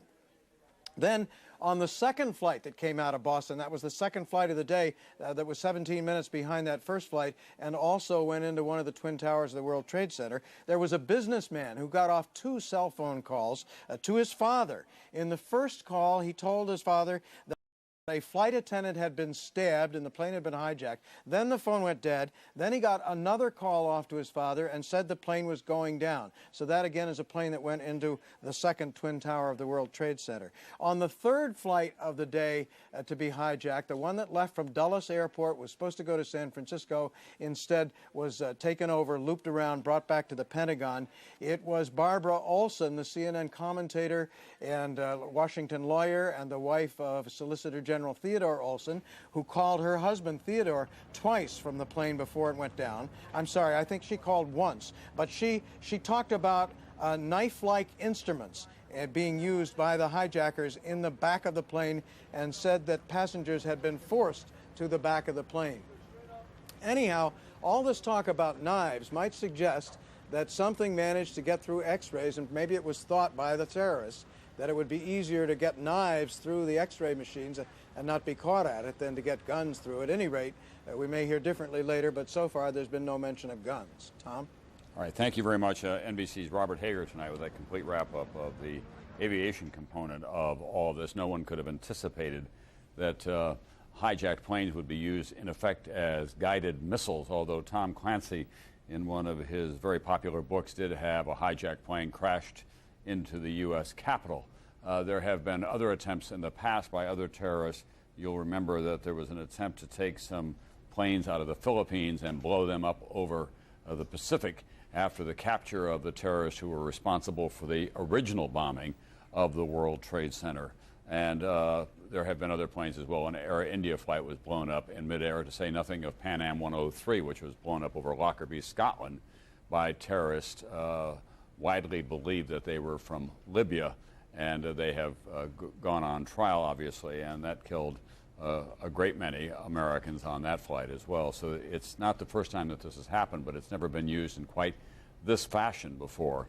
And if you have been impatient with airline and airplane security in the past, wait until there's a resumption of flights. There's going to be a great change in this country. If you fly in the Middle East or through many parts of Europe, you're often several times questioned before you can get on the flight, as well as all the electronic security that you have to go through. You have to get to the airport well in advance of the scheduled departure time of the plane, and those will be some of the new procedures that are bound to be put into effect in this country. El Al, in fact, has undercover people on board, armed, trained sharpshooters who fly on all their international flights. It could come to that in America. One former State Department official was saying today we may even have to have some form of air cover in America, hard as that is to believe. But as you look at these scenes, you know the consequences of not having very tight security at our airports. Let's go to Pat Dawson now, who has been keeping track for us of the rescue efforts downtown and of the fires that continue to burn in Lower Manhattan. Pat? Tom, we are getting to the point of, I guess, what is best described as an unofficial shift change. We have seen for about the past half hour a number of New York City firefighters principally leaving here, leaving the scene, moving out along with their vehicles. In many cases, those vehicles in total disarray, seriously damaged. We were able to grab one of them to speak to us. This is firefighter Anthony Pasquarelli. Am I getting that right, from Engine 204? Yes. Can you tell us, first of all, when you got here? Approximately 12 o'clock. And like you said, there's no words to describe what happened. There's numerous companies that are still in there. And, you know. Now, have you heard the reports? We have heard a report from the New York City Firefighters Union that perhaps as many as half of the original firefighters who responded, perhaps as many as 10 or 11 companies, perhaps 200 men, have been lost. I mean, we operate inside the building, you know, so it's a possibility. Nobody wants a hope. I'm hoping everybody pulls through, you know. Hopefully God's with us. So. Is that word making its way through amongst the rescue workers through the afternoon? No, nobody's going to say anything until they have a definite answer. Like I said, everybody hopes that everyone pulls through. Nobody wants to come up with a number yet. We're still hopeful. Tell me what is going on in there over the last 2 or 3 hours. Are you still fighting fires in there?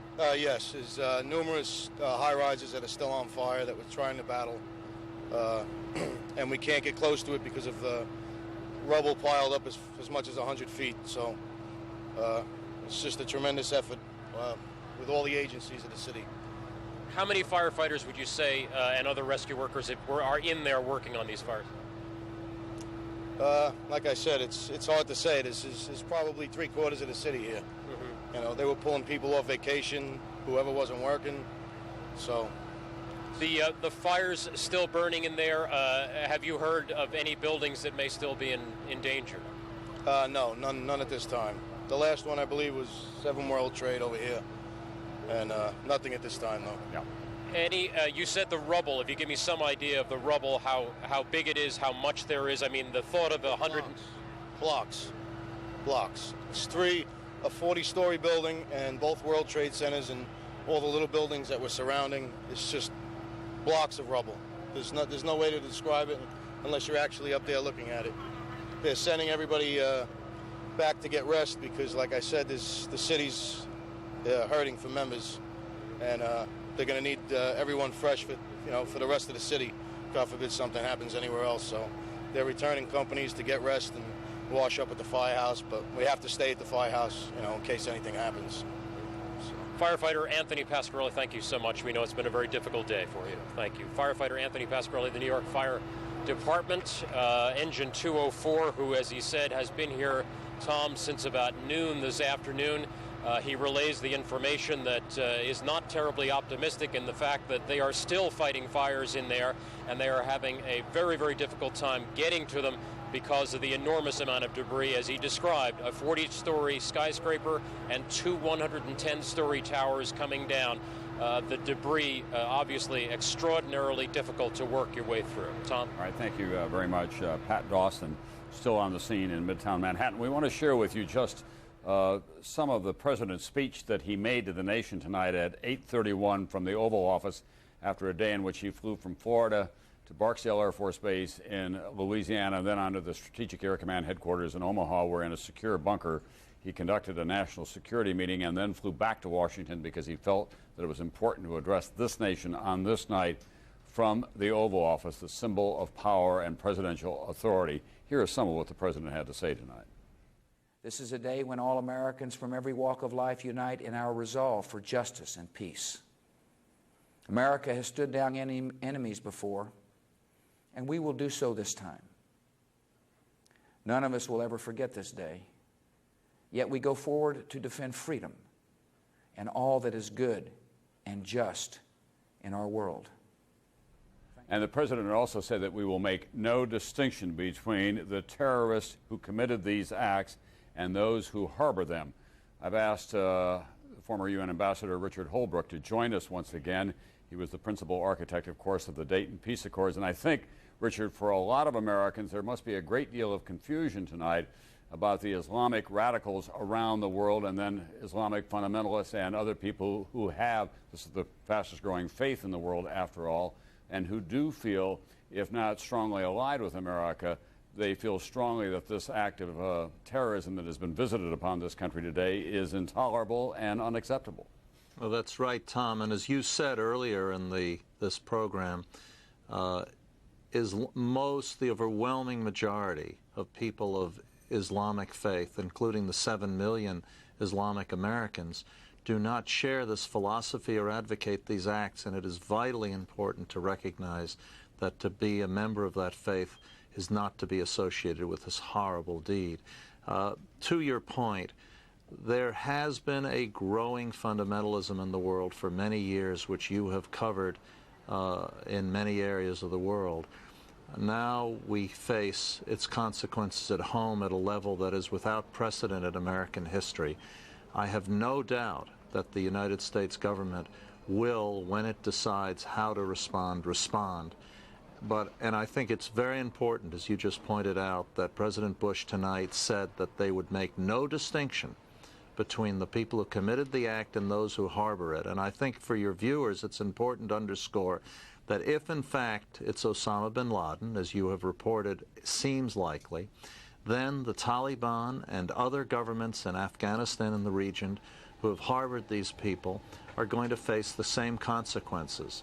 I think the rules of the game are going to shift because of this. One last point on this, Tom, and that is the international side of it. We cannot do this alone. We need the support of our allies. We need the support of Russia, which has often played both sides, of China, which has stayed much too much to the sidelines. And finally, we need to work with the moderate Arab states, who must be as upset as we are in some ways at what happened, but don't like to show any break in the solidarity at times with the fundamentalists. And this is going to be very tricky, particularly for countries like Jordan and Egypt. And Richard, the president has a fairly full agenda this fall. He is, after all, scheduled to go to China. Would you expect that they'll keep that agenda in place? I have no doubt he'll continue his trip to China. That is a summit of all Pacific nations. Presidential leadership requires rallying other countries. He's got a very important first appearance at the United Nations coming up in 15 days. I assume he will go ahead with that, although having spoken to Secretary General Kofi Annan a few hours ago, I can tell you that he is already concerned about both the security and political aspects of the big meetings coming up in New York. But I assume he'll go ahead to China, and it's a good place to continue to rally international opinion in order to take concerted action so that this kind of thing is not permitted to succeed. All right. Richard Holbrooke, our former ambassador to the United Nations, former ambassador to Germany, high-ranking official in the State Department in the Jimmy Carter administration as well, and as I said earlier, the principal architect of the Dayton Peace Accords, in which the United States took, in that case, the side of Muslims who were under assault in Bosnia. Let's go now to General Norman Schwarzkopf, who is going to join me now in a kind of video tour that is going to be painful for him and for all Americans. We're going to look at the military headquarters of the United States that was attacked today. General, we're going to take you inside via video camera to show you the extent of the damage that was done there. Fires continue to burn in the Pentagon tonight. These are the outer rings of the Pentagon on the heliport side across that very large and substantial building from where Secretary of Defense Donald Rumsfeld has his office, and the Joint Chiefs, Hugh Shelton and others, have their offices. When you look at that, General Schwarzkopf, as a career military man, what goes through your mind?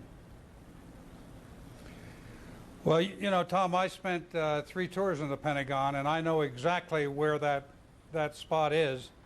The interesting part about that is right across the highway on the other side is Arlington National Cemetery, where an awful lot of great Americans who have served their country are laid to rest. Hearing about the rings, the fact that it went in, you know, there are 5 rings there, and the fact that it hit on the outside. First of all, it's amazing that the pilot could have come in the level he did and hit it without hitting something ahead of time. It was obviously a very experienced pilot. But then the fact that the fire has continued to go in through 5 different layers. You have 5 layers of offices that have just been taken out on both sides and down the middle. It just blows your mind. General, the military around the world is in highest possible alert. How long can we sustain that kind of an alert? Oh, we can sustain it for a good deal of time. They're used to being in a high state of alert. It just means that they take a lot more security precautions. A lot of the aircraft, for instance, are loaded up with weapons so that they can respond immediately. But it's not something that wears you out right away. I mean, you can stay at that state of alert for quite some time. You know, the president tonight promised that we would seek out and attack not just the terrorists, but any nation that harbored them as well. That is, and I'm not belittling what he had to say here, but that is easier said than done. There has still been not brought to justice the terrorists who were responsible for the attack on the USS Cole, and there was a pretty big fingerprint on that one. Yeah, no, you're absolutely right. As I said earlier, finding them is part of the problem. You can identify the organization clearly, but it's an awful big world out there and an awful lot of places to hide. And you got to know exactly where they are before you're going to be able to hit them. So That's a really, really tough intelligence problem. You know, no terrorist operation can survive without a support base. There's no doubt in my mind that there's some place within our country right now, there's some people who supported those terrorists prior to the time they went and got in those airplanes. And those are the people, too, that you have to find. Was there anything when you were commander of Southern Command and based in Florida that made you more anxious than the possibility of a terrorist attack on this country, even though you were responsible for American military forces in another part of the world? Well, I think I was more concerned for the military forces in the other parts of the world. At that time, you know, again, we all had the mentality that nobody was going to come over here and hit one of our major headquarters in this country. There were a lot of targets. Khobar Towers is a typical example of a type of target that was over there that could have been hit by terrorists, was hit by terrorists, and you really concerned yourself more with those forces over there than I never worried about my own headquarters. You know, it was just something that wasn't going to happen.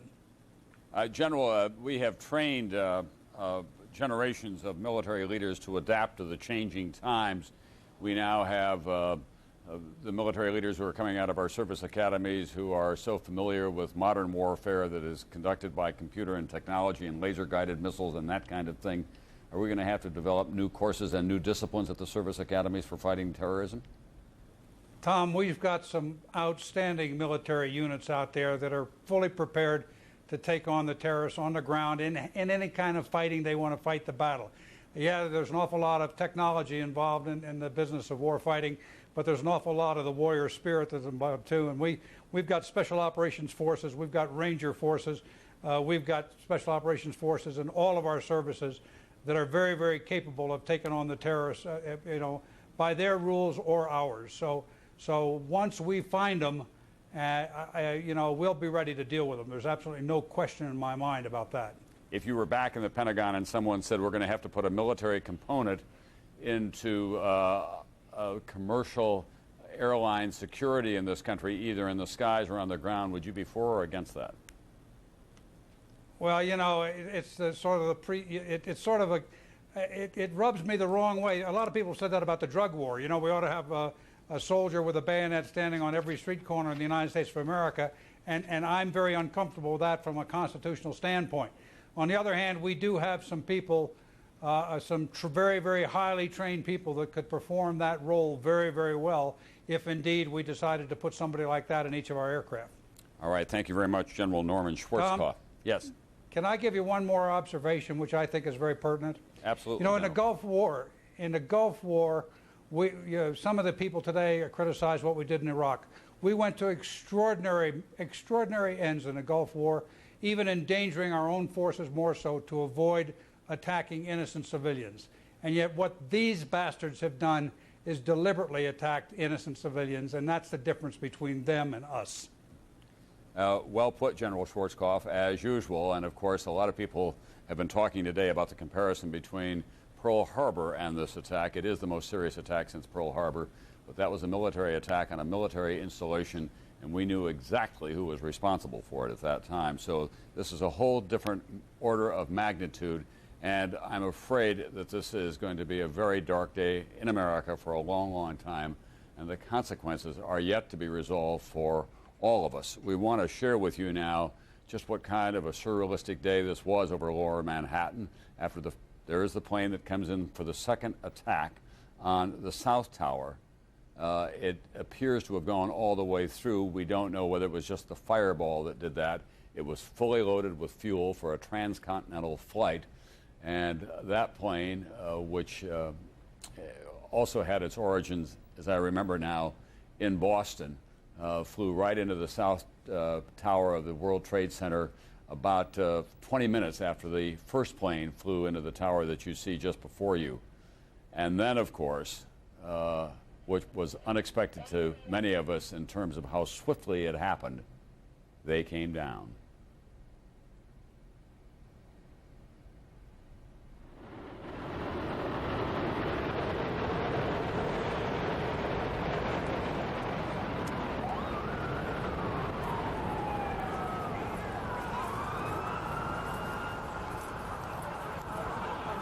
There are some haunting and poignant stories of people on cell phones calling 2 friends or loved ones in the World Trade Center when all of that was going on. One woman, a nurse that Robert Bazell talked to at St. Vincent's Hospital, was online with her husband, who was in the first building on the top floor when it was hit, and they had an exchange, and then the line went dead. There were other indications of people saying, "I love you," and the line going dead. And perhaps, for me at least, the most unsettling thought of the day of all was one man who described going down through the darkened and very wet stairwell because of the sprinklers that had gone off, and seeing people who were trapped in their wheelchairs, the large mobilized wheelchairs that couldn't fit into the stairwell, and certainly the elevators were not working. He got out, and shortly after that, that building came down. It was that kind of a day, and there are going to be so many more of those stories, an untold number at this hour, hundreds, perhaps thousands. Dateline's Jane Pauley takes us through some of the horror of this day and what happened at the World Trade Center.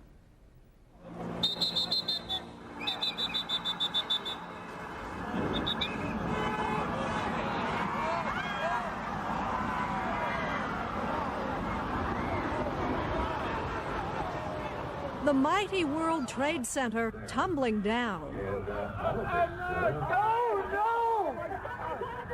Oh my God! Everyday New Yorkers had to run for their lives. How fragile the city seemed today. We deployed a team of Dateline staffers to bring us images of a city under siege on handheld digital cameras. What I saw today on the streets of Manhattan really were the extremes of New York. It's the best and the worst of people. I got 20 blocks away when the smell and the taste really hit me. Way in the distance, the huge cloud on the horizon, but I could taste and smell something that was like the worst electrical fire ever imaginable. They brought us a startling glimpse of what it was like to be at ground zero of a major terrorist attack. What's it like down there? I saved 6 people. I tried my best to try to save everybody. First, get away, then get home. Businesses were closed and buildings evacuated. Thousands upon thousands were left to negotiate a maze of closed streets and suspended services.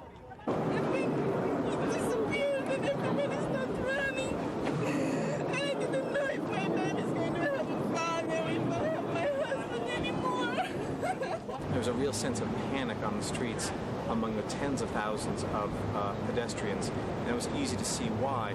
Look to the horizon on the south, and you see an enormous gray-black cloud from the explosion. As they moved towards safety uptown, people tried to keep up with the flurry of events any way they could. Even the wounded walked. This woman was on the 19th floor of the World Trade Center when the first explosion hit. Hurt, but lucky to get out before the building collapsed. We found her 30 blocks north, heading to Bellevue Medical Center. A huge cloud of gray, huge cloud of gray came, and everyone started running and stampeding, and everyone was falling on the ground. And I don't know, what knocked me over. I don't know if it was a person or just the force of the wind. But I fell down, I just covered my head. I prayed that a building wouldn't fall on me, and I really thought I was going to die. Doctors and medical students lined up like extras on the set of a disaster movie. Almost immediately after the attack, along with all 3 major airports, the city's subways, bridges, tunnels, and major highways were all closed. The FDR Drive, normally a winding snarl of congested traffic, empty. Thousands of commuters from New York's outer boroughs were left stranded in Manhattan. By mid-afternoon, a police officer on the scene estimated that more than 20,000 people had crossed the 59th Street Bridge on foot.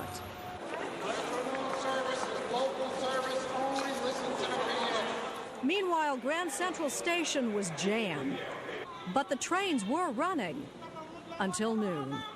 I remember standing in Grand Central and watching a man and a woman just scream and embrace each other and feel relief. I felt their relief to see each other again. After people had been managing to get out for about 15 minutes, all of a sudden they announced that they were evacuating the building, and people were ordered to get out immediately, and workers in their orange vests were running for the exits, and we didn't know what was going on. We just ran with them. Confused passengers poured out of the building after a bomb threat. It hit me that this building really could blow up, and I was scared. I was afraid that the building literally could blow up underneath my feet. All around the city, it was a mass migration of hundreds of thousands of people, but uncannily quiet. Perhaps it was the unspeakable horrors many had seen. It was orderly, but it was chaotic. People were shocked. Everyone was dazed. People didn't really want to look each other in the eye, I think, for fear of breaking down. The question on everybody's lips seemed to be, what is going on, and is there more of it that's going to come? This was supposed to be Election Day in New York. As if anyone took note, it was officially called off. Everything was. What was open was tightly locked down. What's that? Can't be doing no pictures. Okay, it's NBC Why News. don't you understand? It's NBC News. I don't care who it is.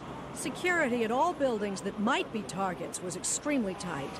Our own building, the famous tourist destination at Rockefeller Plaza, was evacuated, but for NBC's news operations to bring you this story.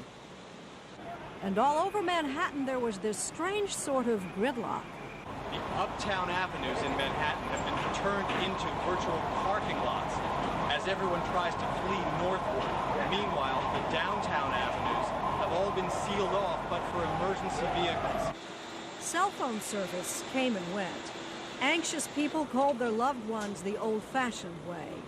Sometimes that didn't work either. People were forced to use payphones, which is kind of a joke in Manhattan because it's hard to find a payphone that works. The only thing that was easy today was getting lost in the scramble. She doesn't have a cell phone. They don't work anyway. She is not mobile because she's got emphysema and she can't walk very fast. David Douglas's 64-year-old mother lives in an apartment building just 4 blocks from the World Trade Center. Soon after the attack, she had chest pains. So he flagged a passing car and the driver headed for the nearest hospital. But I said, look, lady, please, my mom can't walk. Please, please just take her north as much as you can because she can't breathe well. He tried to follow on his rollerblades, but lost track of the car and spent the rest of the day searching hospitals. So I just want to know, is there any system of finding people with... Well, they're doing the best. We're doing the best we can. It's pretty chaotic. He searched family reunion centers. Lucille Abato. A-B-A-T-O. And even public schools, desperate to find his mother. Are there any people being kept here? Finally, after 4 hours of futile searching, he called home. There was a message on his answering machine. It's my mom. She was safe, staying with a friend in his very own apartment building. She's in my building. For 2 New Yorkers, a small moment of comfort in a day when so many others will find none. Not just me and you, but all these... We could all use a little good news, and that is so typical of New York. It's the tough guy city in terms of reputation, but of course it's got a tender heart. Chris Colvin, one of my colleagues, told me tonight that there are reports as well of very long lines outside all the blood banks in the city because the line has gone out that they do need blood, and in fact they've turned them away in some instances. And I had here a moment ago, let me find it, there's been a call that has gone out for medical personnel, particularly for physicians. Doctors in and near New York City, contact 518-431-7600 if you can offer assistance. Medical personnel are needed. The number is, see if we can get this on the screen later, 1-800-628-0193. As you might expect with all the medical facilities in New York City, the doctors and the medical personnel are overtaxed, to say the very least. So they're looking for physicians in the city. Many of them who are not emergency room physicians, have their own private practices, are asked to respond to the hospitals of their choice as well.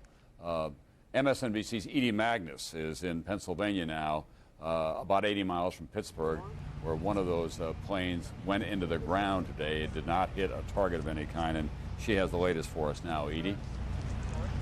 Tom, I'm on a country road that goes between the towns of Lambertsville and Shanksville in Pennsylvania. And beyond all of these lights you see, the glare of the media satellite trucks, it is a very dark night here in the country, but it is very busy. About a half a mile to a mile or so beyond, just over my shoulder, sort of where you see all those trucks headed down in an open field of an old strip mine, is where lies the wreckage of United Flight 93, which, of course, as you all have been reporting, took off from New York, destined for San Francisco, never got there. 38 passengers, 7 crew, no survivors. The debris here is spread over a 3 to 4 mile radius, which has now been completely sealed off and is being treated, according to the FBI, as a crime scene. Governor Tom Ridge made some remarks earlier at a press conference. He had flown over the site. He said the emergency response here was immediate. He also said, and I don't know whether or not you all are able to see pictures of this, but this is one of those cases where the pictures really do tell the story, that sort of the most horrifying aspect of this particular crash scene is how little debris is visible. There is a large crater in the ground, and I'm hoping that you all are seeing it as I'm talking about it. But that's really all you see, is a large crater in the ground and just tiny, tiny bits of debris. There has been at least one report that the investigators out there, and there are hundreds of them, as I said tonight, have found nothing larger than a phone book. You spoke a little bit ago, Tom, about the haunting cell phone conversations. The most tantalizing story to emerge from this particular crash is coming not from here, but from elsewhere, and it is a story of a cell phone conversation. A passenger on United Flight 93 apparently locked himself in a bathroom and called 911 and got an emergency dispatch operator and told them the plane had been hijacked. The FBI here is not talking about it at all. They were merely say they are aware of that conversation and they are trying to gather evidence about it, which presumably means that there may well be a tape and somebody hopefully is listening to it. What else is happening here tonight? Forensic archaeologists, according to the FBI, are gridding out the scene. Their main thrust, of course, is just to protect it, and they're trying to secure buildings in the area here where tomorrow they can begin to remove evidence and look at it and, of course, remove the bodies. Tom? All right, thanks very much. Dateline's Edie Magnus, who is in Pennsylvania tonight, outside the site of the crash of that plane that went into the ground. United had simply lost track of it for a time. It was a flight that left Newark. It was bound for San Francisco.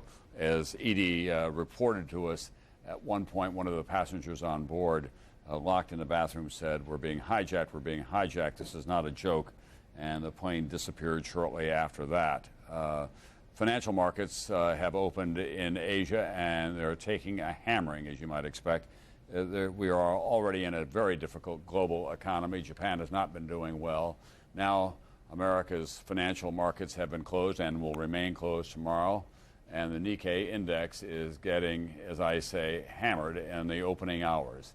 CNBC's Ron Insana, who had a perilous day today, just barely escaping from the collapse of that building in lower Manhattan, is with us now, and he's wearing his financial reporter's hat. Can we expect this around the world for the next several days, Ron? Well, certainly for the next several hours, Tom. After a half-hour delay in Tokyo, the Nikkei there has fallen in excess of 600 points. At one juncture tonight, Tom, the Nikkei was below the Dow. That is the first time that has happened since 1957, a roughly 6% decline right now.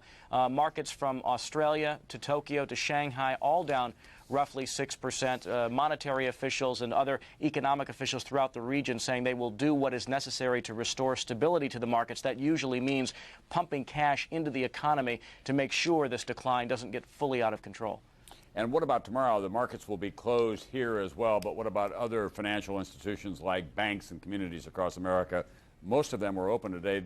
would we expect they'll be open tomorrow as well? I suspect so, Tom. With respect to the financial markets, there is this one-day closure, something we have not seen actually since the end of World War II. But it would appear that Federal Reserve officials would like to see the banks fully functioning. It is not the type of event where you would want necessarily to take a bank holiday and create a sense of panic among consumers who are already clearly uncertain about the economic outlook in the wake of today's tragedy. So the banks, we understand, will likely be open, but the financial markets, as you say, will be closed. Now, how the financial markets do in Europe will also be a key test for what happens here when they do reopen on Wall Street 1, 2, or 3 days from now.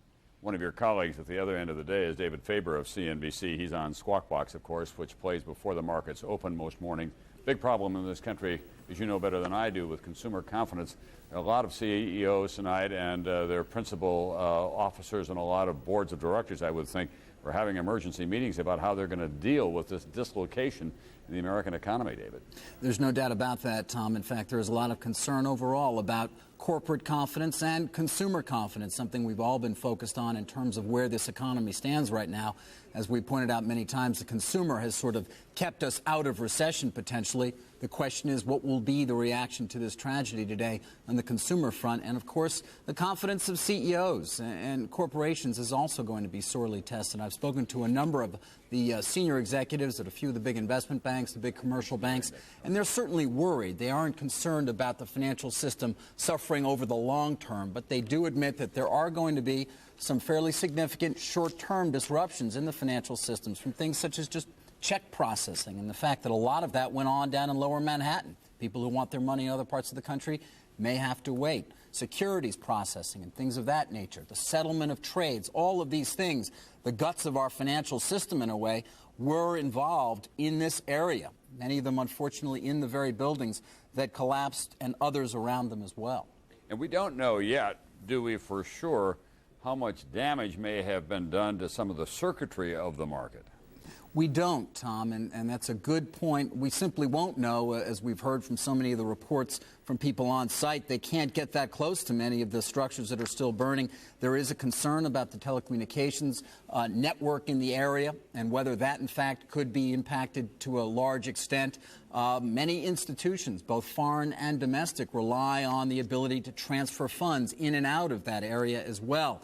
Hard to say at this point where that stands. And as well, the back office, the keeping track of all of the processing that goes on, that a lot of firms had in the World Trade Center, other firms that were even headquartered there also, questions about all of those kind of things. Certainly they pale in comparison to the human tragedy here, but they will be things that have to be dealt with in the days and weeks ahead. Thank you, David Faber of CNBC, and Ron Insana, our colleague, as well. And that was very well put at the end. The economy at some point will come back. Money can be replaced. The human loss today, however, and we still do not know the full proportions of that human loss.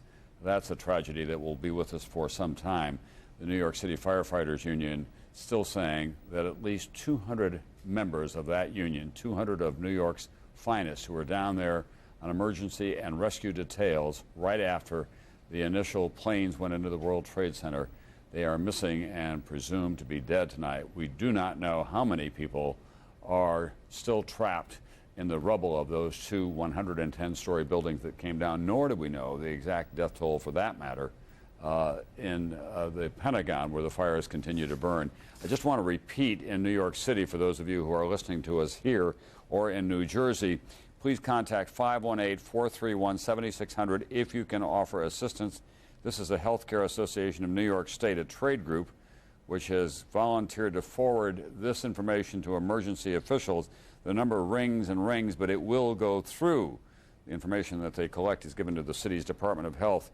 That 1-800 number at 628-0193, you'll probably get a busy signal, so the number to call is 518-431-7600 if you can be of some assistance, either as a physician or as a trained medical technician or trained in the area of medical assistance of some kind. Let's go to Tel Aviv now to Donna Friesen. That is an area, of course, that has gotten a lot of attention today. Palestinian youngsters were in the streets on the West Bank celebrating this attack on America. while Yasser Arafat was condemning it. Tell us, it's now late there, obviously, what the evening was like in the Middle East, Donna.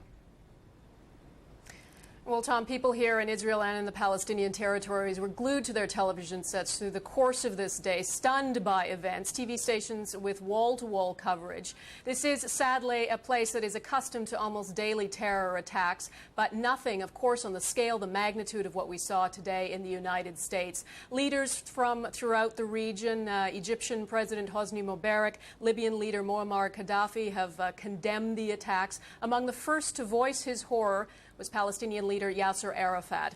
However, as you said, there is a great deal of anti-American sentiment in this part of the world, and some of that was expressed here within hours of the attack.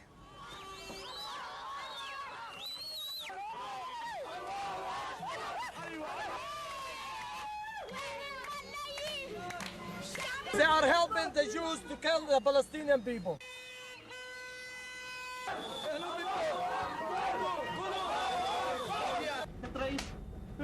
How do you comment on the bombings in the United States? We are completely shocked. Completely shocked.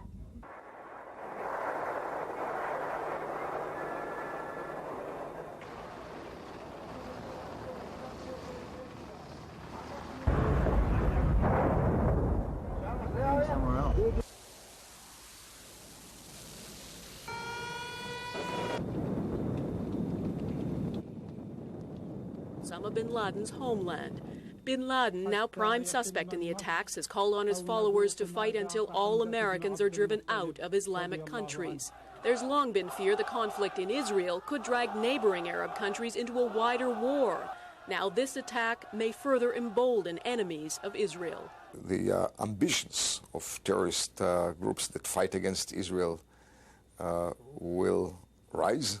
The leader of Hamas, the Islamic extremist group responsible for many suicide bombings inside Israel, says he doesn't support attacks against innocent people, but says the U.S. must reassess its position. It's the cause of injustice in many parts of the world, he says. Tonight, Israel's prime minister calling for an international war on terrorism. I believe that together we can defeat these forces of evil. At the American embassy in Tel Aviv, flowers of sympathy. I think very few Americans now don't understand how Israelis feel. And Israeli airspace closed tonight, as are the borders with Lebanon, with Egypt, and with Jordan. All the checkpoints in and out of the West Bank and the Gaza Strip are closed, as well as a precaution in case a terrorist tries to take advantage of the situation. Several U.S. embassies in the Middle East have been closed indefinitely in Yemen, in Kuwait, Oman, and the United Arab Emirates. Israel has also declared tomorrow a day of mourning in solidarity with the United States. And just one more note, Tom, Israel has sent rescue teams, experts in extricating people from rubble of buildings, to New York to assist in the search and recovery efforts. Tom? Thank you very much. Donna Friesen, who is in Tel Aviv tonight with a wrap-up on what's going on in that troubled and volatile part of the world. It goes without saying that the terrorists were not just a ragtag group of people who acted in some kind of spontaneous or ad hoc fashion. It was a very carefully planned and very efficient operation from their point of view. They must be thinking tonight, wherever they are, that they have succeeded in this first stage of this terrorist war against the United States, but it is far, far from over. The price has been very heavy for the United States in so many ways, and we still do not know the full cost of this terrorist attack today. But the President of the United States tonight pledged to the American people that, in fact, that there would be justice visited upon the terrorists and any nation that may harbor them. And he then also praised the American people as they came together to help heal the wounds of this long and difficult day. Let's go back to NBC's Robert Hager now, who is at the FAA, and talk about where we go from here with the National Transportation Safety Board and the investigations that are already underway. I would guess that one of the first orders of business would be to recover the black boxes, the cockpit voice recording devices, to find out what in fact happened in those cockpits, Robert. Absolutely. Now, normally the National Transportation Safety Board doesn't get involved incidents that are obvious acts of terrorism like this, because they investigate the things that more often cause crashes, pilot error and mechanical errors, things like that. So usually they just turn it over to the FBI. But in this case, those black boxes could be crucial, particularly the cockpit voice recorder, because that picks up all the sounds in the cockpit. So we're told that NTSB experts are already on scene now, working very much in cooperation with the FBI in search of those black boxes, particularly the cockpit voice recorders. Now, you know, those boxes are designed to withstand tremendous forces. These were indeed tremendous forces, the way these planes went in. Nothing, sometimes a plane goes in prior to hitting an airport runway and goes in at kind of an angle, and the forces aren't nearly what these are, but smacking right into that Trade Center building like that, or in the case of Pittsburgh, nosing it at a steep angle into the ground, that's a lot to expect of that box, but it may very well be that the cockpit voice recorders have survived that. So now we've been told that NTSB investigators are on site in Pennsylvania and in New York City around the World Trade Center, and right here in their backyard in Washington around the Pentagon to see if they can find that cockpit voice recorder. And Robert, I think you were the one who told us earlier today that an air traffic controller in New Hampshire did pick up a fragment of a radio transmission from the first flight, the American Airlines Flight 11 that left Boston. It's an unconfirmed report, but that report says that the pilot had his microphone keyed, it's called. In other words, he left his thumb down on the microphone so that it was on, and that it picked up the voice of a terrorist in English saying, do this and you won't get hurt, don't expect any trouble, or something like that. And then the microphone went dead. And then the transponders, I think the transponders in all these planes were turned off. So obviously these people knew a lot about what they were doing. And the transponder sends a signal to the radar in the far-off air traffic control centers and tells them what plane a particular blip represents and what altitudes it's at. So without that transponder, the primary transponder, the controllers would have been able to see a blip, but they no longer would have known what altitude the planes were at. So they're watching this blip, they're seeing the plane off course, they have an idea that it's been hijacked, but there's nothing they can do about it. Thanks very much, NBC's Robert Hager. Well, security officials at Logan Airport in Boston will be getting a thorough shakedown tomorrow because two of the planes originated from there. Those are the planes that went into the World Trade Center, and apparently the terrorists were able to board those planes with whatever weapons they had. There's one report that some of them may have been armed with knives, but two of the flights did originate in Boston. They were able to divert those California-bound flights, turning left shortly after takeoff and coming directly down to the World Trade Center. One left from Newark. That went into the ground outside of Pittsburgh, and of course the other one left from Dulles Airport in Washington, D.C. It was headed for Los Angeles as well. It was turned around. It flew low over the capital city, and then it went like a bullet into the side of the Pentagon about 40 minutes after the original attack on the World Trade Center. We've asked Dateline's Lee Thompson to take us through the current state of airline and airport security and where it may go from here. For years now, one of the primary focuses of aviation security has been to prevent terrorists from smuggling bombs onto our planes. But what was never fully anticipated was that the planes themselves would become the bombs, guided missiles in the hands of the terrorists. It was a jet. I couldn't believe my eyes. The agency charged with spearheading airport security and safeguarding the skies, the Federal Aviation Administration. Now, after the most devastating terrorist attack in U.S. history, the FAA, often criticized for lax enforcement and bureaucratic bungling, is itself under siege. The FAA has blood on its hands because it's not doing its job and hasn't been. Michael Boyd is an independent aviation consultant with commercial airlines among his clients. We have a major security problem, obviously, and the FAA is at the middle of it. We've known this for years.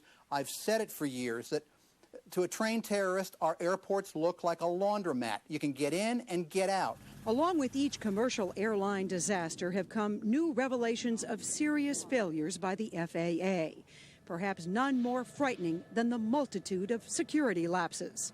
Asking grandma whether she's packed her own bag isn't security when whole perimeters of airports look like sieves. 1988, Lockerbie, Scotland.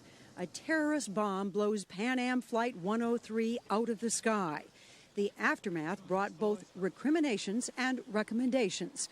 Our government assured us airport security would be beefed up. Additional security personnel were hired, metal detectors, X-ray machines, and most recently, bomb detection technology. All were deployed to combat the threat of terrorism. But time and time again, in the 12 years since Lockerbie, gaping holes in security have been exposed. Holes the FAA pledged to fix. Holes that government reports warned still remained. Holes that were likely exploited by these terrorists today. There appears to have been a total breakdown at least 3 airports in this country. Give us the scenario of what might have happened. Well, there are 2 plausible scenarios. Either someone was able to get through the security side at those airports, or maybe even more likely, people working on the ground crews had been compromised. How easy is it, and tell us the plain truth, to get a gun or a bomb on an airplane? There are always some airports that fail when we try to get a gun or a knife on an aircraft. How easy is it to get a job as a security screener? It is as easy as falling off the proverbial turnip truck to get a job as a security screener. We have people that would be flipping hamburgers if they weren't working in the security function. They're not very well skilled, there's very high turnover, and I'm not sure that they're up to the job. But inadequate screening of passengers and baggage is not the only threat to security. We don't screen the people who work at airports properly. At tests that have been done at airports around the United States, we found a large percentage of, or certainly a large number of illegal immigrants, people whose background that we really couldn't check out. In fact, as Dateline reported in 1996, our producers applied for and were given jobs at 2 of the biggest airports in the country. At Newark Airport in New Jersey, where one of the hijacked planes departed this morning, our undercover producer was hired on the spot, no questions asked, and no job references checked to drive this electric car. But within 2 days, he was working security, checking carry-on bags. He was given no training. And watch how our undercover producer wanders along tarmacs and throughout airplanes without the ID to be there. And he passes some 10 other airport employees without being stopped. At Hartsfield Airport in Atlanta, our producer was hired as a baggage handler without the required background check. Again, he was free to roam on airliners like this one. After Dateline's broadcast, the FAA did change policy to try to prevent these types of security breaches, but recent government reports indicate problems persist. This year, the General Accounting Office warned security screeners at U.S. airports continue to miss as many as 20% of weapons smuggled in carry-on luggage during FAA-sponsored tests, and that FAA plans to improve hiring, training, and supervision of security screeners, including the companies that provide them, are woefully behind, in some cases up to 2 years. It's too early to say whether the terrorists gained access to the planes today because of poor security checks or someone working on the inside. But this much is clear. The hijackings were well planned and the terrorists highly trained. Once on board, they knew exactly what to do. Experts say once airborne, there was little the crew could have done to fend off the attackers. Once on board the aircraft, it would not at all be difficult to gain access to the cockpit. Cockpit door is not like the vault door in a bank, for example. They're rather fragile. You can kick them in if you had to. Barry Schiff is a retired commercial pilot for a major airline who flew both Boeing 757s and Boeing 767s, the same kinds of jets involved in today's attack. Pilots go in and out of the cockpit as they need to go to the restrooms. Coffee is brought to them, so the door is opening every once in a while anyway. And even if the cockpit door were locked and nobody were going in or out, it would not be difficult to threaten a flight attendant such that she would get the pilots to open the door because of fear for her life.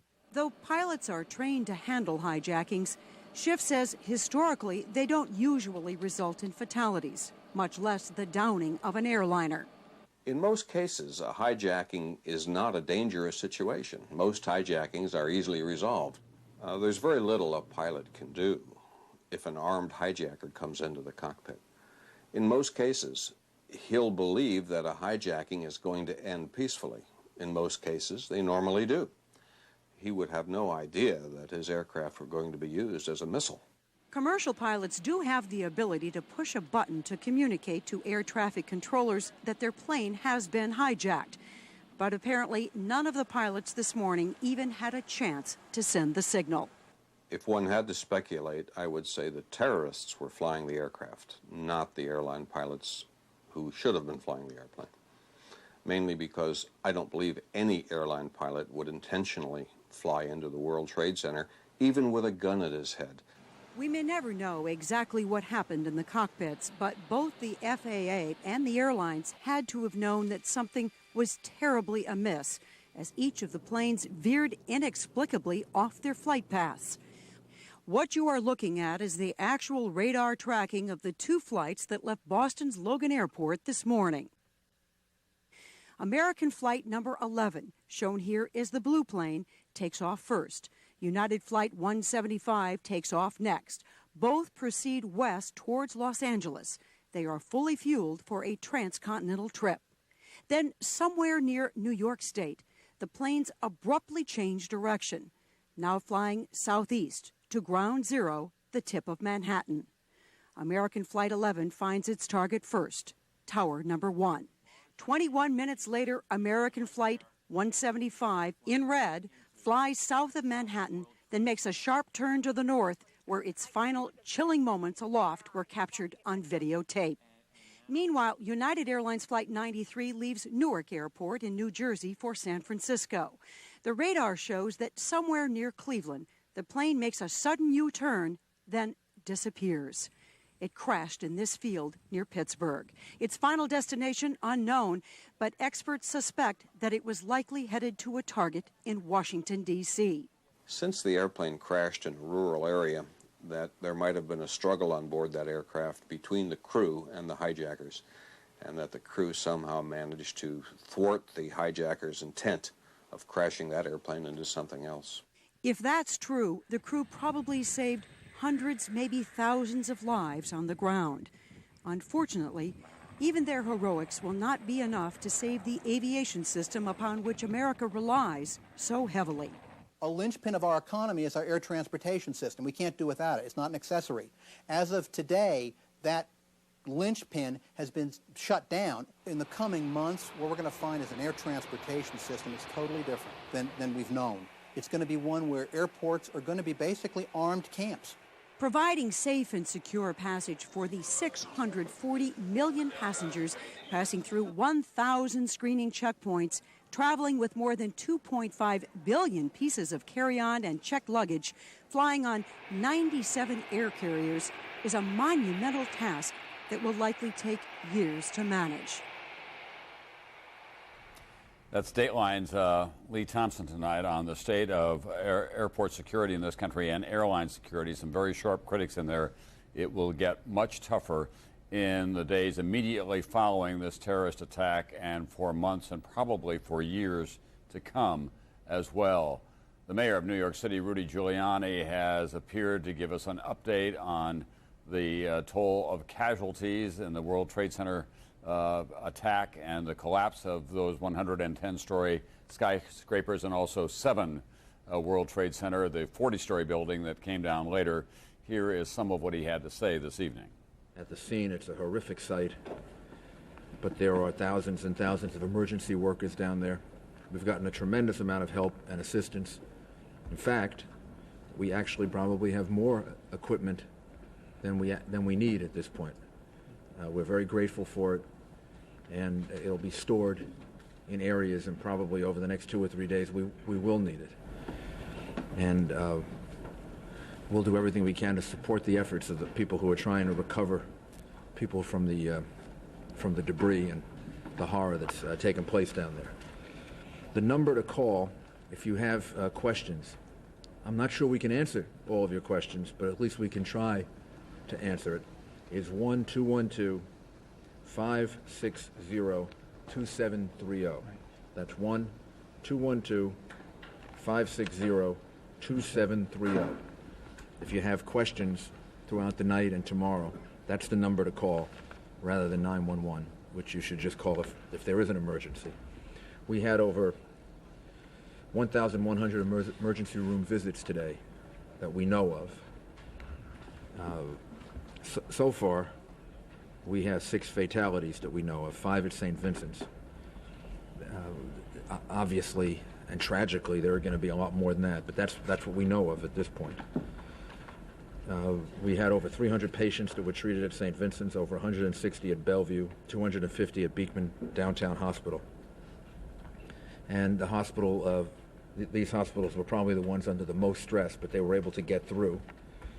I want to thank all the people that helped St. Vincent's getting the water that they needed and the support that they needed.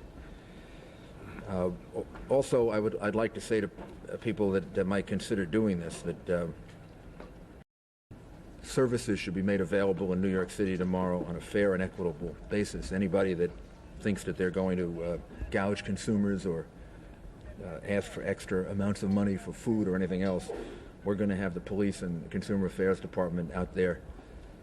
So just be careful. This is a time in which we all have to cooperate and help each other. Alternate side street parking is suspended. Sanitation services will take place in most of the city, except obviously in the lower part of Manhattan, where the sanitation department will be working to remove debris, which has already started. And the schools, again, will be closed tomorrow. And hopefully we'll get them open as soon as possible. Tomorrow the effort will be at trying to recover as many people as possible and trying to clean up the horrible mess that was created by all of this. And I would ask people to cooperate as much as possible in that effort. If you have to come into Manhattan because your business is essential, then obviously do it. The upper part of Manhattan will be open. But if tomorrow is a day in which you want to stay home and stay with your family and give comfort and support maybe to other people that have been affected by this, it would be a good day to do that. Mayor Rudy Giuliani, ironically, this was to be the day in which there was going to be a mayoral primary to try to determine the candidates who would be replacing him. His term limits are up. He's been at once an extraordinarily popular and effective and controversial mayor in New York City, and obviously he is on top of the job here tonight, and he is saying an exceptional statement: stay home tomorrow, stay out of New York City, the busiest city in the world. But it's a day that the city is going to need to be directing all of its efforts on rescue efforts that are downtown in the World Trade Center area, and a lot of the services simply will not be available. All schools are closed here tomorrow. The financial markets are closed as well.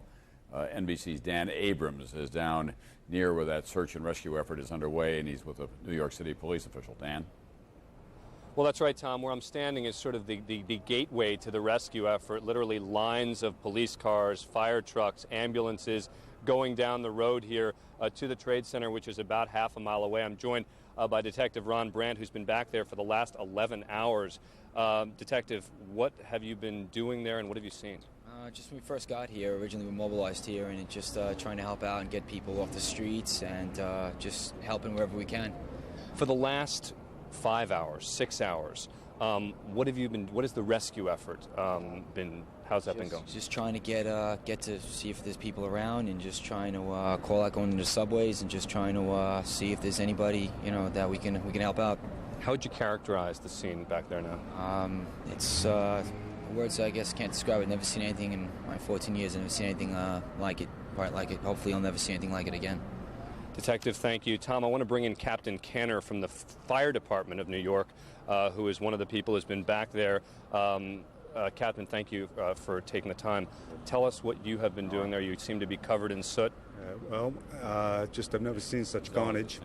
Right now, you have some heavy cranes, payloaders, lifting heavy steel beams and all, and doing search and rescue operations. Quite a bit of devastation over there. When you say search and rescue operations, what exactly is that involving?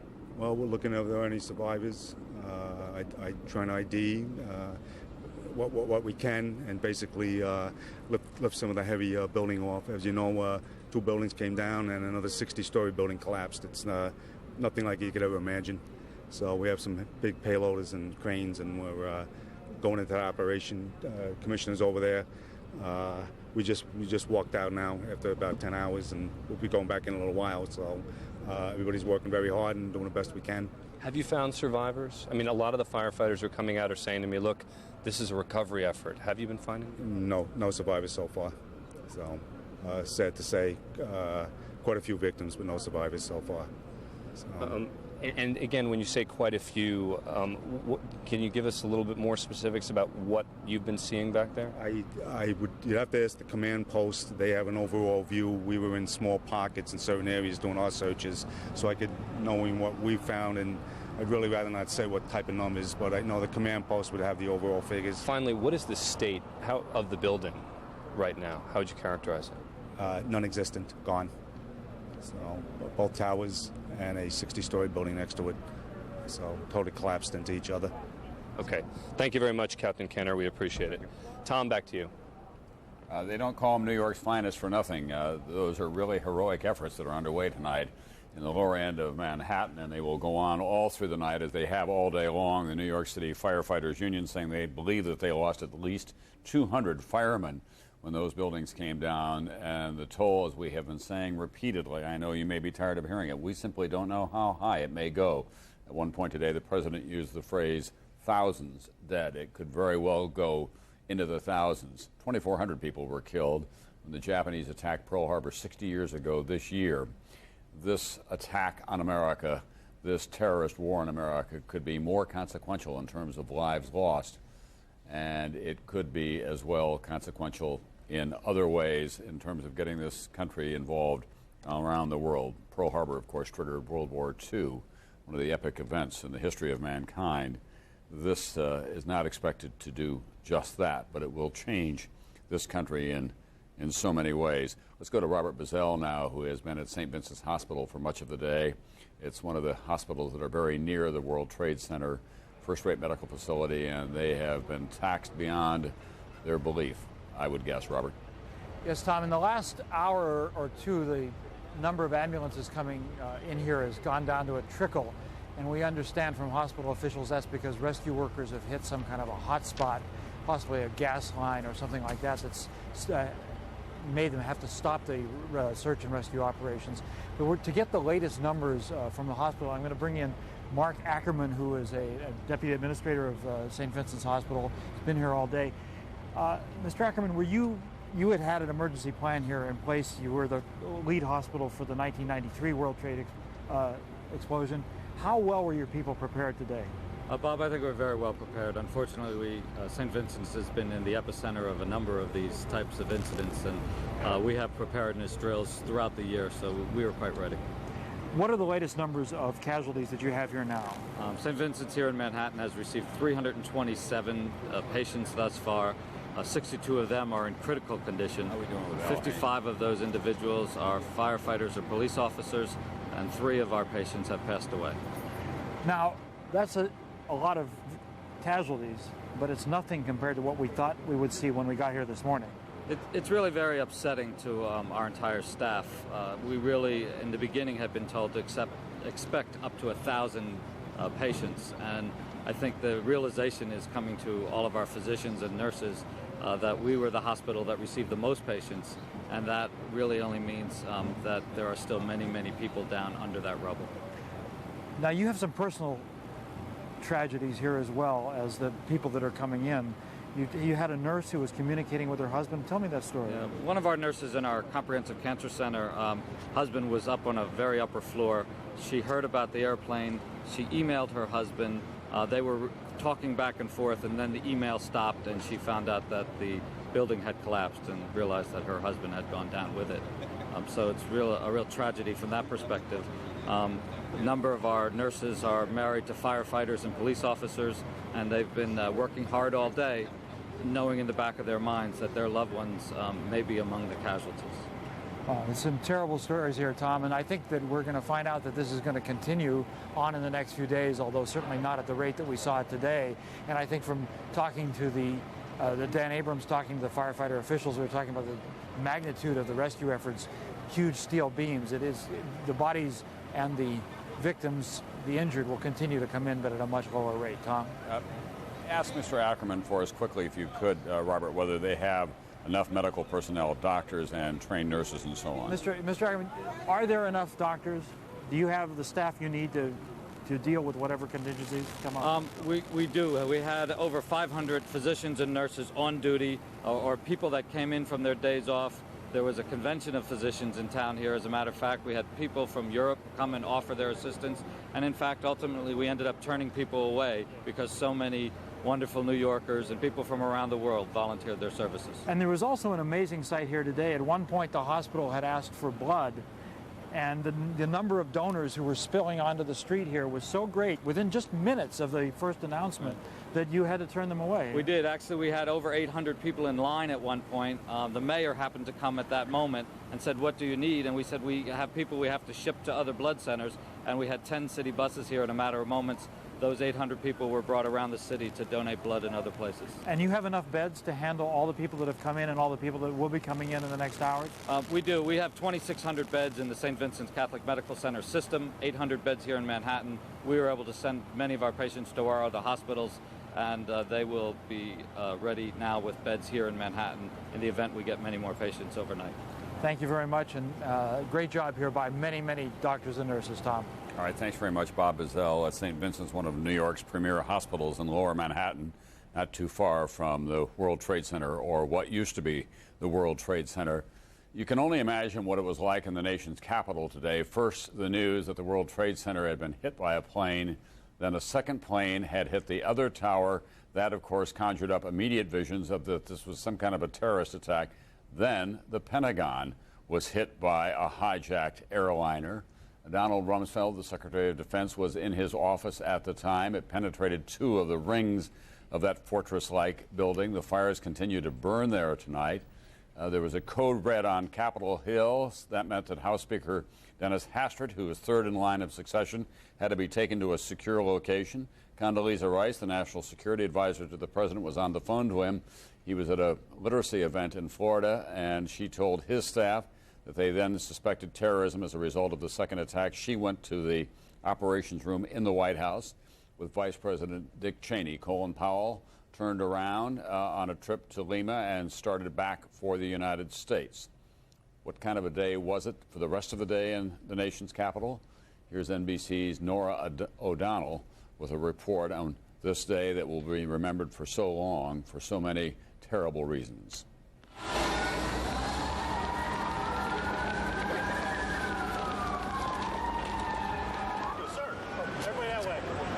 Help me get all these people across the street, please.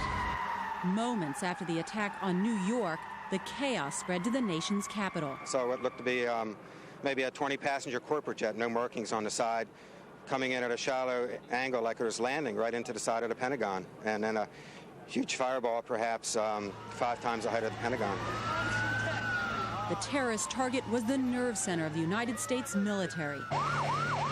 An explosion ripped through the building that since World War II has symbolized America's power. And we heard this boom, the building shook, the ceiling tiles fell out of the ceiling, and we ran out. We kind of dazed, grabbed our hard hats, ran out, and there was just smoke. People were screaming, "Run, what is it, what is it?" Let's roll! Get on the other side! As firefighters rushed to put out the flames, America learned that the Pentagon had indeed taken a direct hit, not from a corporate jet, but from another hijacked plane, American Airlines Flight 77, en route from Washington's Dulles Airport to Los Angeles. 58 passengers and 6 crew members were aboard. There may have been as many as 100 more people killed or injured inside the building. Dozens were rushed to area hospitals, yet to be accounted for, others that may still be left in the smoldering rubble. Here in Washington, D.C., we are at threat condition Delta. Washington, D.C., now in the crosshairs of terrorism. The military was ordered to its highest state of alert. And at the White House, the Secret Service received a credible threat of a terrorist act. You've got to be off the grounds and inside the building. A fourth hijacked plane that crashed 80 miles outside Pittsburgh is believed to have been headed for an attack on Camp David, the presidential retreat in the mountains of Maryland. The president wasn't in town, but Vice President Cheney was. He and key aides were whisked out of the West Wing and into a secure location while other White House staffers were evacuated under the watch of Secret Service agents armed with machine guns. We've had some reports about intrusions of airspace, which cause us to be concerned enough to recess the House of Representatives subject to the call of the chair. At the other end of Pennsylvania Avenue at the U.S. Capitol and Supreme Court, lawmakers and justices were forced from the seat of American democracy. I think, in a sense, it is unfortunately a unique experience in American history. And I characterize it as a man who lived through World War II as a young sailor at the end of the war. It's another Pearl Harbor for this country. By 10 a.m., all federal offices were closed, sending the government's entire workforce into the clogged streets to try to make their way home.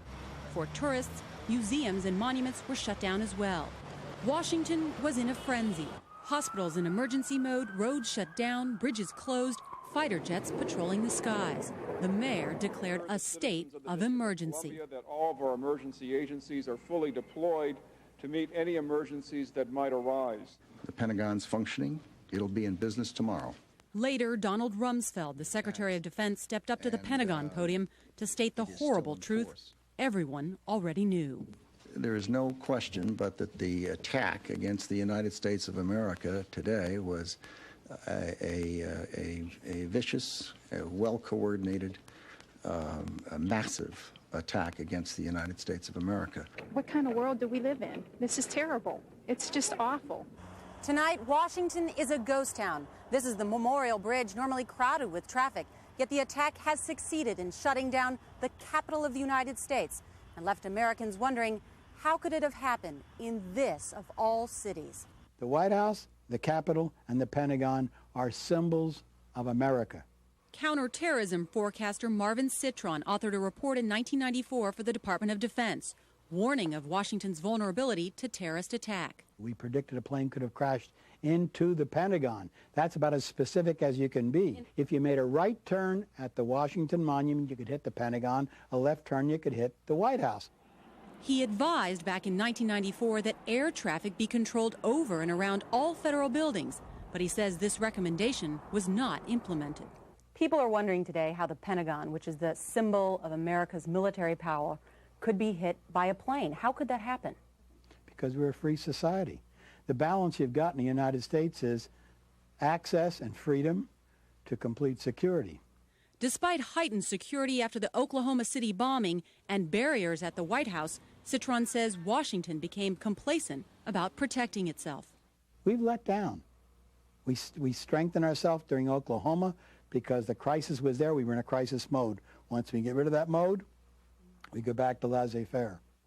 But is it even possible to protect Washington, a symbol of democracy, but also the nucleus of the country's power?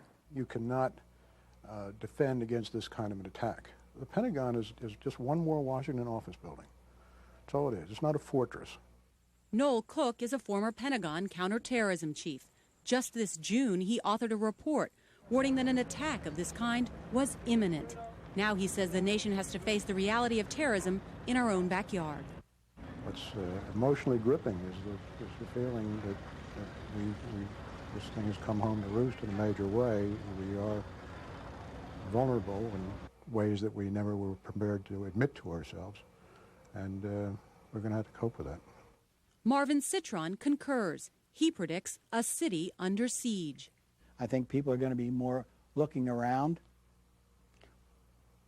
It'll look more like Israel, where the people there are accustomed to attacks from terrorists, and they're prepared, and they look for things. We'll do more of the same thing.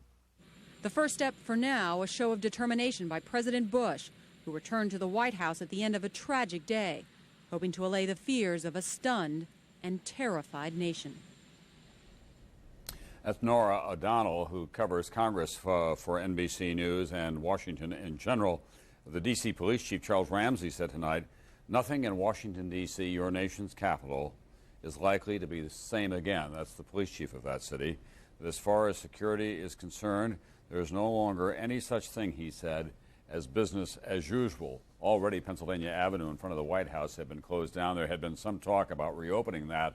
That talk will disappear in a heartbeat as a result of this attack on the Pentagon today and the terrorist attack up here in New York City.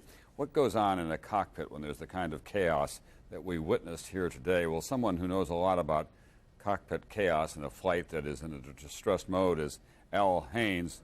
He was the man who was at the controls of that United Airlines flight in July 1989 and made that heroic, controlled crash landing in Sioux City, Iowa, and saved so many lives with his heroic action.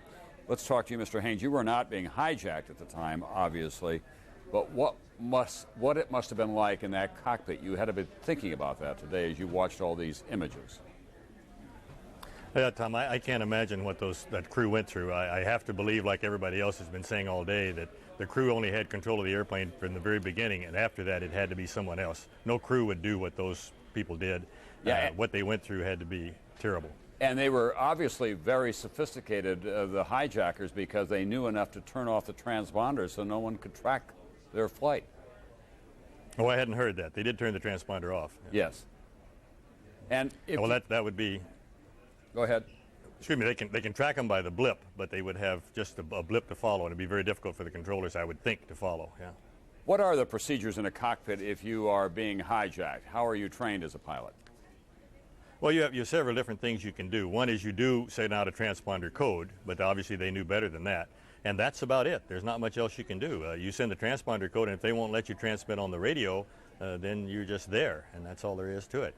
Is there any other way to send a secret signal to air traffic controllers that you're being hijacked? Not unless you use a transponder. Other than that, there's really no way to contact them other than by radio. And if they know enough to turn the transponder off, I'm sure they won't let you talk. So. Once you get airborne in a 757 or whatever these planes were today, how difficult would it be for someone to remove the pilot from the chair and take the controls and fly it as precisely as they did into the Pentagon and into the World Trade Center? Well, I would just guess here, speculation, that once they're in the cockpit, they probably know enough to put it on autopilot. They put it on autopilot, then they pull the crew out of the seats by either executing them or making them unconscious, and then they can get back in and fly. But first it would go on autopilot, so the airplane would be under control while they were doing this. And they probably know enough to do that, evidently, if they know enough to turn off the transponder. That'd be a guess anyway. Yeah, but they made a hard left turn when they left Boston, according to the blip that we were able to follow on the tracking tape, and then they were able to make a couple of banking turns at low altitude here over Manhattan, and I think that there was at least one report that they did the same thing over Washington, D.C., perhaps over Lafayette Park. So it does appear that the people who were at the controls were skilled pilots, and if they were the terrorists, they were obviously highly trained. Well, it's also possible that they hijacked the airplane before it took off. I'm just, again, a wild guess, so that they were actually in the cockpit at the takeoff. And if you know that the one down in the Caribbean that crashed, the hijacker was in the right seat while the captain was in the left seat. It's possible if he thinks they're just going to hijack the airplane, you'll do whatever they say. And if he says, I'm going to sit in this right seat, you take off, that's what you do, because you assume he's just going to go somewhere and land and refuel and that type of thing. How difficult has this day been for you watching these planes being flown into buildings and the Pentagon? It was difficult at first, especially when I found out there were crews involved, and when I found it was United, it was even more so. But the whole thing has been very difficult. I have been busy most of the day and haven't seen an awful lot of it. But what I have seen is just, as the word everybody uses, horrific, and it's a very emotional thing for anyone. Al Haynes, thank you very much for being with us. It still was a marvel of piloting that you did when you landed that plane in Sioux City, Iowa, that United Airlines plane that had lost most of its controls, and he was able to bring it in a controlled crash landing. They did lose some of the passengers, obviously, but any number of them were saved as a result of his great skills in the cockpit. We want to show you some remarkable scenes now from inside Air Force One.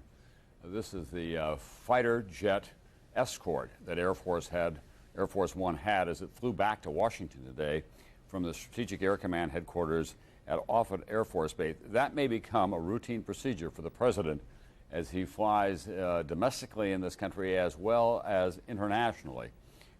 It's not always a conspicuous presence. You generally have planes when you're flying with the president over disputed areas that are in the vicinity, but you don't see him flying that closely off the wing of Air Force One. They're on their approach now to Andrews Air Force Base.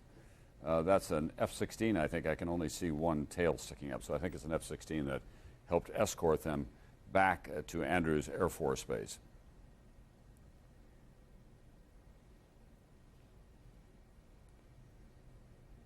Let's go to Dateline's Keith Morrison, as he has been taking the pulse of this country. America, in all of its complexity and all of its parts, becomes a family on a day like today. Here's Dateline's Keith Morrison. In a moment, everyone knew things can't be the same anymore.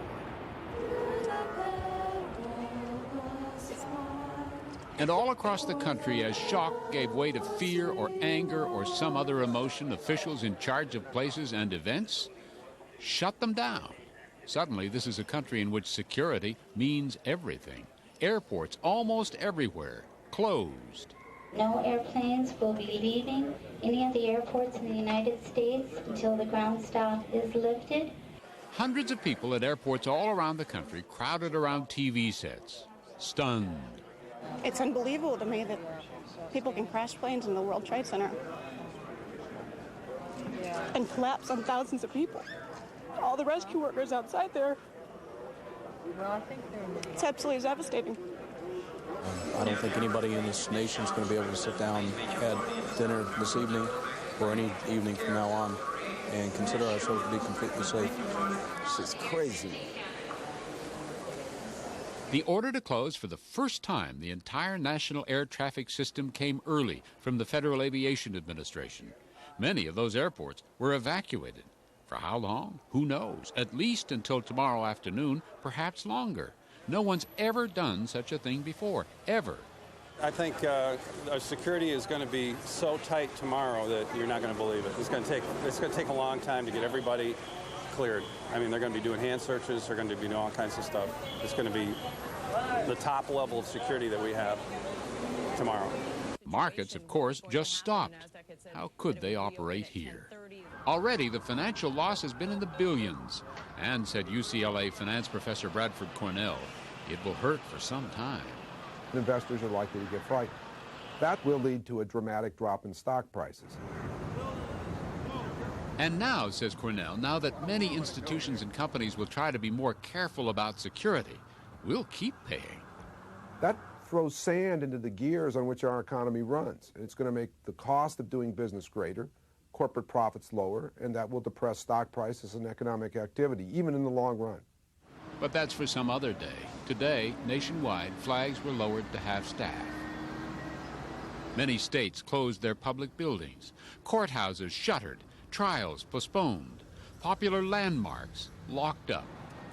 Seattle's Space Needle, the Disney parks on both coasts, even the U.S. Mint shut down. The national pastime went the way of the national mood. Baseball commissioners announced that the schedule is off indefinitely. And for the Emmys, postponed indefinitely. Who felt like celebrating? This weekend is not the weekend to put on this telecast. In Texas, thousands of people flocked to a prayer vigil at Southern Methodist University. Help us to make sense of senseless acts. Psychiatrist Dr. Stephen Kingsbury said he expects a lot of people will want to be overcautious for a while. Our sense that we live in a safe society where we have good protections against external threats has been taken from us. And a terrorism expert, Peter Chalk, who spoke to us over the phone because security kept him out of downtown Washington, told us overreacting towards safety might be a good idea for a while. That symbolic message that's been transmitted across the world will have profoundly affected the image of the United States abroad, of invulnerability, and that the U.S. can be brought in to the very front line of this sort of attack.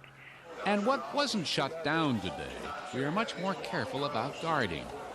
The border with Mexico and with Canada closed for a while. Security around military installations like this one is at extraordinary levels, of course, also at atomic plants and the other sensitive places in the American infrastructure, which in the past had seemed impervious. No longer. The terrorism expert worries that in their fear and anger, Americans may decide it's time to end this country's famous openness. That would be a mistake, he says. Without a doubt, I mean, one of the prices you pay for being in a democratic society is that you have to live with a certain risk threshold. The only way you could realistically counter a lot of these dangers is to have a closed society, but that's not what we're about. America may be a little different after today, a little more conscious of external threat. As the psychiatrist said, we may have some new routines now. Does that mean that there'll never be another hijacking or terrorist attack? Probably not. Does it mean the vast majority of us will feel safer? Definitely, eventually. But not today. Today we interviewed the doctor in a park because security at his university office kept our cameras outside.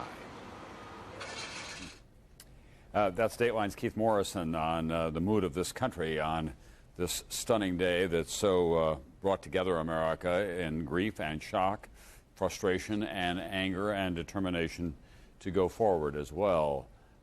We do have some additional information for you. A top New York City police official said at the end of the news conference by Mayor Giuliani that, in fact, there are people still alive trapped in the rubble of the World Trade Center.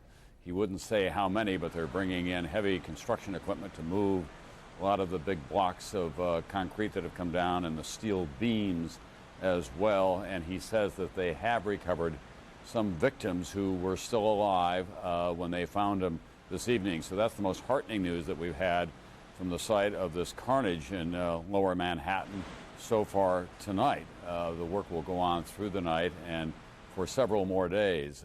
John Hanson, the assistant fire chief in Oklahoma City, reminded us earlier that in Oklahoma City the rescue efforts were going on for 7 days before they were called to a halt, and they had a full accounting of all the people who were missing. And as horrendous as Oklahoma City was, it will pale in comparison probably in terms of the number of people who were in the World Trade Center when those two buildings came down, say nothing of that 40-story building that came down later, although that area had been evacuated by that time. NBC's Maria Shriver is in our Burbank bureau tonight, and she has been looking at the people who were on those flights that were destined, most of them for Los Angeles, although one flight was headed for San Francisco. Maria, what can you tell us? Well, Tom, as you have been reporting, as you just mentioned, all 4 of the hijacked planes were headed here to California, 1 to San Francisco, 3 here to Los Angeles. And the news that came here to California when people heard that those flights were coming here brought this city almost 3,000 miles away from the New York World Trade Center to almost a complete standstill. Los Angeles was one of the first airports in the country to get the early morning call to close down. Los Angeles International is one of the airports that we've asked to be evacuated early on. That unprecedented move spread fear throughout the city that terrorism might be heading west. The city went into high alert. Federal buildings, City Hall, and the courts were all evacuated, and that was just the beginning. The chief of police attended an emergency council meeting and went on television to try and calm people's fears. We certainly want to, again, reassure the public that all is safe in the city of L.A. We certainly have no guarantees, but we're certainly looking at all of the precautionary measures to ensure that the community is as safe as possible. And while there were no terrorist incidents, nonetheless, businesses came to a standstill. Disneyland closed its doors not just in California, but throughout the world. Virtually all studios closed down, including Jay Leno, who suspended production for the rest of the week. Tonight's Latin Grammys were also canceled. So was Madonna's concert and sporting events for the near future. Even the Emmys canceled Sunday's award ceremony. A celebration and a comedy show would just not be something that would be appropriate for this country this weekend. By mid-afternoon, the state's governor felt it necessary to go on television and reassure all Californians that their state was indeed secure. First of all emergency services operations are up and running throughout California. Secondly, all law enforcement and firefighting personnel at the state level are fully deployed. But despite the pronouncements from elected officials, this was a state in fear and shock. It's like a movie. I can't believe that it could happen in this country.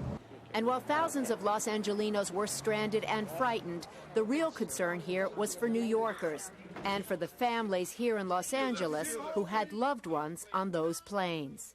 American and United Airlines asked the Salvation Army and the Red Cross to be available today to offer pastoral and ministerial services to the families of victims. It's just to be there and to say to them, we are here and we'll do whatever we can do to help you through this trauma and this pain. Tom, it's important to note that neither American Airlines or United Airlines have officially released the names of the passengers on those 4 flights. But however, some family members have released some names, most notably David Angel and his wife Lynn were on the flight from Boston here to Los Angeles. Angel is well known as the producer, one of the producers of the hit television show Frasier. His colleagues released a statement this afternoon calling him an incredibly talented, kind, and gentle man, a man of incredible personal faith as well. He perished on that flight. Also, as we've been reporting, I know you have also Barbara Olson.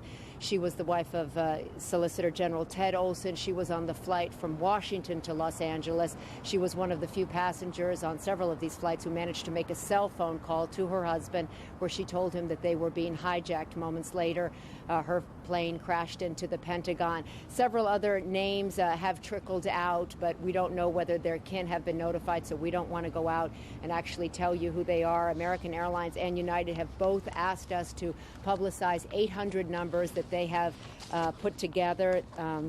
This is for family and friends who have questions, who want information about whether loved ones actually did get on those flights. The United hotline is 1-800-932-6555, and the American Airlines hotline is 1-800-245-0999. And they're quick to point out that people who are just who have no real personal connection should not tie up these lines. These are phone numbers for families, for concerned members of families who might have loved ones on those flights. But people here, if you flew over this city today, you wouldn't even recognize it because these normally clogged freeways were virtually empty. Many people kept their children at home from school, although the school system did go on as usual, and people have been asking the city to return to normal. But very much, this was a city very much in shock this morning. Throughout the day, people thought this terrorism might be headed this way. So we'll continue to keep you up to date on the California situation. Tom? Thanks very much, NBC's Maria Shriver. I suspect that was the case across the country as well, even for cities and small towns that were not the destination of these airplanes, that things did come to a stop today because it was one of those events in which America coalesces around its sense of national identity and shares the television set as well, trying to keep abreast of what has been going on. We're joined now by New York Governor Pataki, who has been down at the scene of this carnage all day long. Governor, tonight we heard a top New York City police official say that there are still people alive, that they do expect to recover some people from that wreckage throughout the night tonight. Is that your understanding as well? Well, we certainly hope so. The rescue efforts are ongoing, and they have the highest priority. We have the city of New York has the finest police and fire rescue teams in the world. They've been augmented by our state, National Guard, and federal help, and everything that can be done is being done, and we're just praying that we can recover some people who might be in the rubble right now. The New York City Firemen's Union reported earlier that it had lost 200 of its members when the buildings came down. Is there any confirmation of that you have independently? We don't have any confirmation of particular numbers, but we know this is one of the darkest days in American history, and our prayers are with those who have lost their lives, with the brave families of the firefighters and the police who risked their lives to save others and were victimized by this terrorist attack. And our prayers are with those who are afraid their parents might not come home tonight. But we're going to continue to have hope. We're going to continue to work to get through this and to make sure that everything is done to try to recover anyone who might still be alive downtown. That is the highest priority, obviously, and to treat those who have been injured and to recover those who have been killed. You have any sense at all as to when that financial district can return to some semblance of normality? Tom, as you know, we've closed New York City south of 14th Street for tomorrow. The point right now is to make sure the entire focus is on the rescue and the search efforts, and that the emergency crews can get in and out as easily and as readily as possible. And we'll make a determination tomorrow, probably at the end of the day, what additional parts of the city may be open tomorrow afternoon. But right now, the entire focus has to be on the rescue and search efforts. You used to have an office in the World Trade Center, didn't you? I had my office in the World Trade Center, and the state today has had many, many offices and many employees in the World Trade Center, and I had friends there this morning. And do you know what happened We don't to them? know. We don't know. We're praying, and we're doing everything we can to try to rescue them. Is there anything that the citizens of New York or surrounding areas should know in terms of what the city or what the state needs that they can do? Tom, the citizens have been great. I was down at Cabrini Hospital a couple of hours ago, and we had lines around the blocks of people in line to donate blood. They're not letting terrorists drive them from the streets, and in fact, they're coming together. We are going to, as this process moves forward, need EMTs, nurses, additional support as the frontline forces downtown now go through this and need relief. And we set up state hotlines for nurses, doctors, EMTs, and others. And we're also organizing additional fire and police support so that we can rotate services in and out. But the spirit has been enormous. This is a very dark day, but out of this death and destruction, you can see hope. And we're not going to let these terrorist barbarians take away our freedom and take away our hope. Finally, tough question, Governor Pataki, but what are your officials telling you about the population in those buildings when they came down? We just don't know. We know that a number of people did get out and were evacuated before the buildings came down. At this point, we just don't know how many were not able to get out. There's an unconfirmed report tonight from a New York radio station, Governor, that 2 men with a truckload of explosives were arrested at or near the George Washington Bridge. Do you know anything about that? We've had all sorts of reports and rumors, and we've been in constant touch with federal officials, with the FBI and the national security officials, and we have no confirmed report of any such activity at this point. I also spoke with the President and the Vice President earlier today, and they have no information that additional terrorist threats have been targeted at New York or anywhere else at this point. Obviously, no one knew or anticipated the attacks this morning, so we can never be 100% sure. But at this point, I'm unaware of any direct security threats that the federal government is aware of. Governor George Pataki, the governor of the state of New York, it's been a long and difficult day for you. It will not end at midnight tonight, obviously. We wish you the very best. Thank you very much, Tom. All right, Governor Pataki of New York. Barbara Olson, we have a picture of her, I think. She is the well-known CNN conservative commentator. Her husband is Theodore Olson, who is the Solicitor General of the United States, successfully argued on behalf of President George W. Bush before the U.S. Supreme Court in that contested presidential election growing out of Florida. This is a personal loss for the administration as well, because Barbara and Ted Olson were 2 of the most popular figures, especially in Republican social circles in Washington. They loved to entertain. They loved the opera. They were 2 people who were well known for their keen wit and their very keen intelligence. And she did get off a phone call to her husband on the cell phone before her plane crashed into the Pentagon today. So there is a personal loss at the White House tonight as well with the death of Barbara Olson. We're going to go now to Ashley Banfield, who is in downtown New York, not too far from the World Trade Center, where she has been throughout the day and had a very perilous experience herself. At one point, Ashley had to break some windows to get in the building to get away from the dust and smoke cloud. Tom, when the second tower came down, unfortunately, my producer and I found ourselves in a far too close a situation, and we were finding ourselves running from the cloud that consumed us, and we had to break into a nearby building just to breathe, and we were followed by a New York police officer and also a security guard from the World Trade Center. We couldn't recognize either of them because we were all covered in so much white dust at the time. It was barely recognizable except for his badge. I just want to get you up to speed on what's happening now. We've been watching a number of different emergency vehicles filing into this area, but we're also watching as a number of semi-trucks roll in as well. We've been told that about 24 semi-trucks as well as 60 different dump trucks have been lined up and ready to go in to move away some of the large debris. As you're about to hear in a moment, there's a reason why they're having to remove that large debris before they can actually continue this search, because most of the searching on the surface of these two stumps of what were the World Trade Center towers didn't really provide much to anybody. There wasn't much to be found at all, certainly no one alive. And what's strange is very few cadavers as well. I'm joined by one of the firefighters who was one of the first on the scene. Lieutenant Pat Clancy has just come out from 12 hours in sort of the ground zero area, and I just want you to describe for me what happened when you first arrived, Pat, on the scene and you ended up going up onto the rubble heaps. Myself and the firefighters from my company were ordered to go to, we were at a command post, we were ordered to go to where one of the towers was, I believe it was the Tower 1.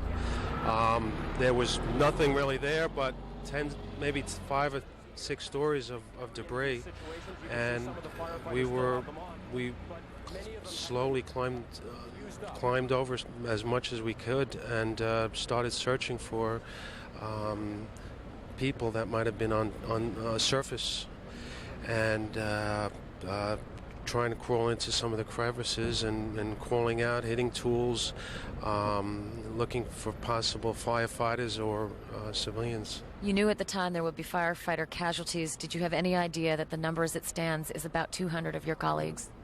We were assuming it would be a large amount, but firefighters, civilians, police officers, emergency workers, they're even a block away. There are fire trucks and police cruisers that are ambulances that are flipped over, burned out a block away. Just quickly, you were able to call your wife via our cell phones when you got out of your 12-hour shift. She had no idea you were alive. What was her response to you? She was hysterical, but I would imagine hundreds of firefighters are the same way, their wives. Lieutenant Pat Clancy, thank you for talking to us, and good luck. Stay safe. I know you're going back in tomorrow, so be careful. Thank you.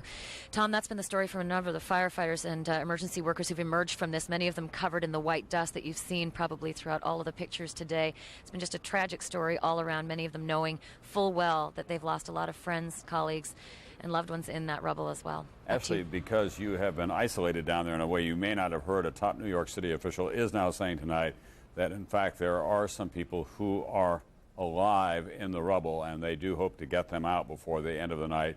He also said that they had recovered some people who were still alive when they got them out of the rubble, so there is some faint hope, at least, for people who have been trapped in there. We don't know the number by any means or how severely they are trapped at this time, but thank you very much. It's been a long and difficult and dangerous day for you, and we do appreciate your reporting. Let's go to NBC's Robert Hager now, who has some additional information for us on that United Airlines flight that left Newark bound for San Francisco and then was headed back toward the East Coast when it went down outside of Pittsburgh. Robert? A couple of pieces of key information. It comes from a briefing that Attorney General John Ashcroft has just completed for members of Congress at the Capitol Police Headquarters down near the Capitol.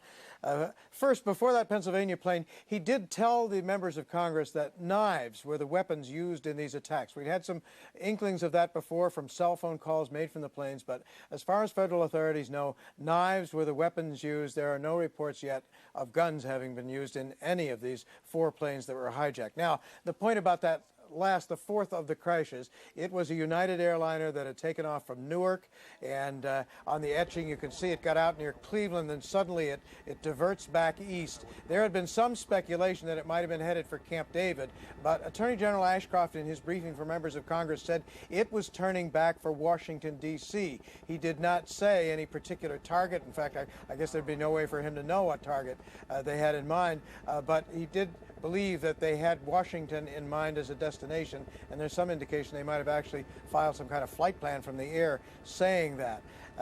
He also said one other thing, that plane was not shot down. Now, there'd been no evidence that it was, but there were rumors around earlier in the day. Many people wondered, gee, could they have heard that it was going for the White House or something? Could anyone have actually dared to have ordered it to be shot down, even with all those people on it, because of national security? But Attorney General Ashcroft put an end to that. He said the plane was not shot down from the air, not shot down by any missile. Tom? All right, thanks very much, NBC's Robert Hager. Any additional word, by the way, Bob, on when flights may be resumed? No, they're still saying noon tomorrow Eastern time is when they're going to consider it, but it's not certain that that's when it will come. At any rate, it's clear that there'll be a lot more security checks, that there's going to be, for openers, no more curbside baggage, and there are going to be scattered checks for identification and personal checks of handbags, that kind of thing. It's going to be time-consuming. All right, thank you very much. We've just heard a stunning number from the Pentagon. We've been trying all night long to get some fix on the number of casualties there. NBC's Jim Miklashevsky stands by now. Jim? Tom, the latest figures from Arlington firefighters, who are really in charge of the firefighting and rescue efforts here, an estimated 800 killed inside the Pentagon, many of them still buried in the rubble that you see behind us.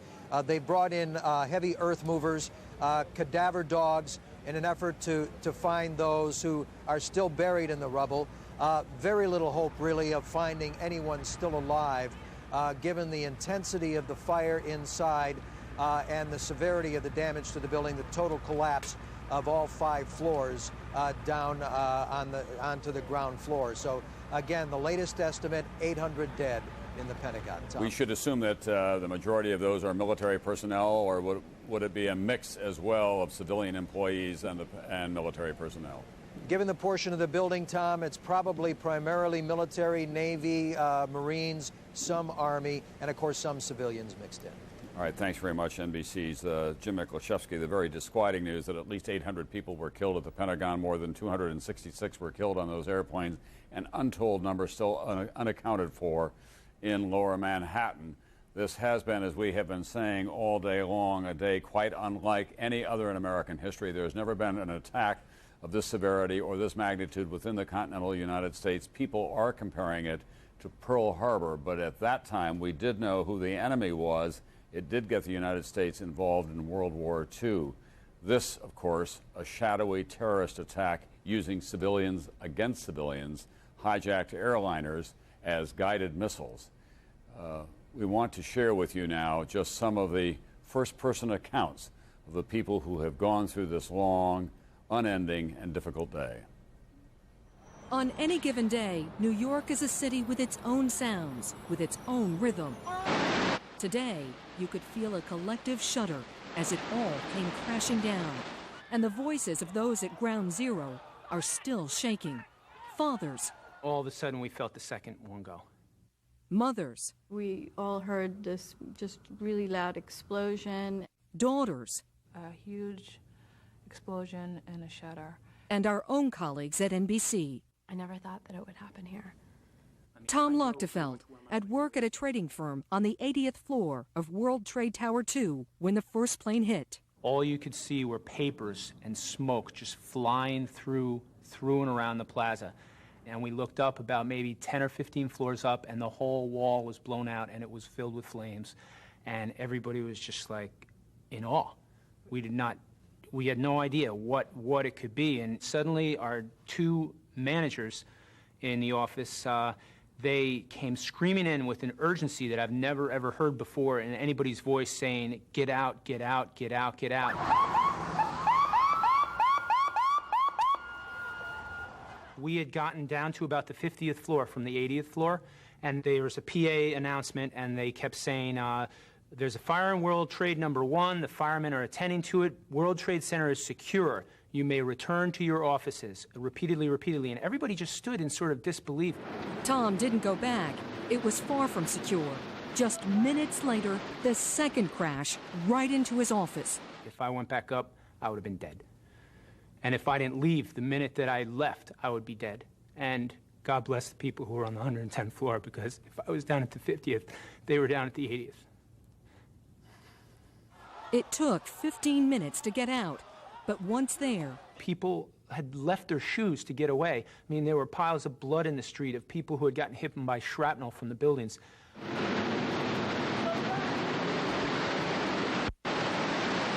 your wife, you know, she said to me that she thought she was a widow. I bet. Kim White was stuck on the 74th floor of Tower 1. The doors were locked. Why? I have no clue. We sat around for about 5, almost 10 minutes trying to find a door or get somebody with a key to come open the doors so we can get downstairs. If we had those precious 5 or 10 minutes, would have made that much of a difference. A difference because she barely managed to escape as the building was collapsing. Glass just flying all over the place, and we're not knowing which way to go because we didn't know which way the building fell. Once it hit ground, all you saw was blackness.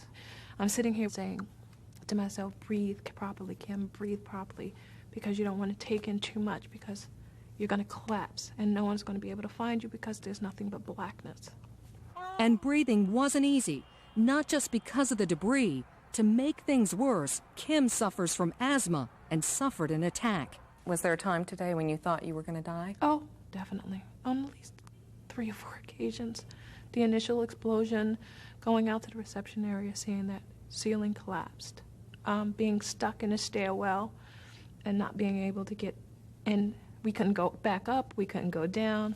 My life didn't flash before my eyes. I was just trying to get down far enough where, you know, I would be safe. And to the safest place and person. I just want to see my mother, that's all. I'm probably 32 years old, sleep with my mom tonight. Someone else's mother, Maggie Cusack, was also battling her way down from the 82nd floor of Tower 1. The building just shook, and you could see the stuff kind of flying down. You know, it was big. I mean, you could tell it was a large event. I believe all of my coworkers got at least out into the stairwells. I guess it was about the 27th floor. The firemen started coming up into the building. And I just felt that they were very brave, and you know, we were kind of clapping for them and wishing them luck on their way in. Are you thinking of the firemen because you fear that they were perhaps trapped in the building when it collapsed? I think they probably were. I think there were a lot of them that did get trapped in there, and I think that's very sad. They were all nice, young, healthy, good-looking guys, and I'm just really grateful that I got out before the buildings collapsed. A few moments ago, NBC's John Fratangelo with some of the people who went through the most terrifying day of their lives, their relief that they survived, their gratitude for the people who tried to save them, and their grief as well for their loss. Let's go to NBC's Rahema Ellis now. There is some, I'm told, exceptional videotape at Ground Zero. Rahema? Tom, indeed. I have just come back from Ground Zero. It's like going inside a disaster. We have some pictures we want you to take a look at. There's an eerie light that's cast over the entire area. Fire crews are hosing down the smoldering remains. There are firefighters everywhere. They are literally sifting through the rubble, trying to see what there is, who they might be able to find. I asked one firefighter, it is hard to imagine that anyone could survive this kind of devastation. But one firefighter said to me, we never give up. We will continue to search through this area until the very last word is given that we shouldn't search anymore. They are hoping against all hope that they can find someone out of this rubble. Tom, it is almost unbelievable. It takes your breath away to stand in what was the center of America's financial area, and now it doesn't exist anymore. There is still dust, choking dust. The air is so thick, it's very hard to breathe. It's very difficult to see. The firefighters, however, as I say, they refuse to give up. We went 1 block away from Ground Zero. It is the staging area where all the firefighters are. We talked with one of the chiefs who told us that he felt that they were able to bring someone out alive. He couldn't tell me what the condition of the person was at this moment, but he said that's what his firefighters are there to do, to see if anybody has been able to survive this tragedy. Tom? Rahema, did you see any evidence of people who were alive or hear from the firefighters around the ground about recovering some people who were alive? No, Tom, I did not. Every firefighter I talked to only shook his head, lowered his head in disbelief and sadness. But again, with the determination that they were going to continue to search until all hope was lost of finding anybody alive. They are continuing that search. Thank you very much. NBC's Rahima Ellis, the New York City police official who said earlier that he believed that people were still alive there. The hope may have been the father of the wish in that case. This day, you'll remember forever, whatever your age, wherever you live in this country. There are those days that, for the people who are alive in America, are etched forever in their minds. December 7th, 1941, Pearl Harbor. 1945, the end of World War II, victory over Germany and Japan, the death of FDR. November 22nd, 1963, the assassination of John F. Kennedy. The age of innocence came to an end in America. 1968, the assassination of his brother and Martin Luther King. 1974, the resignation of Richard Nixon. 1989, the death of communism, the fall of the Berlin Wall, the liberation of Poland and Czechoslovakia. 1990, the release of Nelson Mandela. And, of course, 1989 as well, Tiananmen Square and all that that meant to this country. 1968 also saw the landing of the man on the moon. And then the millennium, a new century, a new beginning of 1,000 years, new hope for this world and for America. 1 year in, on the 11th of September, the 9th month, 9/11/01, an act of terrorism that is tantamount to war, the most serious attack on this country since Pearl Harbor, the most devastating attack within the continental United States ever by a foreign force of some kind in more than 100 years. We'll all be tested by all of this, and we'll have continuing coverage. Many of your local stations will go to their local news now, but we'll have continuing coverage on this NBC station. Brian Williams will be here for a while, and I'll see you again at 11:30.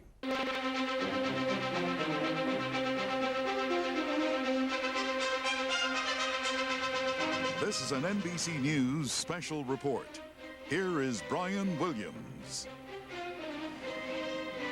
Good evening, and we welcome many of you joining us on the NBC television network to our ongoing, uninterrupted NBC News coverage of the attack and destruction today of the World Trade Center and the attack on the Pentagon in Washington, a structure that remains standing tonight with a collapsed side. This is the scene live in Lower Manhattan. The light you see, the searchlights assisting in the search and recovery effort on the ground. The smoke and dust still rising in a column over Lower Manhattan. And this is the news as we come on the air at this hour, 11 o'clock in the East. Thousands of people are feared dead, and among that number, firefighters in the city of New York, 200 of whom might have died today doing their jobs. The Pentagon casualties, dead and wounded, may number combined up to or over 800. And just tonight, the FBI en route to a report of a truck filled with explosives on the George Washington Bridge, the stately span between New York and New Jersey. This following a day that has shaken the confidence of millions of Americans in their nation, the safety of air travel, and the safety of society and big cities in general. NBC News correspondent Rahima Ellis has been on a tour of the inner ring, the secured area tonight where the fire and explosions took place. Rahima, good evening to you. Good evening, Brian. It was a self-directed and self-guided tour. Myself, two producers, and an incredible cameraman. We managed to make our way past the security guards and the police officers and get right down into ground zero. I've got some pictures. I want to take you inside a disaster. What you see here is all that's left of the World Trade Center area. It is an unbelievable scene of destruction. There are firefighters all over the area. They are hosing down what is left of the buildings. And Brian, I must tell you, there is not very much left. It is hard to imagine that anyone could survive the devastation that has occurred in this area. But as one courageous firefighter said to me, they will continue to search until all hope is lost. They say they never give up hope. Tonight also, one of the deputy fire chiefs told me that against miracles, or miracles that you might not think would happen, it seems one may have happened. They think that they have been able to bring someone, or maybe more than one person, out of this rubble alive. He said he did not know the condition of the person at this point, but he said when they brought the person out, the person was alive. It's hard to imagine, and I don't think that the pictures really are able to give you the sense of just how devastating it is in that area. There are searchlights everywhere. Again, fire hoses are hosing down the building, and there are no people in the area with the exception of a very few number of crews. Everyone else is emergency personnel doing everything they can, sifting through this rubble, trying to see if there are any survivors. Brian? Rahima, I was surprised to see the pictures of some of the rib cage, if you will, standing there of the Trade Center. But people are not, as I kind of presumed they would be, pouring over every bit of the wreckage. I guess the hot spots are just still too hot. They haven't been extinguished for that long. Indeed, they are too hot. One other firefighter told me that they're sending in teams of firefighters, but they cannot stay inside very long because here we are more than 12 hours after the initial explosion and the initial plane that went into the World Trade Towers. He said the area is still extremely hot. It's almost unbearable. So the firefighters go in for a short time, trying to see if they can find anyone, and then they come out and another team goes in. Rahima, it looks like the surface of the moon. It does indeed. In fact, someone said it almost looks like snow has fallen also. Brian, I should tell you. We walked through this, and it is up to your ankles that you're walking through stuff that is dust, that is ash, that is everywhere. It is choking. Everybody has on these different kinds of masks and goggles, if you can get them, because it's very hard to breathe. It's very hard to see. Rahima Ellis, after tonight's rather courageous and self-guided tour, our thanks to you and to the technical crew who went along with you, Rahima, tonight down there in Lower Manhattan. I might add at some risk, extraordinary pictures and reporting out of there. To the other target today, again, a total of 4 commercial aircraft hijacked. All 4 went down. Passengers on board, all feared, presumed dead. The other target, the Pentagon, where one side of the building tonight has caved in, but the Pentagon, along with the Department of Defense, still stands. With new videotape from that scene tonight, NBC News correspondent John Palmer. John? Good evening, Brian. At this hour, the west side of the Pentagon building is bathed in searchlights as the search and recovery operation continues. We do have the first word now. This has gone on for 13.5 hours since that hijacked American Airlines plane crashed into the side of the Pentagon. The first word about casualties, not totally definitive, but the first word is about 800 casualties, including the 58 passengers aboard that hijacked plane and the 6 crew members. We've seen a lot of heavy equipment going in there. We've seen some digging in the rubble. There are cadaver dogs, there are search dogs. A new team of firefighters has just moved in within the last hour to relieve those who have been battling the flames for 13 hours. Throughout the last 5 or 6 hours, we've seen flare-ups on the roof of the Pentagon building. Those have mostly dissipated now. There's a white smoke still coming from the building, indicating that a lot of water now is all over the place on those fires. For a long time, there was a problem here with rescuers not being able to approach the debris because it was so hot and fires continued to flare up. From time to time this evening, every 15 or 20 minutes, we see an ambulance, its lights flashing, but no siren, not moving very fast, leaving the scene and heading away from the devastation here on the west side of the Pentagon. Again, the best estimate we have at this particular time is 800 casualties, including those unfortunate people who were aboard the plane that crashed. This all occurred about 9:30 this morning, when most of the people inside this building were glued to their television sets like people all over America, looking at the tragedy that was unfolding at the World Trade Center buildings. And then there was a loud noise. Some people felt a tremble of the building. Soon smoke came into the building, an alarm went off, and people inside the Pentagon then were ordered out into the parking area.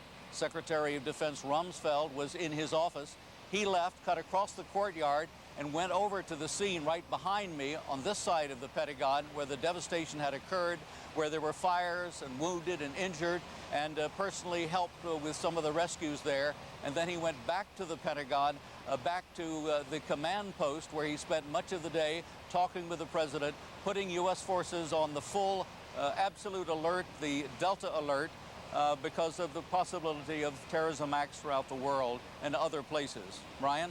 John Palmer at the Pentagon for us tonight. John, thank you for your reporting. Thank you. We've been talking all day about the cruelty of using commercial aircraft as, in effect, loaded bombs, as weapons in this case. Veteran correspondent Robert Hager, who covers aviation so well for NBC News, is with us from the Washington Bureau. And Bob, I know you have a report on this kind of day in the life of these 4 flights. But when you think about it, these commercial jets people are so used to seeing them near the Trade Center, near the Pentagon. Both structures have airports right nearby. That before they got very close, prior to impact, people wouldn't give it a second thought. They wouldn't. The planes often make that turn over lower Manhattan on the way into LaGuardia, and although much of Washington, being the official federal city, is considered out of bounds for commercial aircraft, that corridor right down the Potomac River is open because that's the approach into National, and the Pentagon lies right along that corridor. Well, tonight, civil aviation around the country is at a standstill. All flights are grounded at least until noon tomorrow. When and if flights resume, it's going to be vastly increased security. But first this day, what's known about these terrible events? The string of events that results in these 4 horrific crashes begins at Boston's Logan Airport, 7:45 a.m. American Flight 11, 767, with 92 on board, supposed to fly Boston to Los Angeles, but over New York State, it's diverted, forced to fly south, directly into the North Tower of the World Trade Center. A long day of carnage is underway. Back in Boston, United Flight 175, another 767, with 65 aboard, is already in the air, also bound for Los Angeles, 15 minutes behind the first flight, when it too is hijacked. This, the actual plane, as it hits the South Tower of the World Trade Center. 8:10 a.m., American Flight 77, a 757 with 64 aboard, has taken off from Washington's Dulles Airport, also bound for Los Angeles. It, too, taken over and loops back into the Pentagon. It slices in at an angle, leaving a deadly and ugly gash in the nation's military nerve center. And finally, 8 a.m. out of Newark Airport, United's Flight 93, a 757 with 45 aboard, bound Newark to San Francisco, hijacked as well, but crashes short of whatever its intended target is, comes down in rural western Pennsylvania. Eyewitnesses there. And I heard a loud noise, and I happened to look up, and it was a plane. It was real low to me. It sounded like it was running fine to me. I just kept watching. I watched it go nosedive straight into the ground. You could see where the plane made the initial impact in the ground, and it was still on fire. It made a crater probably 30 feet by 30 feet, and it's probably 15 or 20 feet deep, and there's just debris scattered within probably a half-a-mile radius.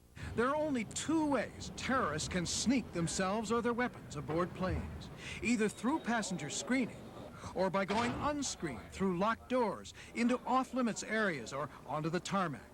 Periodic FAA tests have found plenty of flaws. Found when government agents tried to sneak into secure areas, they were successful more than 2/3 of the time.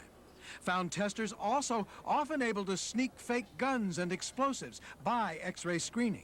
Once aboard, many speculate the hijackers must have disabled crews and taken over the plane's controls. More likely that than forcing a pilot with a gun at his head to fly right into the World Trade Center, for instance. Former American Airlines pilot Jim Tillman. It is inconceivable to me that any airline pilot would allow anyone to force him to fly into an inhabited building. I cannot imagine how any pilot could be conscious or capable of doing anything to control that airplane at the time that it was directed at one of these buildings. Terrorism specialist Neil Livingstone. I suspect that what we're going to find is that the pilots were overwhelmed, perhaps dead already, and that trained pilots from the hijacker camp were in charge of those aircraft and were willing to die for their beliefs. If there was time, if there was, the crews may have been able to press a button in the cockpit and send out a coded warning to controllers that there was a hijack in progress.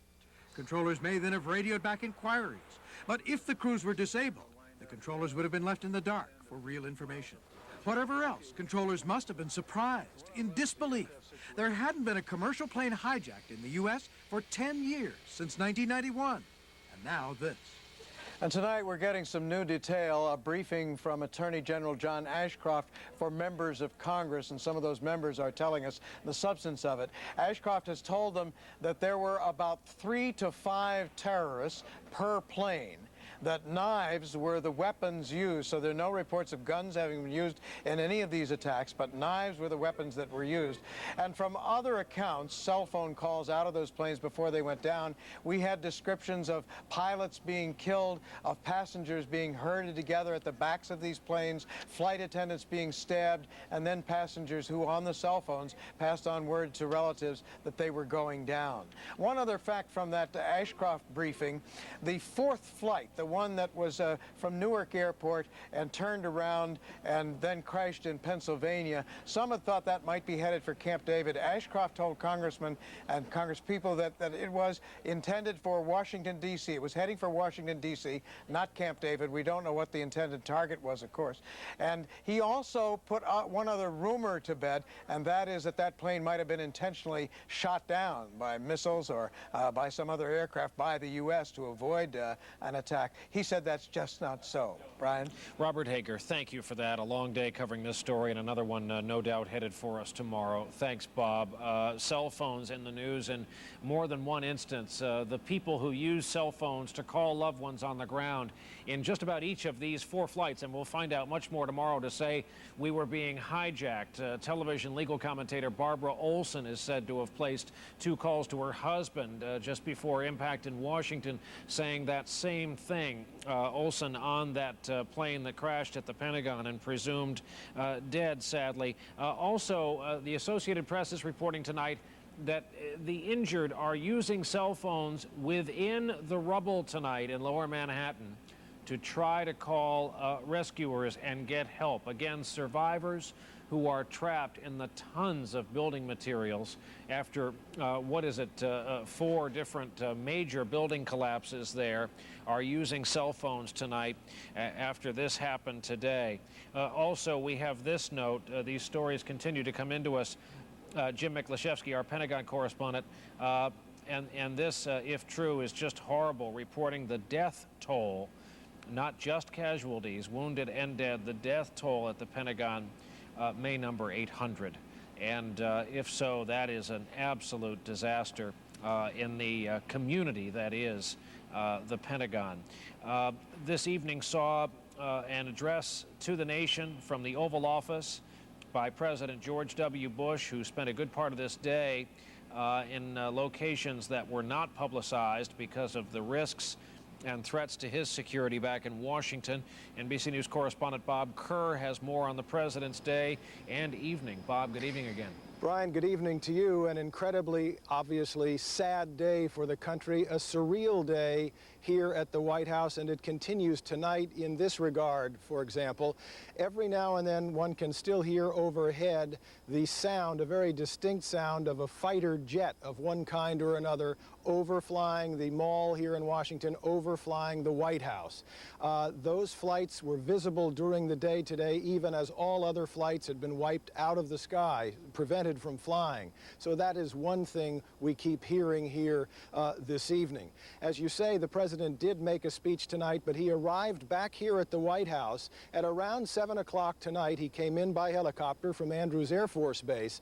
The interesting thing to see, though, is that as the President flew around today, and I think we have some pictures to show you of this, from Air Force One, you could see clearly the Air Force One plane was covered, if you will, tracked, if you will, by fighter jets, one on each wing and others unseen in the air. So there was a heavy, heavy, unusually heavy security presence guarding the President of the United States today as he traveled first from Florida, where he was making some routine appearances, and then was flown for his protection to an Air Force facility in Louisiana, and then on to another military facility in Nebraska.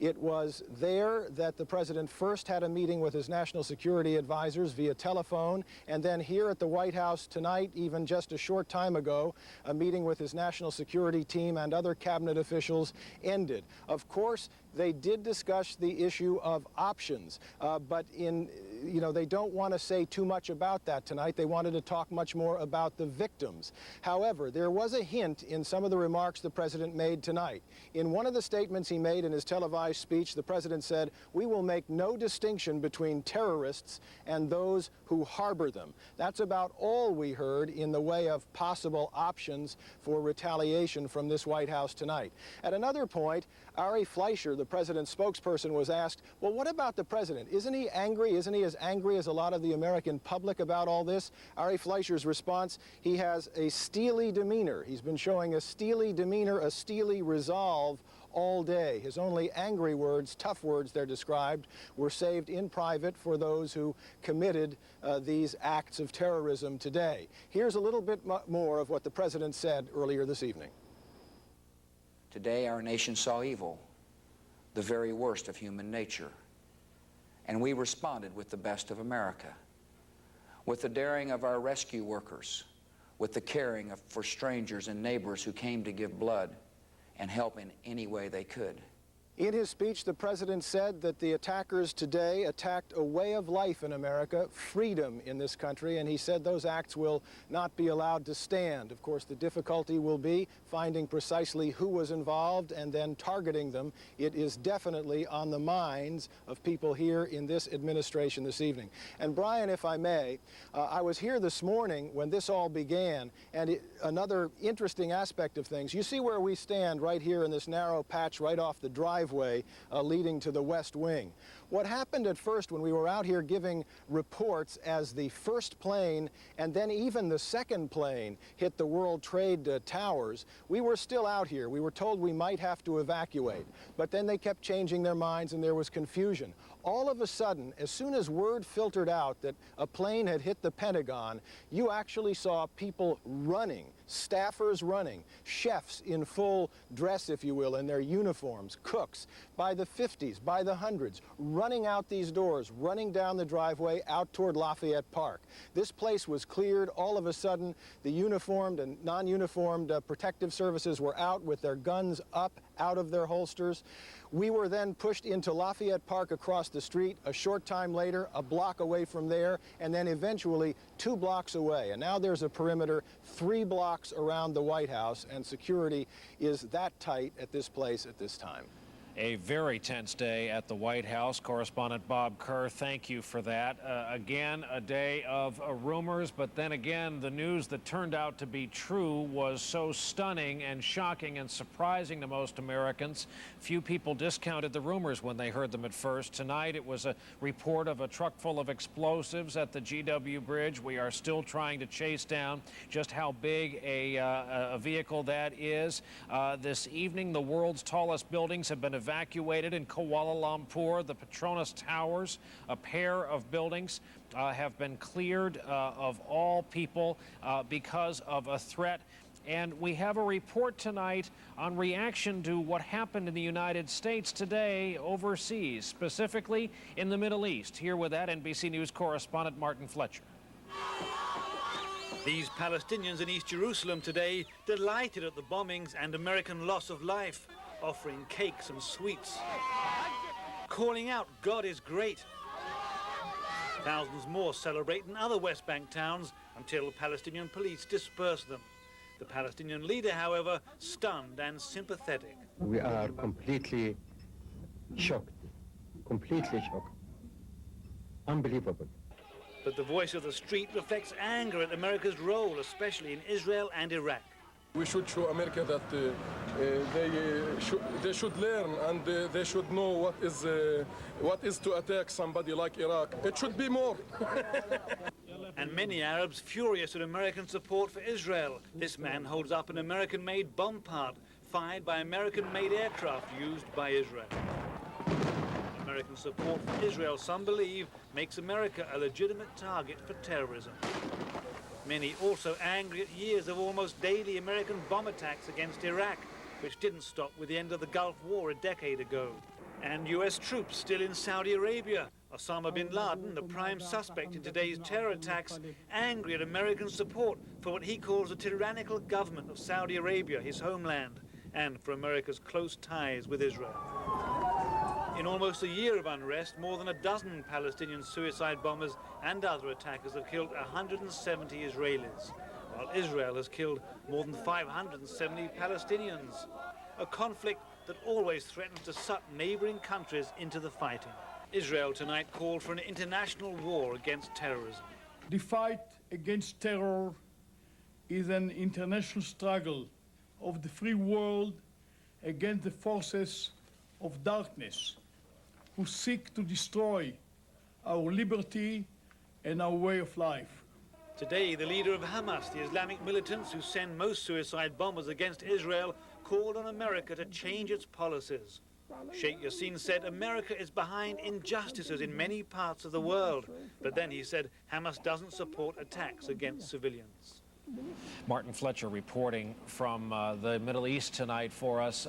We are back and to continue a discussion that we had to break off in the last half hour with friend, historian, and author Doris Kearns Goodwin, who's been kind enough to join us this evening from Boston.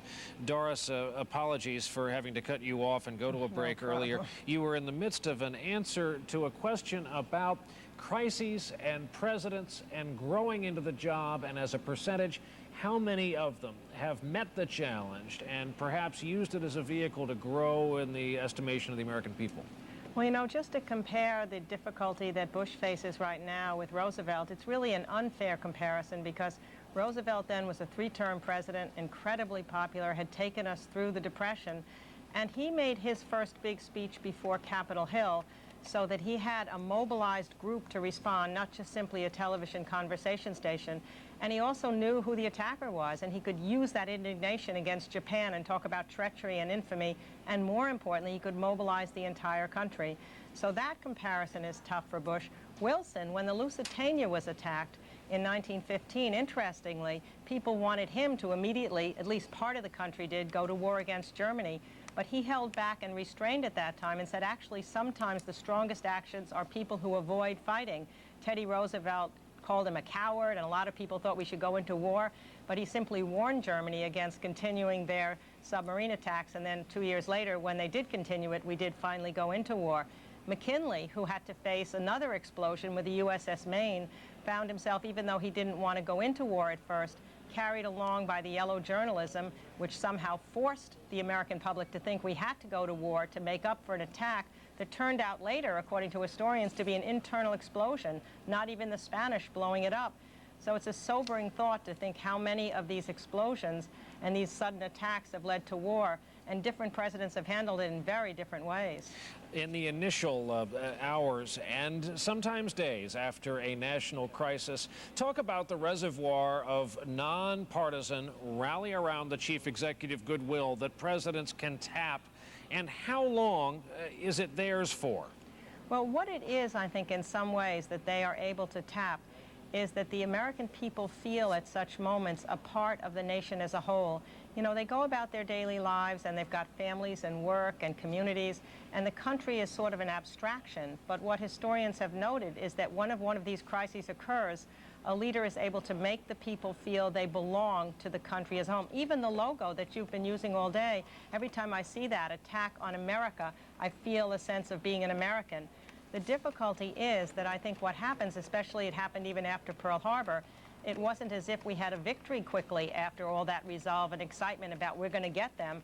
There were a whole string of failures, and then the leader's more continuing task is how to keep that confidence, to keep that determination over the long haul. And here, that may be an even greater problem if there's not a swift action as to what we're going to be able to do. And we can't even call on the American people to be as involved as in a rubber drive or a scrap drive or joining the Army as volunteers. There aren't as many activities so they can feel a part of it as there were then. And there's no case law, no model, no playbook for this new president to follow. At his doorstep this morning, almost literally landed this huge foreign policy, domestic policy crisis. The only playbook I think that he has, not the event itself, not the actual terrorist attack, because this is a new world in some ways, but presidents in the past who've gotten through these crises have shown a certain number of traits.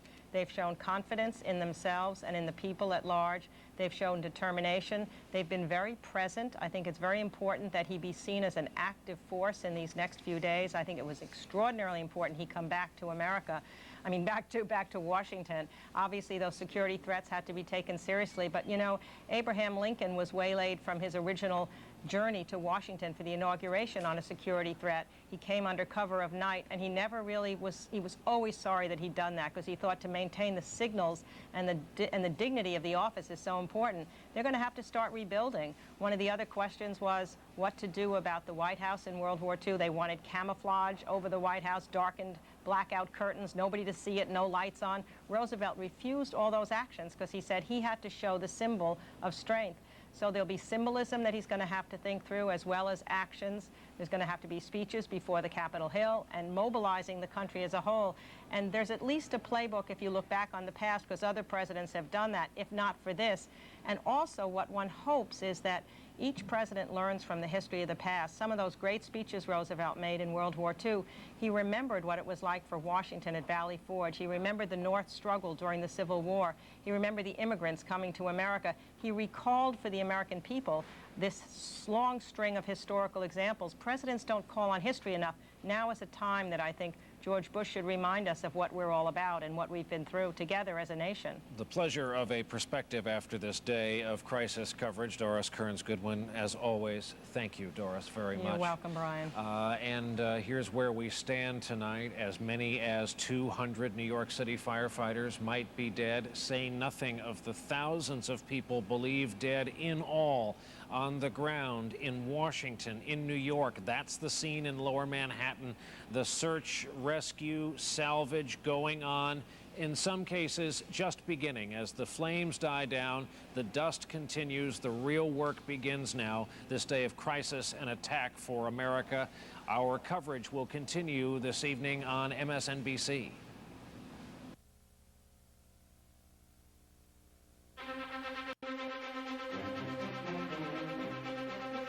This is an NBC News special report. Here is Tom Brokaw. Good evening, everyone. It is 11:30 Eastern Time on the 11th day of September, a day that on the clock at least is drawing to a close, but the long nightmare that this country has been suffering all day long continues well into this night, through the next day, and well beyond. You are looking now at the Pentagon, where Pentagon officials are saying at least 800 civilian and military personnel were killed when a hijacked airliner was driven into the side of the Pentagon this morning after that attack on the World Trade Center in New York. The most concentrated and efficient and cold-blooded terrorist attack on America in its long history, the most serious attack since Pearl Harbor. President Bush is back at the White House tonight. He has pledged to the American people that those responsible will be brought to justice, and any nation that harbored them will suffer the consequences as well. In Lower Manhattan, frantic rescue efforts continue underway. The collapse of two 110-story towers and another 40-story building, tons of rubble and steel and debris and smoke. But now New York City police officials are telling us that some people trapped in the rubble are on their cell phones saying they're still alive. Let's go to NBC's Rahema Ellis now and get the latest from her. She's had a tour of Ground Zero. Rahema? Tom, I'm about 15 blocks right now from the World Trade Center, but with two outstanding producers and an incredible cameraman, the four of us made our way past the police barricades and right into the heart of the disaster. Take a look at some of these pictures. The firefighters are still hosing down the smoldering remains of what is left of the World Trade Center area, and the emergency searchlights cast an eerie glow over this area. It is absolutely frightening and devastating. There is no one in this area except emergency workers. They are literally raking through the rubble, hoping that they will find someone alive. And in a miracle of miracles, within the hour, I was told, they did pull one man, a Port Authority worker, from the rubble alive. 30 minutes prior to that, A fire department official told me they pulled another man from the rubble. We understand he is also a Port Authority worker, that he was pulled alive from the rubble and taken to a nearby hospital. It is almost unbelievable to think that anybody could survive what has happened down in that area, Tom. It is just covered with dust and soot. It is difficult to see. It is very hard to breathe. Nonetheless, the firefighters are going inside, but there are still fires that are breaking out throughout the area. As one firefighter told me, they're going in teams, but because it is such an unbearable heat, they can stay in for only a short time, and then they have to come out. But in the staging area, the deputy fire chief said they will continue to send in waves of firefighters all night long. They are not giving up hope that they might find more people alive. Tom? NBC's Rahema Ellis, those are extraordinary pictures that you're sharing with us now. This is from earlier today, the collapse of those twin towers of the World Trade Center. There have been rough estimates that there may have been as many as 20,000 people inside at the time. Many of them were able to escape through the stairwells when the planes first hit the building number 1 and then building number 2, but then thousands more were trapped inside and they have not been heard from. There were not as many patients at the New York City hospitals as people had anticipated because simply there were not that many that they were able to get out of there. Then when the buildings came down, emergency rescue personnel, firemen and policemen were in the area. The New York City Firemen's Union reports that at least 200 firemen were killed at that time, although city and state officials, including the mayor and Governor George Pataki, say that that number cannot be confirmed. People are saying quietly that they do expect the death toll could be in the thousands. That's the scene in New York City. We want to get you an update now on what is going on in Washington, D.C. at the Pentagon, the emblematic building of the United States military, a fortress that it was attacked today by a hijacked airliner. And tonight we got the stunning news that the military is saying that 800 people at least were killed in that attack. NBC's Jim Miklashevsky is there now. Jim? That's right, Tom, and there's little hope of actually finding, unlike at the World Trade Center, of finding any survivors here. One of the reasons is you look back at the devastation and you can see where the 757 American Airlines that was hijacked by the group of terrorists who were at the controls. When they slammed the plane into the side of the building, the plane sliced deeply into the building. What you're looking at here is called the E-ring. There are 5 rings to this building, and the plane continued on through the E-ring, through the D-ring, into the C-ring, where the damage occurred. But one of the problems is, even as the upper floors collapsed down on the wreckage, there was an intense fire that burned for hours. So the hopes of finding any survivors is very dim tonight. Firefighters seem to have finally gotten the fires under control as they continued to flicker and actually burst through the roof throughout the evening. They'd bring back in the trucks and hose it down, only to find a fire pop up somewhere else in that section of the building. But for about the past hour and a half or so, we haven't seen any more flames. But according to local fire officials, the rescue workers are now in the scene there. We did see some heavy earth-moving equipment moving some of the rubble, a clear sign that they don't expect any survivors underneath. And those rescue workers with cadaver dogs are going through the rubble in search of what now local fire officials say may be as many as 800 dead. Tom? NBC Jim Miklashevsky. They're operating really on 2 tracks at the Pentagon, aren't they, Jim? They're trying these rescue efforts in the portion of the building that was attacked by the airliner, but at the same time, America has its military forces around the world on highest alert. So the military operations have to continue out of that same building. And they're continuing apace, Tom, and it was almost in defiance of this attack today that Secretary Rumsfeld and Chairman of the Joint Chiefs Hugh Shelton held a news conference in the Pentagon, at the opposite end of the building, but nevertheless in the Pentagon, even as this devastated portion here continued to burn. And during that news conference, Chairman of the Joint Chiefs Hugh Shelton issued a pledge that America would retaliate against those responsible. And I can tell you that for some time that the U.S. military has always had a variety of contingency plans in place to attack various terrorist targets. In this case, the prime suspect, Osama bin Laden. Military officials confirmed tonight that the Pentagon, the White House, national security advisors are taking a very close look at all those plans tonight. One immediate step that the military took, the aircraft carrier Enterprise had just left the Persian Gulf, was on its way home, and the Pentagon said, not so fast, stay there, we may need you. All right, NBC Jim Miklaszewski at the Pentagon tonight. Jim, stand by as you have all day long. We'll be coming back to you later. A couple of other quick updates on what's been going on in the nation's capital at the White House. The president had a long day going from Florida to Barksdale Air Force Base in Louisiana, Strategic Air Command headquarters at Offutt and Omaha, then back to the White House for a short address to the nation tonight. Senior White House officials say he'll begin his day tomorrow with a National Security Council meeting. They also say that they're putting out what they call an administrative alert to all federal employees, requesting that they donate blood tomorrow. There have been lines around the block here in New York at hospitals that are taking blood. Officials also say that the airports in America are on track to open at noon tomorrow. Here in New York City, the mayor and the governor both have said to the citizens of the city and the people who do business here, tomorrow's a good day to stay home, be with your children or your family, because this is a deeply wounded city. They've got in lower Manhattan an enormous rescue operation underway. The rest of the city obviously is in a state of psychological shock at this point as to what has happened. Let's listen to Mayor Rudy Giuliani and some of what he had to say just moments ago at a news conference in New York City. The rescue efforts will obviously go on all night. We have been able to rescue two people, two Port Authority police officers who are alive. I do not know what condition they're in, but we are hopeful that we'll be able to rescue some more people.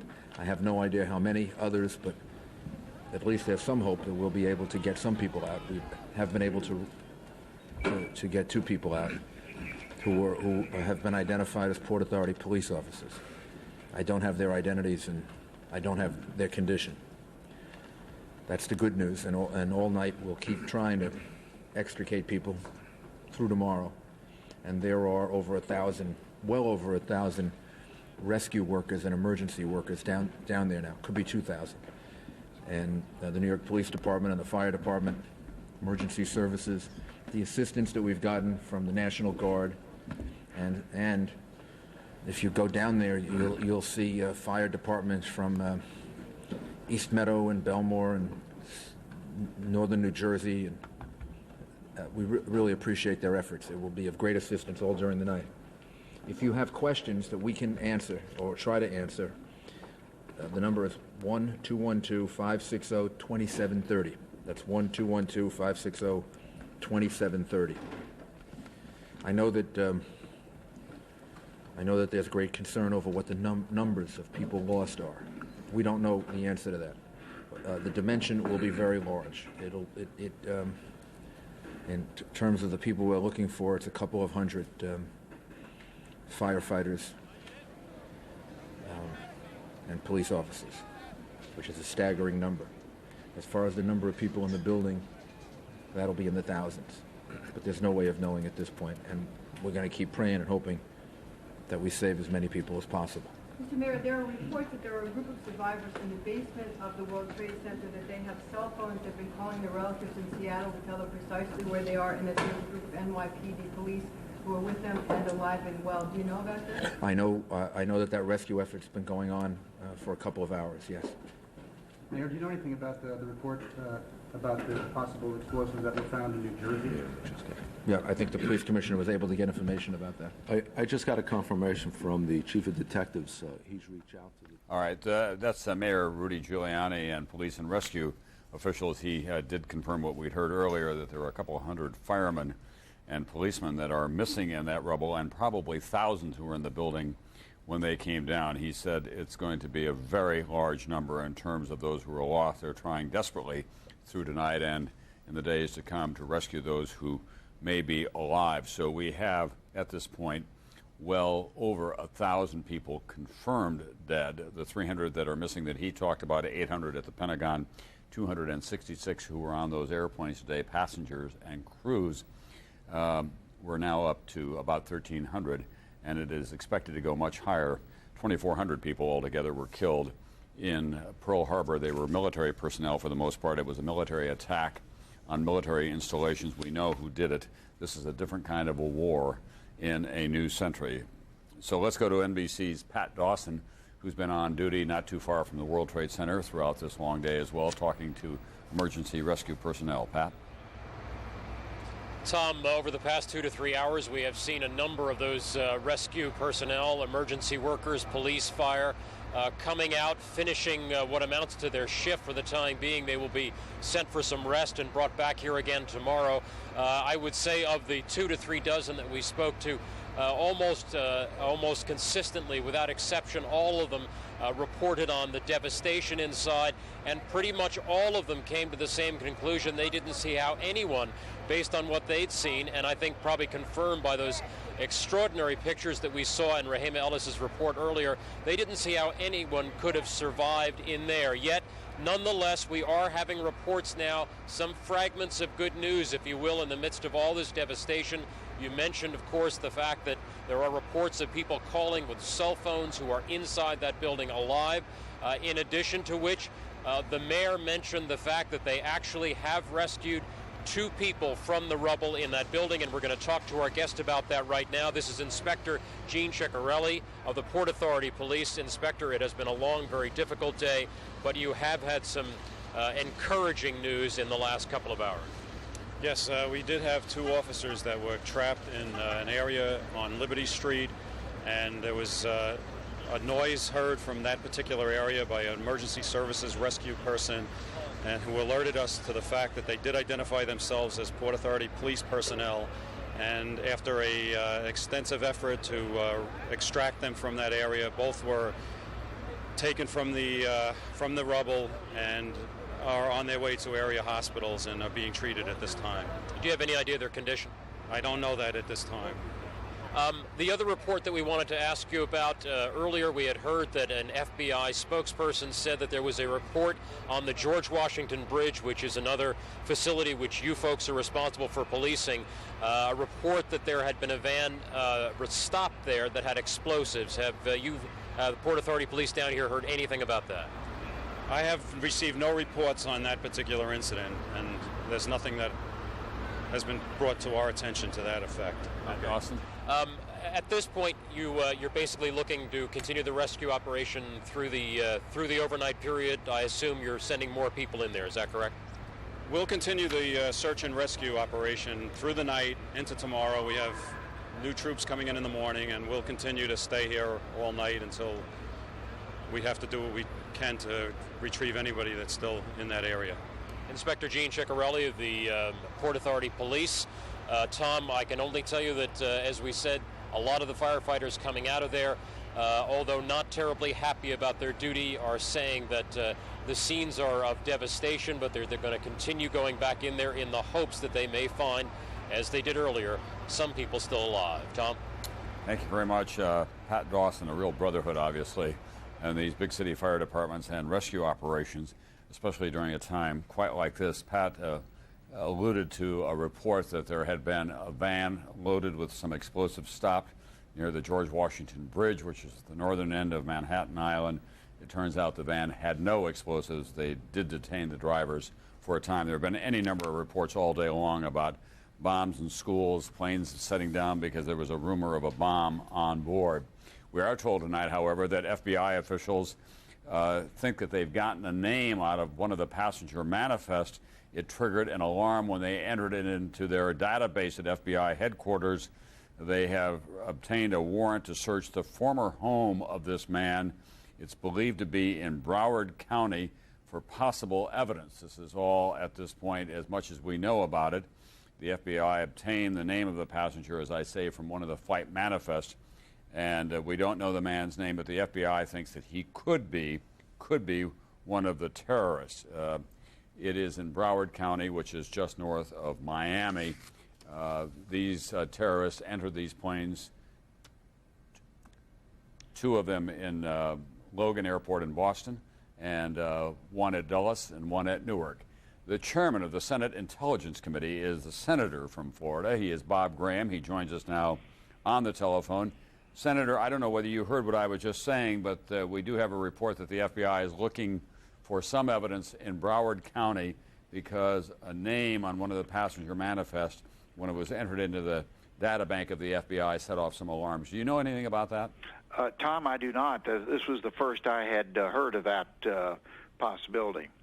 Everyone continues to say that all the suspicion centers primarily on Osama bin Laden, the Saudi dissident, who is widely believed to be harbored by the Taliban in Afghanistan. Is that what you're hearing as well from American intelligence agencies? I have not had a specific briefing from the CIA or FBI. We will do that tomorrow. And my feeling is that prudence would be to withhold premature judgments. It's important that we determine who the perpetrator was, but it's also important that we get it right. You may remember after Oklahoma City, the first assumption was that it was an Islamic group. It turned out to be a United States militia group. We're going to respond, as the president said tonight, very forcefully against whoever we determine to have committed this horrendous act. So we need to be sure that we are responding against the right person or the right supporting state. Senator, there have been any number of terrorism experts on the air tonight and throughout this day who are saying, well, we shouldn't be surprised by the fact that there was a terrorist attack. We've all been expecting that, although most of them were stunned by the complexity and the magnitude of it all. But have we turned a deaf ear to all these warnings about how vulnerable America is to terrorism? I don't think we've turned a deaf ear, but we have been allowing our front line of protection against terrorism, which is our intelligence services, to gradually degrade.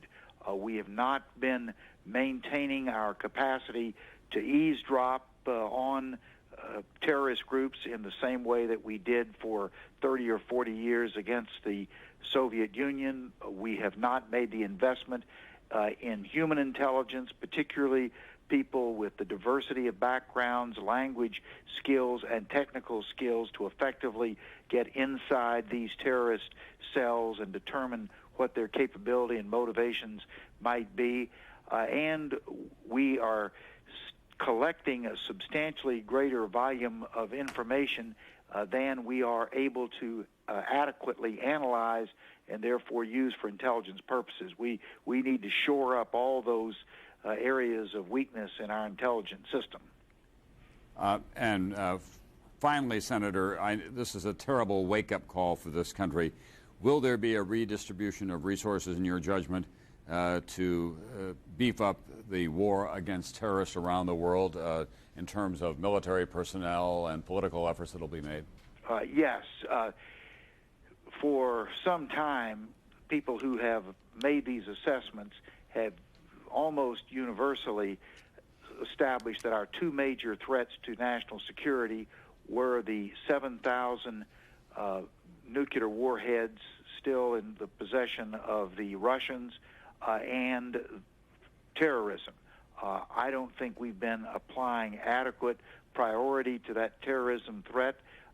This will be a wake-up call. It's a terrible thing that it took such a loss of life and a shock to the American people to do so. But I think as we look back from some perspective of history, September the 11th, 2001 will be the turning of a page in the history of America, and in this new chapters that we're about to write, we'll be putting the kind of importance and resources behind the challenge of terrorism that the threat deserves. Thank you very much, Senator Bob Graham, who is chairman of the Senate Intelligence Committee, Democrat from the state of Florida. We're joined now by one of the most highly regarded terrorism experts in America, Brian Jenkins, a veteran of Vietnam. We heard earlier today one of the firefighters in New York saying, I was in combat for a year. I've never seen anything like this. As you look at these scenes, is there any doubt in your mind that we are in a state of war with terrorism, Mr. Jenkins? No, I don't think there's any question about it. The scale of the incident is unprecedented in the annals of terrorism. And indeed, we have to go back. I think even I'm not even sure the metaphor of Pearl Harbor, which has been used frequently today, is adequate. At Pearl Harbor, there were approximately 2,400 casualties. It's entirely possible that we will see, I hope not, but it's possible that we will see those figures surpassed today. This brings to mind the images that one saw of the Blitz in London, of the cities in Europe during World War II. But in those cases, both Pearl Harbor and the Blitz, we knew who the enemy was. And in this case, they hijacked civilian airliners, used innocent civilians as weapons against other innocent civilians, and we don't know who they are. So it is a whole new form of warfare for a new century. It is completely different, and we're not going to have in this type of warfare the satisfaction of landings at Normandy Beach or anybody coming out on the decks of a battleship to ultimately sign a surrender. And that is going to create inevitably some frustration between, on the one hand, the anger that this incident will create. Right now, the American people are stunned, they're frightened, they're alarmed, and that's understandable, but that will very quickly congeal to anger as we fully comprehend the cost, the carnage of today's attacks. There's going to be frustration between that and our ability to achieve what will be seen as victories in this war against terrorism. You know, Tom, I think people don't understand that the war goes on constantly. There are constant reports, intelligence reports, threats, warnings that we react to. We react to them by issuing alerts, in some cases by increasing security at a particular location, in some cases by evacuating an embassy. And those actions, in some cases, thwart the terrorist plans. But those victories are invisible. We can't count things that don't occur. What we see are the failures of intelligence, the failures of security, as we see here today. Brian Jenkins, thank you very much for joining us tonight. We now have some more details about what was going on these airliners. Cell phones are ubiquitous in American life, including on these planes as they were being hijacked. There are a number of both instructive and poignant stories that we're hearing. One man and his wife and his child were on a flight. They called his father twice to say that the stewardess had been stabbed, and called a second time to say that the plane was going down. The man was identified as a former Easton, Connecticut resident, Peter Hansen. A minister confirmed the cell phone call to his father, Lee Hansen, an official in Easton, a small town which is near Bridgeport on the coast. He called to his parents' home, and so in that way they were together at that moment, according to the Reverend Bonnie Bardot, as she was describing what transpired between this young man and his family on the plane before it went down. Another flight attendant on one of the American Airlines flights managed to call an emergency number as the flight was being hijacked, and she said that one of her fellow attendants had been stabbed. A San Francisco woman told KUTV in San Francisco, in that area, that her son, Mark Bingham, 31 years old, called her from aboard the United Airlines Flight 93 that crashed in Pennsylvania, saying, "We've been taken over. There are 3 men that say they have a bomb." That is Alice Hoagland quoting her son calling from the flight. This is what happened mid-morning today after the towers had been hit by the plane. They simply began to collapse. First tower number 2, which took the most severe hit, that's the one that had the huge fireball. The architect who designed these buildings later told NBC's George Lewis that the heat was so intense that the structural steel in a building like that will melt within 3 or 4 hours. Well, the heat was so intense it melted in a shorter time than that. Then the second one went down. These are 110 stories high. Many people were working in the building at the time. Some of them were trapped above what you see there. Others were below, still trying to get out. And, of course, it's very hard to imagine that there could have been very many survivors in that kind of collapse of steel, concrete, electrical circuitry, and glass. It created a kind of tornado effect in the canyons of Manhattan. A number of the NBC News correspondents were trapped, many of them in grave danger, as well as a lot of rescue workers, obviously, and other people who were in that area. And there are reports that between 200 and 300 firemen are missing who were in there at the time trying to rescue personnel. We heard earlier in a report from Dawn Fratangelo about a woman who was coming out of the building. She said the firemen were going up and she just knows that they were lost. These are the people who were watching that at the time. Let's go to the White House now, and NBC's Campbell Brown, who is in Washington, at least, if not at the White House. And tomorrow morning, the President's Day will begin early after this long and arduous day in which he addressed the nation tonight, Campbell.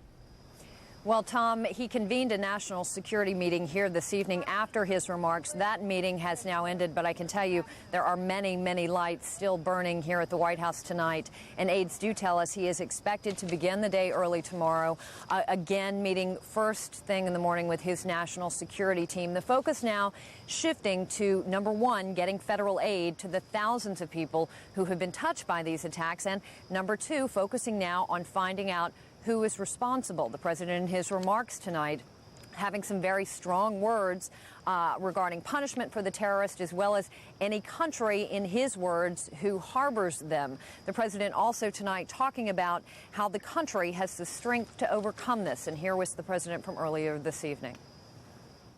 This is a day when all Americans from every walk of life unite in our resolve for justice and peace. America has stood down enemies before, and we will do so this time. None of us will ever forget this day, yet we go forward to defend freedom and all that is good and just in our world. Thank you. Good night. Now, Tom, aides who spent the day traveling with the president described his demeanor throughout the day as somber but very even-keeled, that he was never overly emotional. His security was obviously a top priority today, which is why we saw Air Force One hopscotching around the country. He began the day in Florida at an education event, and that was really the one time that we did see a sort of emotional reaction from the president when he was informed by his chief of staff, Andy Card, who whispered in his ear about the second plane crashing into the World Trade Center. We really did see a fairly strong reaction from the president at that time when it became clear that these were, in fact, terrorist attacks. He from there went to the Barksdale Air Force Base in Louisiana, from there to the U.S. Strategic Command Center in Nebraska. And at each of these times, as Air Force One took off and landed, we were not told where it was going, and this was deliberate. The Secret Service has a plan that they have not implemented in some time, but this is a deliberate plan where they send the plane around the country without informing anyone exactly where it is going. The entire time, the president having F-15 air escorts on his wings, and Air Force One essentially turning into a flying White House. The president had communication with anyone around the world. He was fielding calls from world leaders. He spoke first with Vice President Cheney. He spoke twice with his wife, Laura Bush, who was also rushed to an undisclosed location. And again, Vice President Cheney, the person he was in contact with most today, Cheney was here at the White House in the Situation Room. And we are told that tomorrow morning we will likely get briefings in the morning from Secretary of State Colin Powell and FEMA Director Joe Alba. Tom. Campbell Brown at the White House tonight, who's been on duty as well all day long. Campbell, I'm just going to share with you some information that we heard from Andrea Mitchell earlier. And now Orrin Hatch, who is the ranking Republican in the Senate Judiciary Committee, says that he has been told that U.S. intelligence officials, we presume it's the National Security Agency, which runs the intercepts around the world, picked up some information that included people associated with bin Laden, who acknowledged a couple of targets were hit, but he would not be more specific. He also said law enforcement has data possibly linking one person on one of the 4 ill-fated flights to bin Laden's organization. We had been telling you earlier that FBI agents were on their way to what they thought was the former home of this man. When they entered his name in the FBI data bank, it did trigger some alarms from them. The home is either in Broward County or in Daytona Beach, which is just north of Miami, and of course you know where Daytona Beach is. It is now 12:02 Eastern Time. It is a new day. It is the 12th of September. but an old and terrible day will linger with us for an untold number of hours yet, perhaps days and weeks for that matter. The 11th of September, a day that will have a dark, dark mark in American history. We've asked Dateline's Stone Phillips to take us through this day to tell us all that has happened. Here is his report.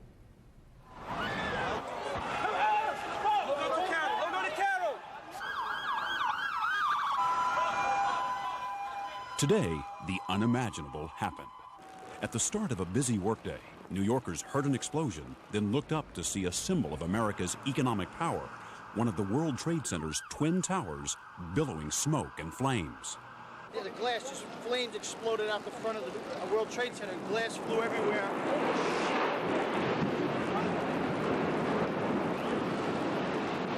Minutes later, literally from out of the blue, an even more horrifying sight. A jetliner bearing down on the other tower. It was a direct hit.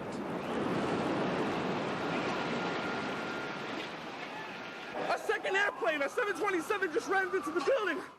Before the hour was out, the symbol of American military power, the Pentagon, was also in flames. It too apparently the target of a new weapon, a passenger jet hijacked and turned into a guided missile. Across the country, shock, sorrow, fear, outrage, and the realization that America was under attack. About 8:45 this morning, the sky over Manhattan was clear following a night of violent thunderstorms.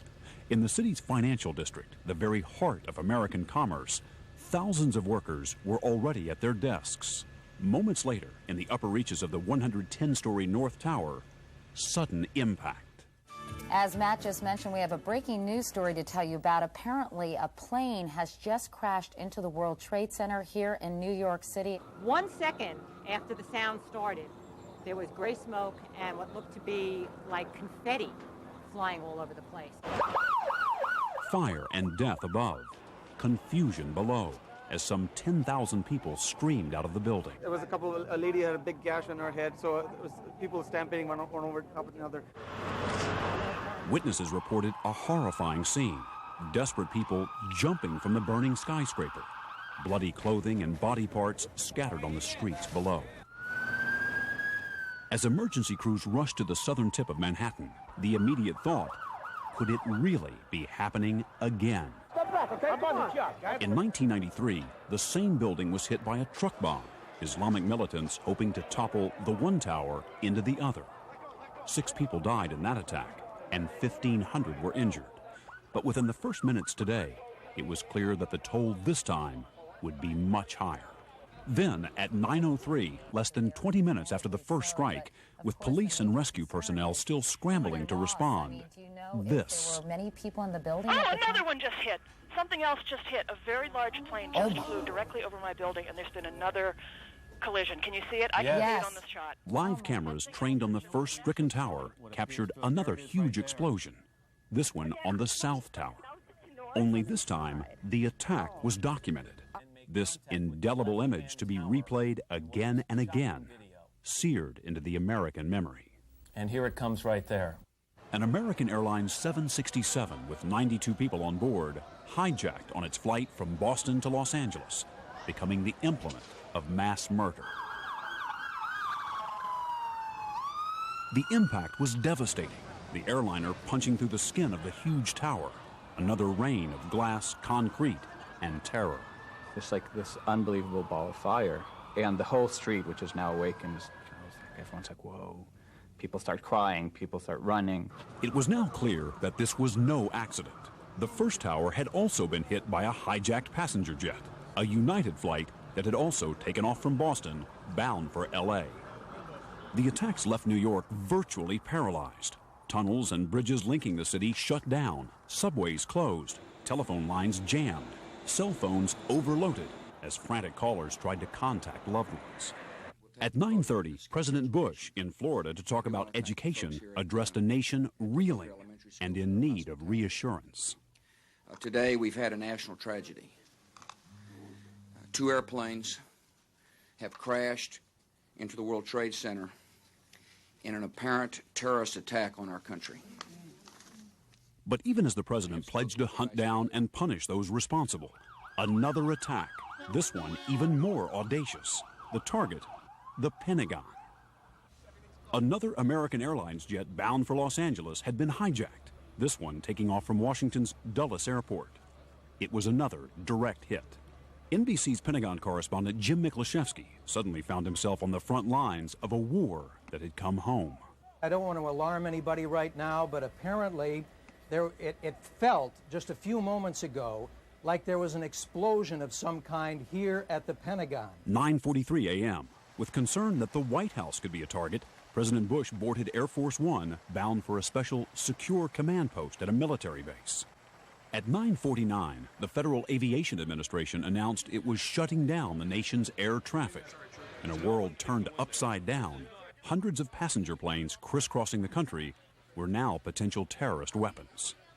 The Federal Aviation Administration ordered all airports closed, and all planes which were in the air were directed to land at the nearest airport. This morning, on a scale beyond belief, Americans experienced what it's like to feel truly vulnerable, to realize when someone is willing to die for a cause, we are all potential targets. The number one suspect, this man, Osama bin Laden, a radical Islamic terrorist linked to past attacks on American interests. A London-based Arab journalist said today that 3 weeks ago, followers of bin Laden warned of a huge and unprecedented attack on the U.S. Was this it? Somebody provided the logistical support for this operation, and clearly the only person, or one of the only people, that has built up such a network in the world today is Osama bin Laden. There was no word from bin Laden, but the Taliban-ruled government of Afghanistan, where bin Laden is based, issued a statement this morning condemning the attacks and saying bin Laden did not have the capability to carry out such acts. And there were plenty of other suspects, ranging from radical Palestinian groups to rogue governments. President Bush has committed the full resources of our intelligence and law enforcement communities to identify and bring to swift justice those responsible for these despicable attacks. While the nation's intelligence community ran down possible suspects and tried to assess whether more attacks were imminent, rescue workers in New York and Washington confronted a disaster of immense proportions. In New York, local hospitals began filling up, urgent calls going out to every available surgeon and nurse, long lines of people outside waiting to donate blood. There's a war zone. Unbelievable. And still, there was worse to come. At 9:59 a.m., the Trade Center's South Tower, the building that took the second hit, began to crumble.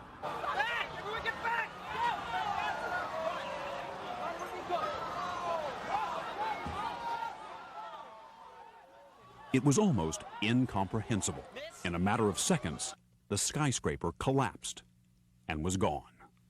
Suddenly, we hear, the security say, everyone get out now, everyone run for your lives. NBC producer Shahar Baran was there with a home video camera. A bunch of women just standing there, shocked. By then, the whole building sort of implodes. It just goes like this. And you see like a side of the building, and then it goes, and there's this ball, this of silver yellow ball sort of heading towards you, kind of in slow motion. You can't figure out what to do. People are starting to run like crazy. Then at 10 a.m., news of another passenger plane in trouble. Someone on United Airlines Flight 93, traveling from Newark, New Jersey to San Francisco, called 911 and reported a hijacking. Then an explosion and silence. The plane crashed here, some 80 miles outside of Pittsburgh. There were 45 people on board. So far, 3 passenger jets used kamikaze style, and a 4th that might have been. 266 people on board killed. The death toll on the ground still unclear. Then, at 10:30, another sickening sight. The tower still standing, following its twin, collapsing, vanishing in a cloud of smoke.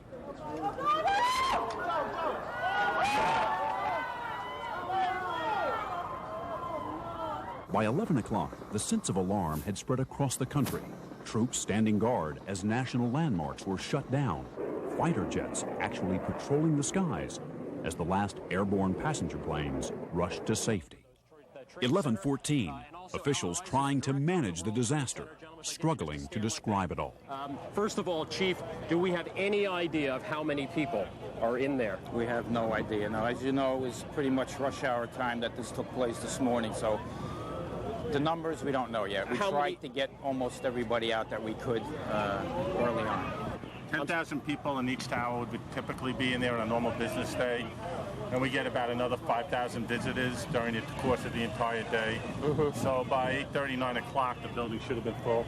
And New Yorkers were struggling too. And now they both collapsed. There's no more World Trade Centers. At 11:42, another plane from Boston declared an emergency. Fearing a bomb on board, it landed in Cleveland. Soon, all planes in Canada as well as the U.S. were grounded. The borders with Mexico and Canada were sealed, and Major League Baseball announced the cancellation of all games scheduled for today. At 1:12, President Bush, at Barksdale Air Force Base in Louisiana, again spoke to the nation. Freedom itself was attacked this morning by a faceless coward, and freedom will be defended. I want to reassure the American people that the full resources of the federal government are working to assist local authorities to save lives and to help the victims of these attacks. Make no mistake, the United States will hunt down and punish those responsible for these cowardly acts. Moments after his speech, the president reboarded Air Force One for a then undisclosed location. Meanwhile, in New York, an army of rescue workers and volunteers from the city's building trades and other unions made their way to the wreckage of Lower Manhattan, seeking the injured and dead. You guys going back? Yes. It's our job. You worried about that other tower? Personally, I am. I got fellow officers that might be trapped. Not trying to be a hero, but I think if you were in this position, you'd do the same thing. Those civilians who could made their way by foot across the Brooklyn Bridge, as New York Mayor Rudy Giuliani called for calm in a city that was more shell-shocked than terrified. And I'd ask the people of New York City to do everything that they can to cooperate, not to be frightened, to go about their lives as normal. The mayor's news conference gave the first hint of just how high the casualty count could be. There are over 1,000 rescue workers, probably about 2,000 that are deployed, trying to get into the buildings, trying to find people, trying to search for people. The governor and I spoke a couple of hours ago, and the governor has deployed the National Guard to relieve them because our people are going to need reinforcements pretty soon. Just before 3 p.m., President Bush landed at Offutt Air Force Base outside of Omaha. From an underground bunker at the Strategic Air Command Base, he convened a National Security Council briefing. As 4 o'clock approached, the president's spokesperson, Karen Hughes, briefed reporters back in Washington. The Secretary of Defense remains at the Pentagon, and the Secretary of State is en route back to Washington. 5:21 p.m. Even as people around the country struggled with the enormity of today's events, a third building at the World Trade Center, damaged by this morning's attacks, collapsed. They advised us to leave because we have... Oh, my God. Look behind us. Please pan in this way, please. Be careful of your baby. This is it. That's the building coming down. Oh, my God. Oh, my God. Oh, my God. No. Fortunately, the building with more than 40 floors had been evacuated. But once again, the concrete canyons of Lower Manhattan were filled with the sounds of sirens and the sight of people fleeing for their lives. At 8:30, the president, now back in Washington, addressed the nation from the Oval Office. Today, our fellow citizens, our way of life, our very freedom came under attack in a series of deliberate and deadly terrorist acts. The victims were in airplanes or in their offices. Secretaries, businessmen and women, military and federal workers, moms and dads, friends and neighbors. The president focused on America's strength as a nation. Our military is powerful, and it's prepared. He also issued this warning. The search is underway for those who are behind these evil acts. I've directed the full resources of our intelligence and law enforcement communities to find those responsible and to bring them to justice. We will make no distinction between the terrorists who committed these acts and those who harbor them. Tonight, search and rescue efforts continued at the Pentagon and in New York City, where the Twin Towers once stood, a hole in the skyline, an eerie glow, and the realization of just how much was lost on this terrible, terrible day. Dayline Stone Films tonight with a comprehensive report on this long and difficult day in American history, a day without end, because in Lower Manhattan and at the Pentagon tonight, they continue to look for people who may have survived this deadly attack. They're trying to find victims as well. Law enforcement fanning out around the world tonight. U.S. military forces on the highest state of alert. The Pentagon is now asking Army personnel who were assigned to the Pentagon today to call this number, 1-800-984-8523 or 703-428-0002. 428-0002. Families are also asked to call those numbers if they are still trying to locate a loved one. Navy and Marine personnel assigned to the Pentagon today should call this number, 1-877-663-6772.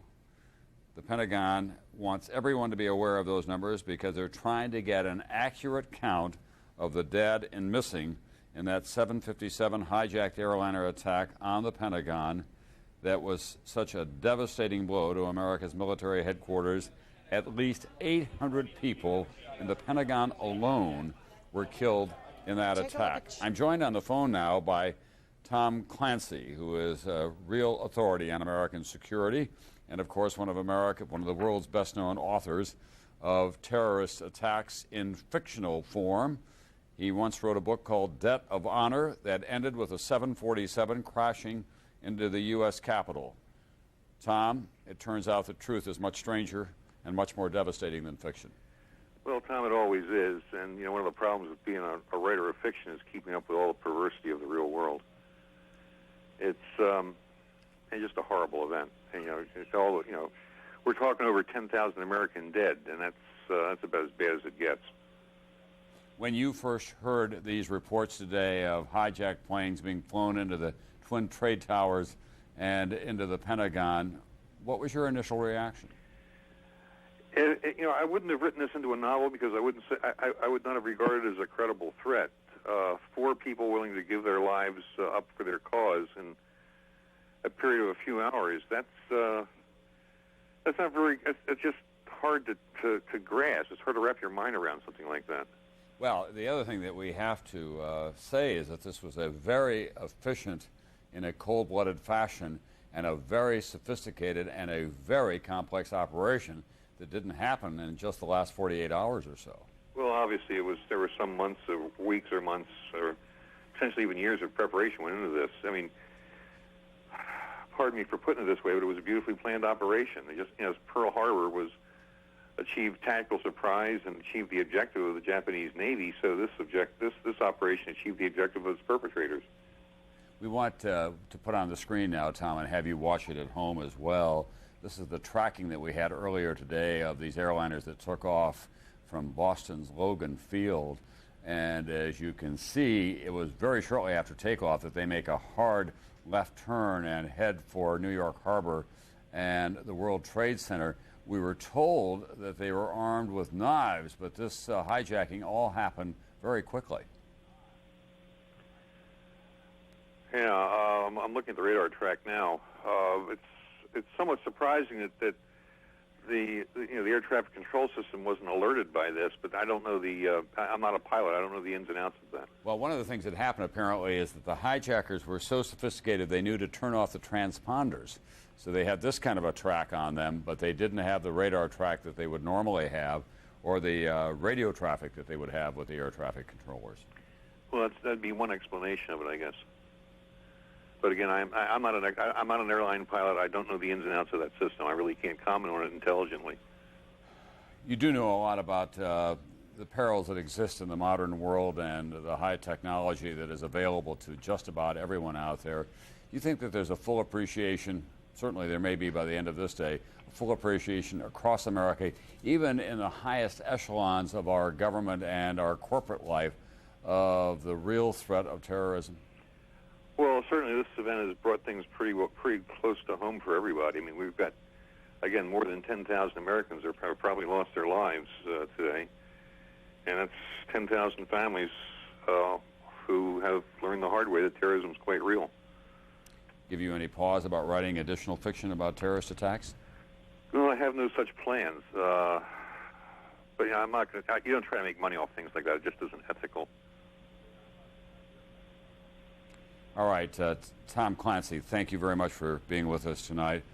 Tom Clancy, of course, wrote, among other things, Debt of Honor, a fictional account of a terrorist attack on the U.S. Capitol, Hijack 747. Tom was using the number 10,000. That was his rough guess at this time. We have no indication that that many people have been killed. The numbers that are being used by New York City and federal authorities are simply that they do expect the death toll to be huge. Horrendous is another number. We think that there were thousands of people in the World Trade Center when it came down. This is Air Force One returning to Washington today with some company, F-16s flying escort to Air Force One. That likely will become standard operating procedure whenever the president travels domestically, and certainly it has been the case internationally. They put up a cap. They fly cover for him when he goes into Europe, whoever the president is, when Air Force One is in areas that they need to have some controls over. The president does have some major trips scheduled. He's going to be coming to New York to address the United Nations. He's also scheduled to go in October on a major Asian journey. He'll be going to Beijing for one of the most important meetings of his new presidency with President Jiang Zemin and the other Chinese leaders. There are real military and political and economic tensions between these two great powers, and there will be additional emphasis, obviously, on that trip with the president going there at that time. So I want to now share with you the experiences of Robert Harper, who was in the World Trade Center today when it was hit by a plane. We talked earlier today when he was at a hospital and he had been treated some. Mr. Harper, how are you doing tonight? I'm doing okay. Thanks, Tom. Tell us exactly where you were and what you were doing when the World Trade Center was attacked.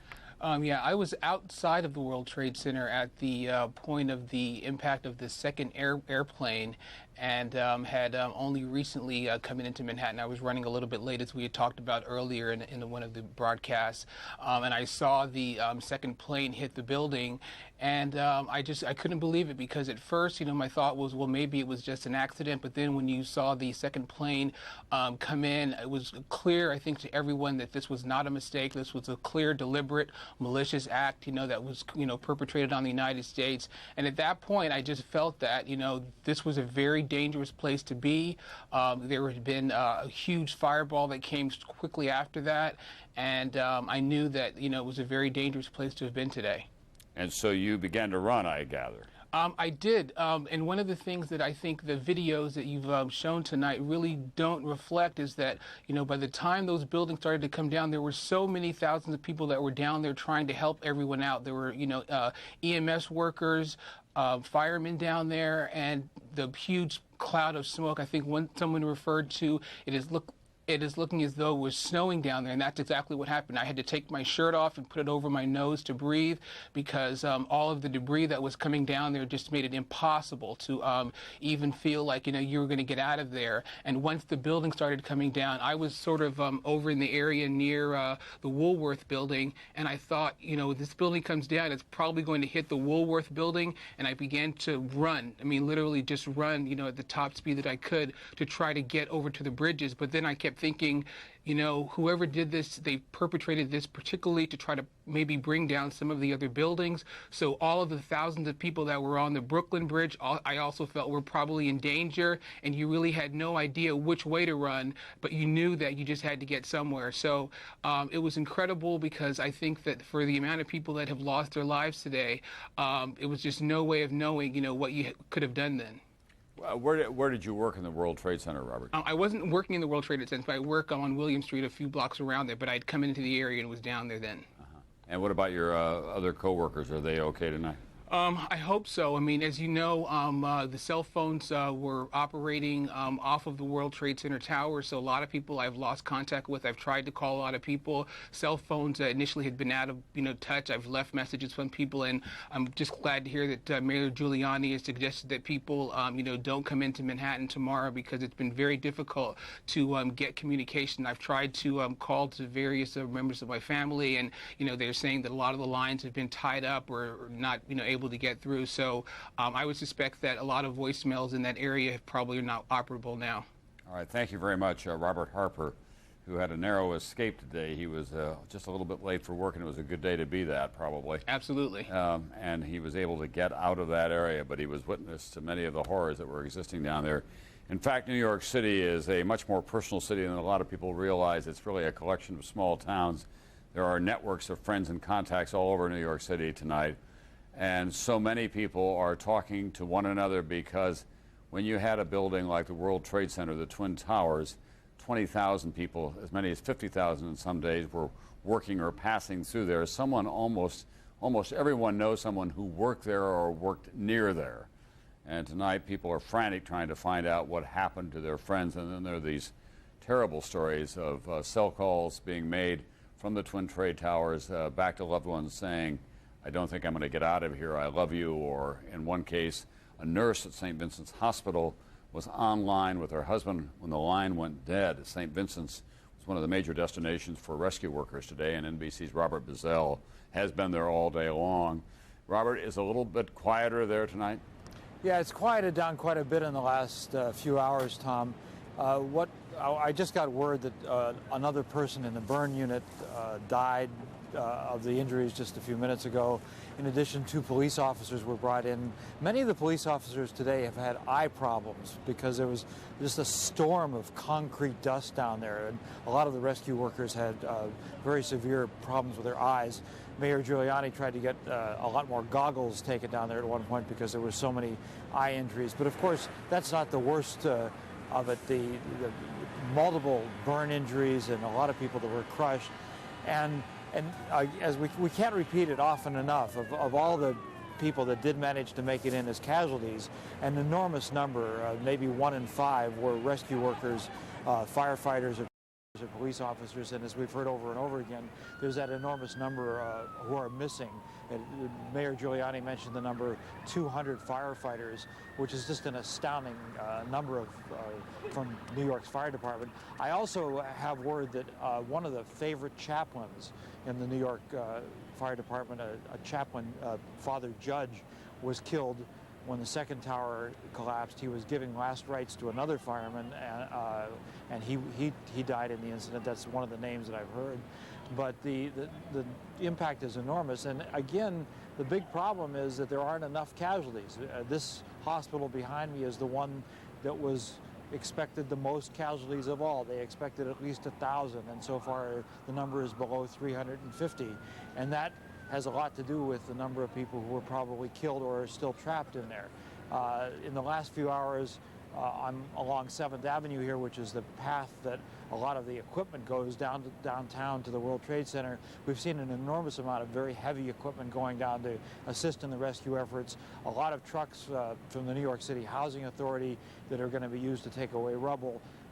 Clearly the beginnings of a massive cleanup operation that's going on now, but I think will be even larger tomorrow. Tom? All right, thanks very much. NBC's Robert Bazell at St. Vincent's Hospital, where he has been during most of the day. Some of the hospitals were sending out word that they needed additional doctors and trained medical personnel. That was not the case at St. Vincent's. They had about 500 doctors and other medical personnel on duty. There was a physicians meeting in New York City today, including European doctors, and many of them showed up at St. Vincent's volunteering for duty. St. Vincent's is a very active, and of course it's a first-rate hospital here in New York. So that's the situation at St. Vincent's in New York City. We're going to go back down to Washington now. Our aviation expert is Robert Hager. Of course, there were 4 hijacked airliners today that were used as guided missiles. That investigation is underway as well. All air traffic in this country, Robert, was suspended today. That's never happened before, but the White House is saying tonight they do believe it's on track to reopen flights again tomorrow at noon.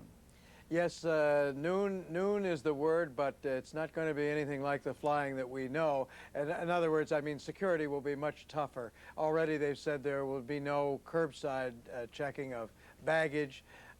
There's going to be tougher identification checks, and the airlines themselves will have a terrible time sorting everything out because the ground halt, ground stoppage was called suddenly this morning at 9:30 a.m. So all over this country, airlines have planes scattered at airports that they're not supposed to be at, so it's going to be a long time before they get that all sorted out, get the planes to the right places, and get their schedules back to some semblance of normalcy. Just as an example, somebody here in the office reported father-in-law was flying back from Brussels. The plane was diverted to Newfoundland. It was on the runway for 6 hours because there were no gates at the airport at Newfoundland, and then finally when it came to the terminal, there are no motels around there to handle all the crowds of Americans that landed there, and so everybody's spending the night at the airport. There are similar scenes at U.S. airports too, so it'll take, as I say, a long time to straighten out. Now, I was going to say, Bob, we've had this system in place in America recently in which you can go up to a vending machine and get an electronic ticket, and then the vending machine says, did you pack your bags yourself, yes or no? Did anyone give you anything, yes or no? My guess is that that convenience will likely be eliminated as well. Yeah, there are cross pressures there because of all the publicity about late flights and overcrowded airports, and that's where they were hoping to go with all those machines, and they've been very proud of them. But now this will be a lot of pressure to call some of that stuff back, or at least put some restrictions on it. So we'll see where that goes. Attorney General John Ashcroft gave some details tonight about what's known about what transpired on these planes. He said that there were 3 to 5 terrorists aboard each of the flights, that knives were the weapons that were most apt to be used in the cockpits. He didn't say this, but it does appear that all these crews were disabled. Almost no one believes that a pilot could be forced to fly a plane into the World Trade Center under any circumstances, and so it's assumed that the crews were disabled, probably stabbed. There had been cell phone reports of flight attendants in the back of these planes being stabbed, and then the next part of the scenario would be that those aboard apparently knew how to disable the transponders. A transponder is a device in the cockpit that lets controllers know through the radar what altitude the plane is at. It identifies the blip as a particular flight in the altitude. So if indeed, and this is not confirmed, but if they killed those transponders, that took some of the ability away from controllers to know, took all, the controllers would not have been able to tell what altitude these planes were at. But it didn't matter. There you see those tracks. The red plane being the second plane that left Boston, the blue plane being the first. Interesting how the blue plane, that's the first flight, goes direct into New York. The second flight coming behind, here's a repetition of it. The second flight, see, goes off there up by Albany, New York, then down, loops over New Jersey, and then goes back up to the World Trade Center. The second flight was United, and the first flight was American. There's one more repetition of it. That's the American flight that goes up high and then goes direct into New York, and the United flight that goes down lower over New Jersey and then loops back into the Trade Center. Tom? Bob, what are you hearing from your aviation experts about how difficult it is to fly a 757 once it is airborne? We have believed that those were skilled pilots that were the terrorists. Yeah, you see in the footage there of that one plane doing a last-minute maneuver in order to hit the World Trade Center and hitting a horizontal target, the Trade Center being a vertical target, a horizontal target like the Pentagon. You have to calculate the ground as well. That would be like landing a plane at the end of the runway, so it would require a fair amount of sophistication. The planes that were hijacked were 767s and 757s, and you take one general exam to be certified for both of those planes, so they're somewhat similar. The point being that terrorists, if they were training someone to fly these planes, they might have had to train them just to fly the one model in order to be able to fly either one of the two. All right, thank you very much, NBC's Robert Hager. There will be a radical change in American airline security that will begin tomorrow at noon. Also, private aviation will undergo closer scrutiny, no doubt, as well. We learned today, in the most tragic sense, that airplanes can be used as weapons by willful and determined people who want to cause damage to this country. NBC's Andrea Mitchell covers the State Department for us and national security matters as well. Andrea, Osama bin Laden is the name that almost everyone has been mentioning. Are there any other groups or any other countries around the world that are falling under the veil of suspicion? Well, Tom, top officials tell me tonight that they do not see any signs of state sponsorship. So ruling that out, they say the only freelance group that has the kind of sophisticated training that Bob Hager has just described for flying, training hijackers to fly a 757 or a 767, the only group that has the money, the motive, the means would be Osama bin Laden. And tonight we're told that members of Congress are being briefed not by the intelligence community, but by the FBI and John Ashcroft, the Attorney General, and that they're being told that all signs do point to Osama bin Laden as being the man behind this terror operation. Well, we've known for some time that he is a very sophisticated terrorist, that he has a lot of money, he's a Saudi originally, and that he has used the internet effectively and computer technology to be in touch with his agents around the world, Andrea.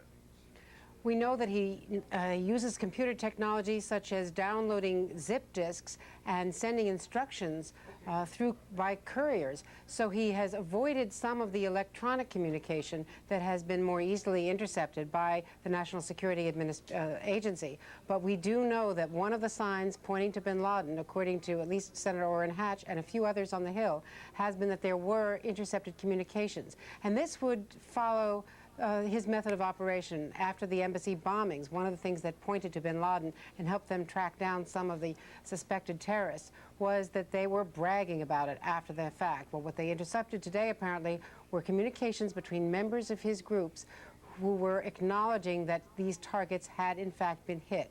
Also, as I think you mentioned earlier, the FBI is zeroing in on the manifest of at least one of those 4 flights, the doomed planes, that there was one person who was suspicious, that the names did provide a match, and as you know, there was a search warrant sought and received to go after a possible former residence in Broward County, Florida. So they do think that that person who was on the manifest was someone that they knew of as having a link to the bin Laden organization.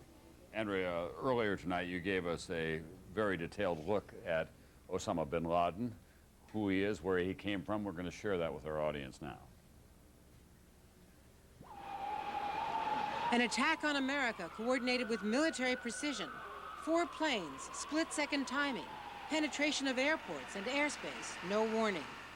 They can destroy buildings, they can kill people, and we will be saddened by this tragedy, but they will never be allowed to kill the spirit of democracy. They cannot destroy our society. They cannot destroy our belief in the democratic way. The first question tonight, is it over? The terrible answer, despite billions spent on U.S. intelligence, the nation's top experts do not know where or when terrorists will strike next. The problem is that they are hard to penetrate. They are located in places that we're very hard-pressed to get any kind of information out of. And as hard as our agencies have tried, they've had some success. You don't hear about that. We only hear about the failure. Who could have done this? Before today, the worst failure, the attack on 2 U.S. embassies in Africa 3 years ago. Again, perfectly timed, no warning, 224 dead. The alleged mastermind, America's most wanted terrorist, Osama bin Laden. Bin Laden also involved, U.S. officials say, in helping the man convicted of bombing the World Trade Center, Ramzi Youssef, 9 years ago, by protecting Youssef before and after that attack. Last winter, CIA Director George Tenet told Congress that bin Laden is capable of multiple attacks with little or no warning. Osama bin Laden and his global network of lieutenants and associates remain the most immediate and serious threat. Bin Laden's alleged millennium plots planned attacks on 3 tourist areas in Jordan frequented by Americans, on Los Angeles International Airport, and on a U.S. destroyer in Yemen, all foiled. But 6 months later, terrorists do strike successfully, ram another destroyer, the USS Cole, killing 17. In June, bin Laden brags on this home video of killing U.S. sailors, a remarkable tape made to recruit more terrorists against America.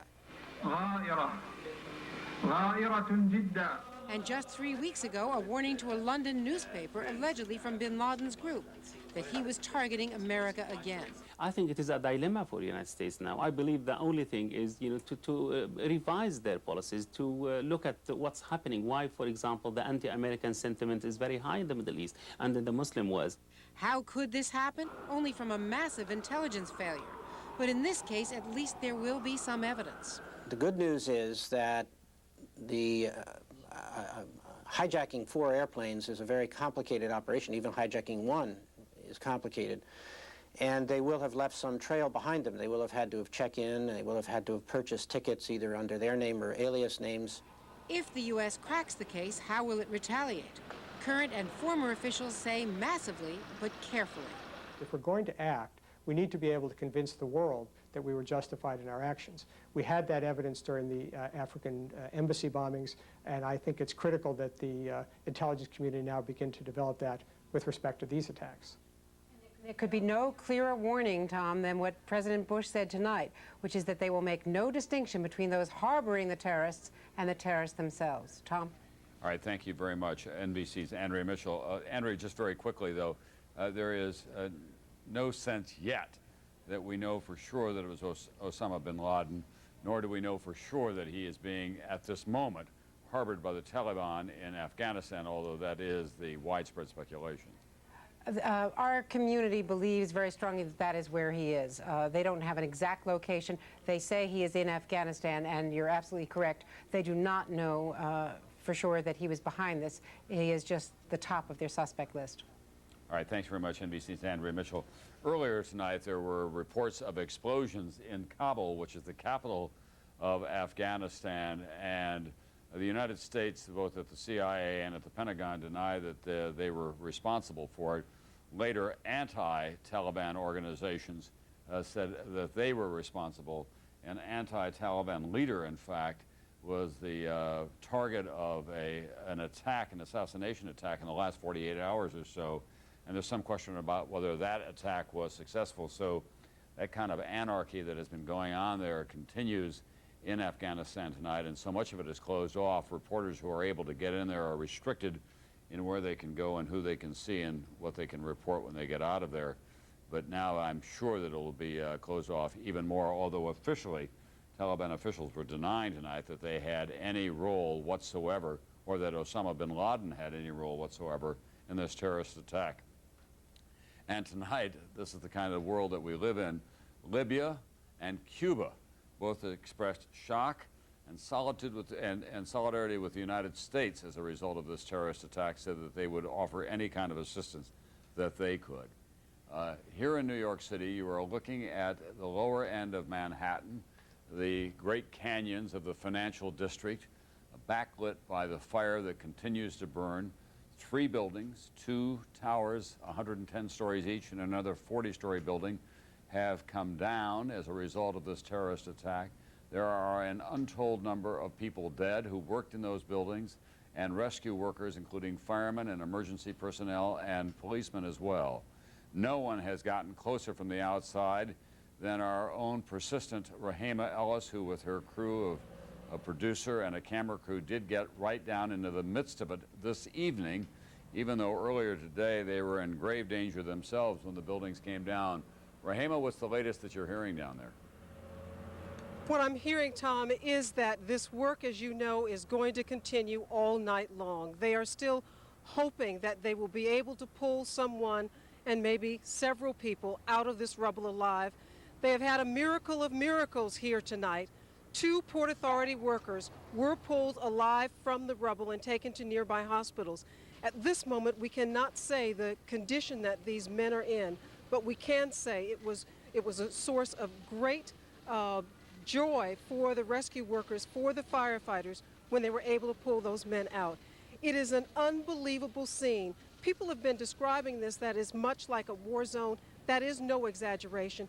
It's hard for the cameras to capture the devastation that you see when you are right there in the middle of what was the World Trade Center, and when you look around and try and imagine where the World Trade Towers were. They are no more, Tom. It is just a shell.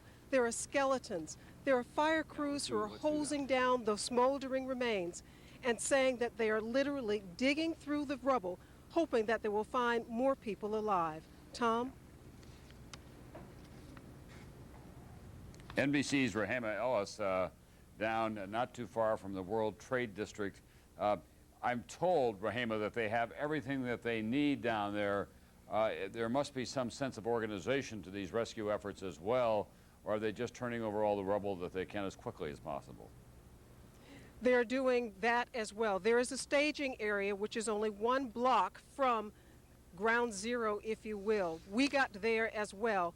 That is where the firefighters are actually devising plans for how they will systematically go through each and every inch of this area. There, we have seen a whole corridor, or caravan, if you will, of emergency crews that are still coming into this area, and there are dump trucks that are being brought into the area, as well as excavators, so that they can literally plow through this rubble. But they're going to try and take some of this out, some of the rubble, some of the wreckage that has come from this building when they collapsed. And they've also, I should tell you, been hosing down the streets to try and make it a little bit easier for everyone to breathe, and particularly for those emergency workers down there in ground zero. But it will be a long time before that will begin to look anything like normal. There is just mounds and mounds of dust and concrete ash in the area. You walk through it, you step on it, it's everywhere, Tom. It is just, again, an unbelievable sight. And it's also a very frightening sight to imagine what was just isn't anymore. Rahema Ellis, we hope that you and your crew will get a good night's rest tonight. It may be difficult for you to sleep. You've had a long and difficult day. I'm personally very proud and very grateful to you for all the reporting that you've done under the most trying possible circumstances. Thank you. Thank you, Rahema. Rahema Ellis, who has been on duty all day long and was caught in the collapse of one of those buildings there today, and she with her crew and a number of our other correspondents as well, Ron and Sana, a number of producers, also Ashley Banfield, all were in grave danger of being seriously hurt, if not killed, by the collapse of those buildings. In Los Angeles today was the destination for these flights that were leaving from Newark and Dulles and two from Logan Airport. Los Angeles had felt the ripple effect of all of this. It was a city that was simply emotionally devastated by this news that was coming from the east. Let's go to NBC's George Lewis, who's there tonight for us. George? Tom, I spent most of my day at Los Angeles International Airport, which is a ghost town tonight. As happened at all the other major airports across the country, flight operations ceased midday. There was one jetliner that got in at 6 p.m. this evening. It was carrying a team of American Airlines employees from Dallas who are going to be grief counselors for the relatives of passengers on the American Airlines planes that were scheduled to come into Los Angeles. But otherwise, LAX is completely buttoned up. Nothing taking off or landing. Please. Shocked and grief-stricken, the relatives of those aboard the hijacked flights rushed to the airport, where authorities quickly took them to private rooms. Grief counselors from the Salvation Army joined airline personnel in trying to comfort the families of the passengers. It's just to be there and to say to them, we are here, and we'll do whatever we can do to help you through this trauma and this pain. The first plane to crash into the World Trade Center, American Airlines Flight 11, was bound from Boston to Los Angeles, piloted by 52-year-old John Oganowski. This afternoon, his brother spoke to reporters. I ask all of you for your prayers, for as I refer to him as Brother John.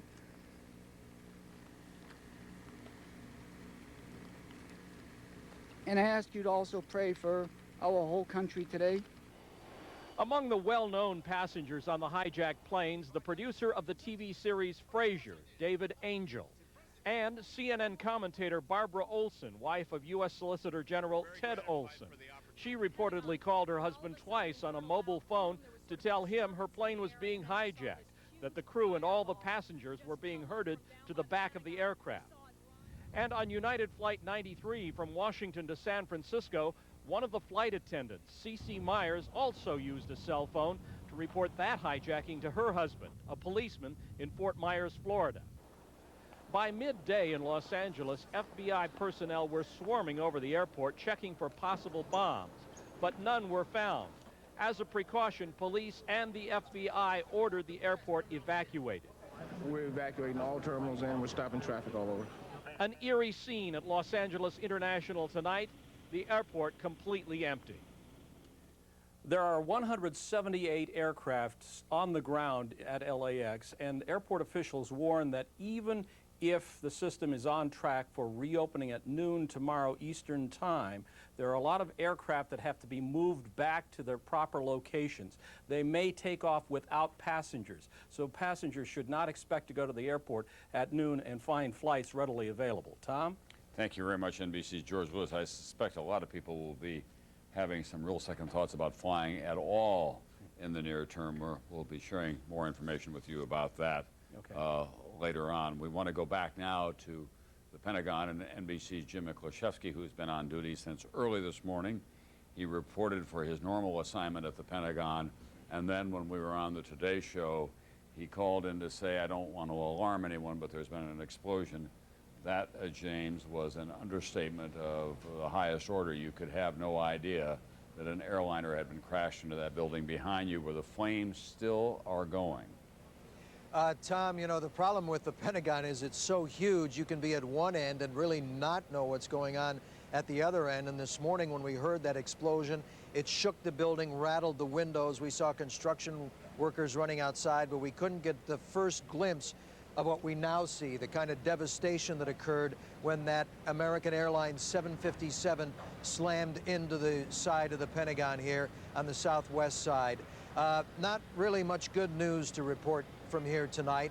The only good news is that the fires are pretty much under control. Local fire officials say it won't be until morning before they're totally under control, before rescue workers really can get at the job in earnest of trying to find those victims still believed to be buried beneath the rubble. Earlier, fire officials estimated that as many as 800 people were killed when the airliner smashed into the building here, but they say now that it will take several days to determine the exact casualty count and to recover all of those who were killed and buried here, Tom.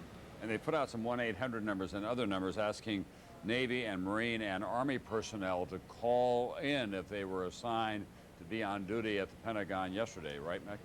Well, one of the problems here is that this part of the building was in transition. People were moving into new offices, moving out of old offices as some of the remodeling work continued in the Pentagon.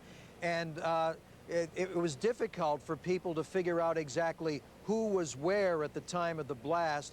And there are still quite a few people who remain unaccounted for, who military officials can only hope simply left the area and went home without checking in.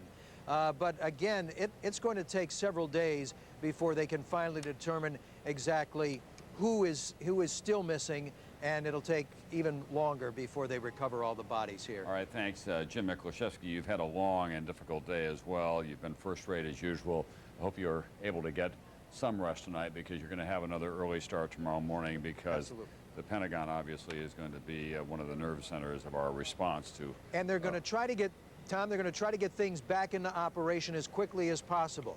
It's sort of an act of defiance in this face of terrorism. All right, thank you very much, NBC's Jim Miklaszewski, who first reported to us this morning that something had happened at the Pentagon.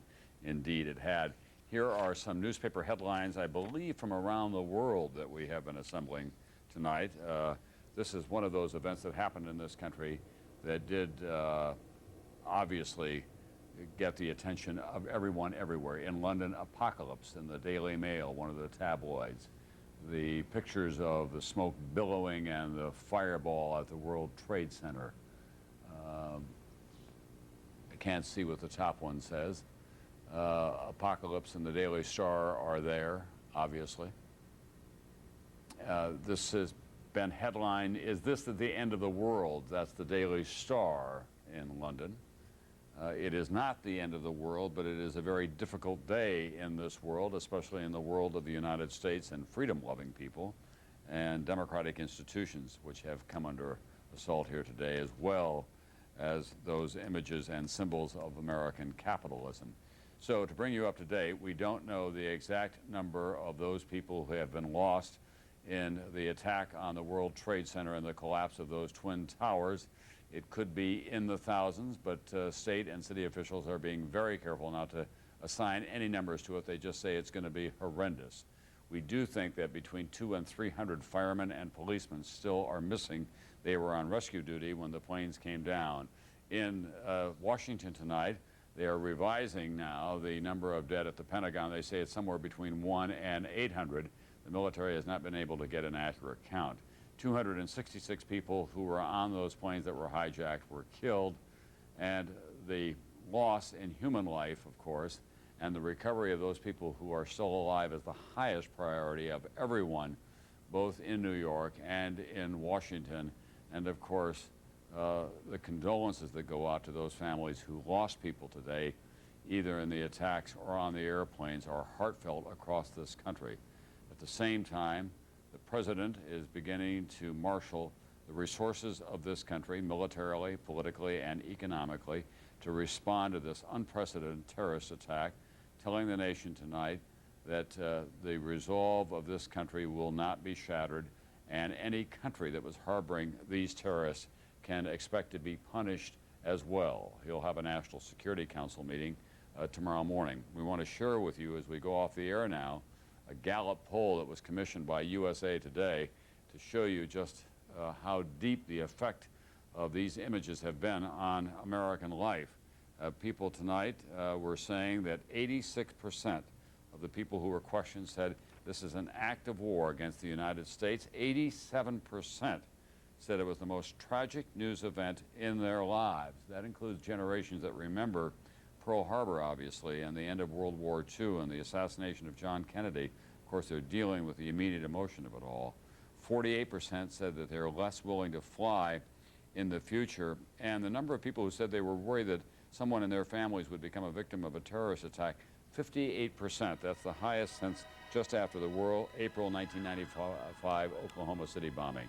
The great lesson from Oklahoma City for all of this nation is that we do band together and we go forward from here, and that we will not lose the war of terrorism to what were described earlier by the president as faceless cowards. NBC's Brian Williams will join you in a moment on many of these stations. The Today Show tomorrow morning continues our coverage. Thank you for being with us during this long, difficult day.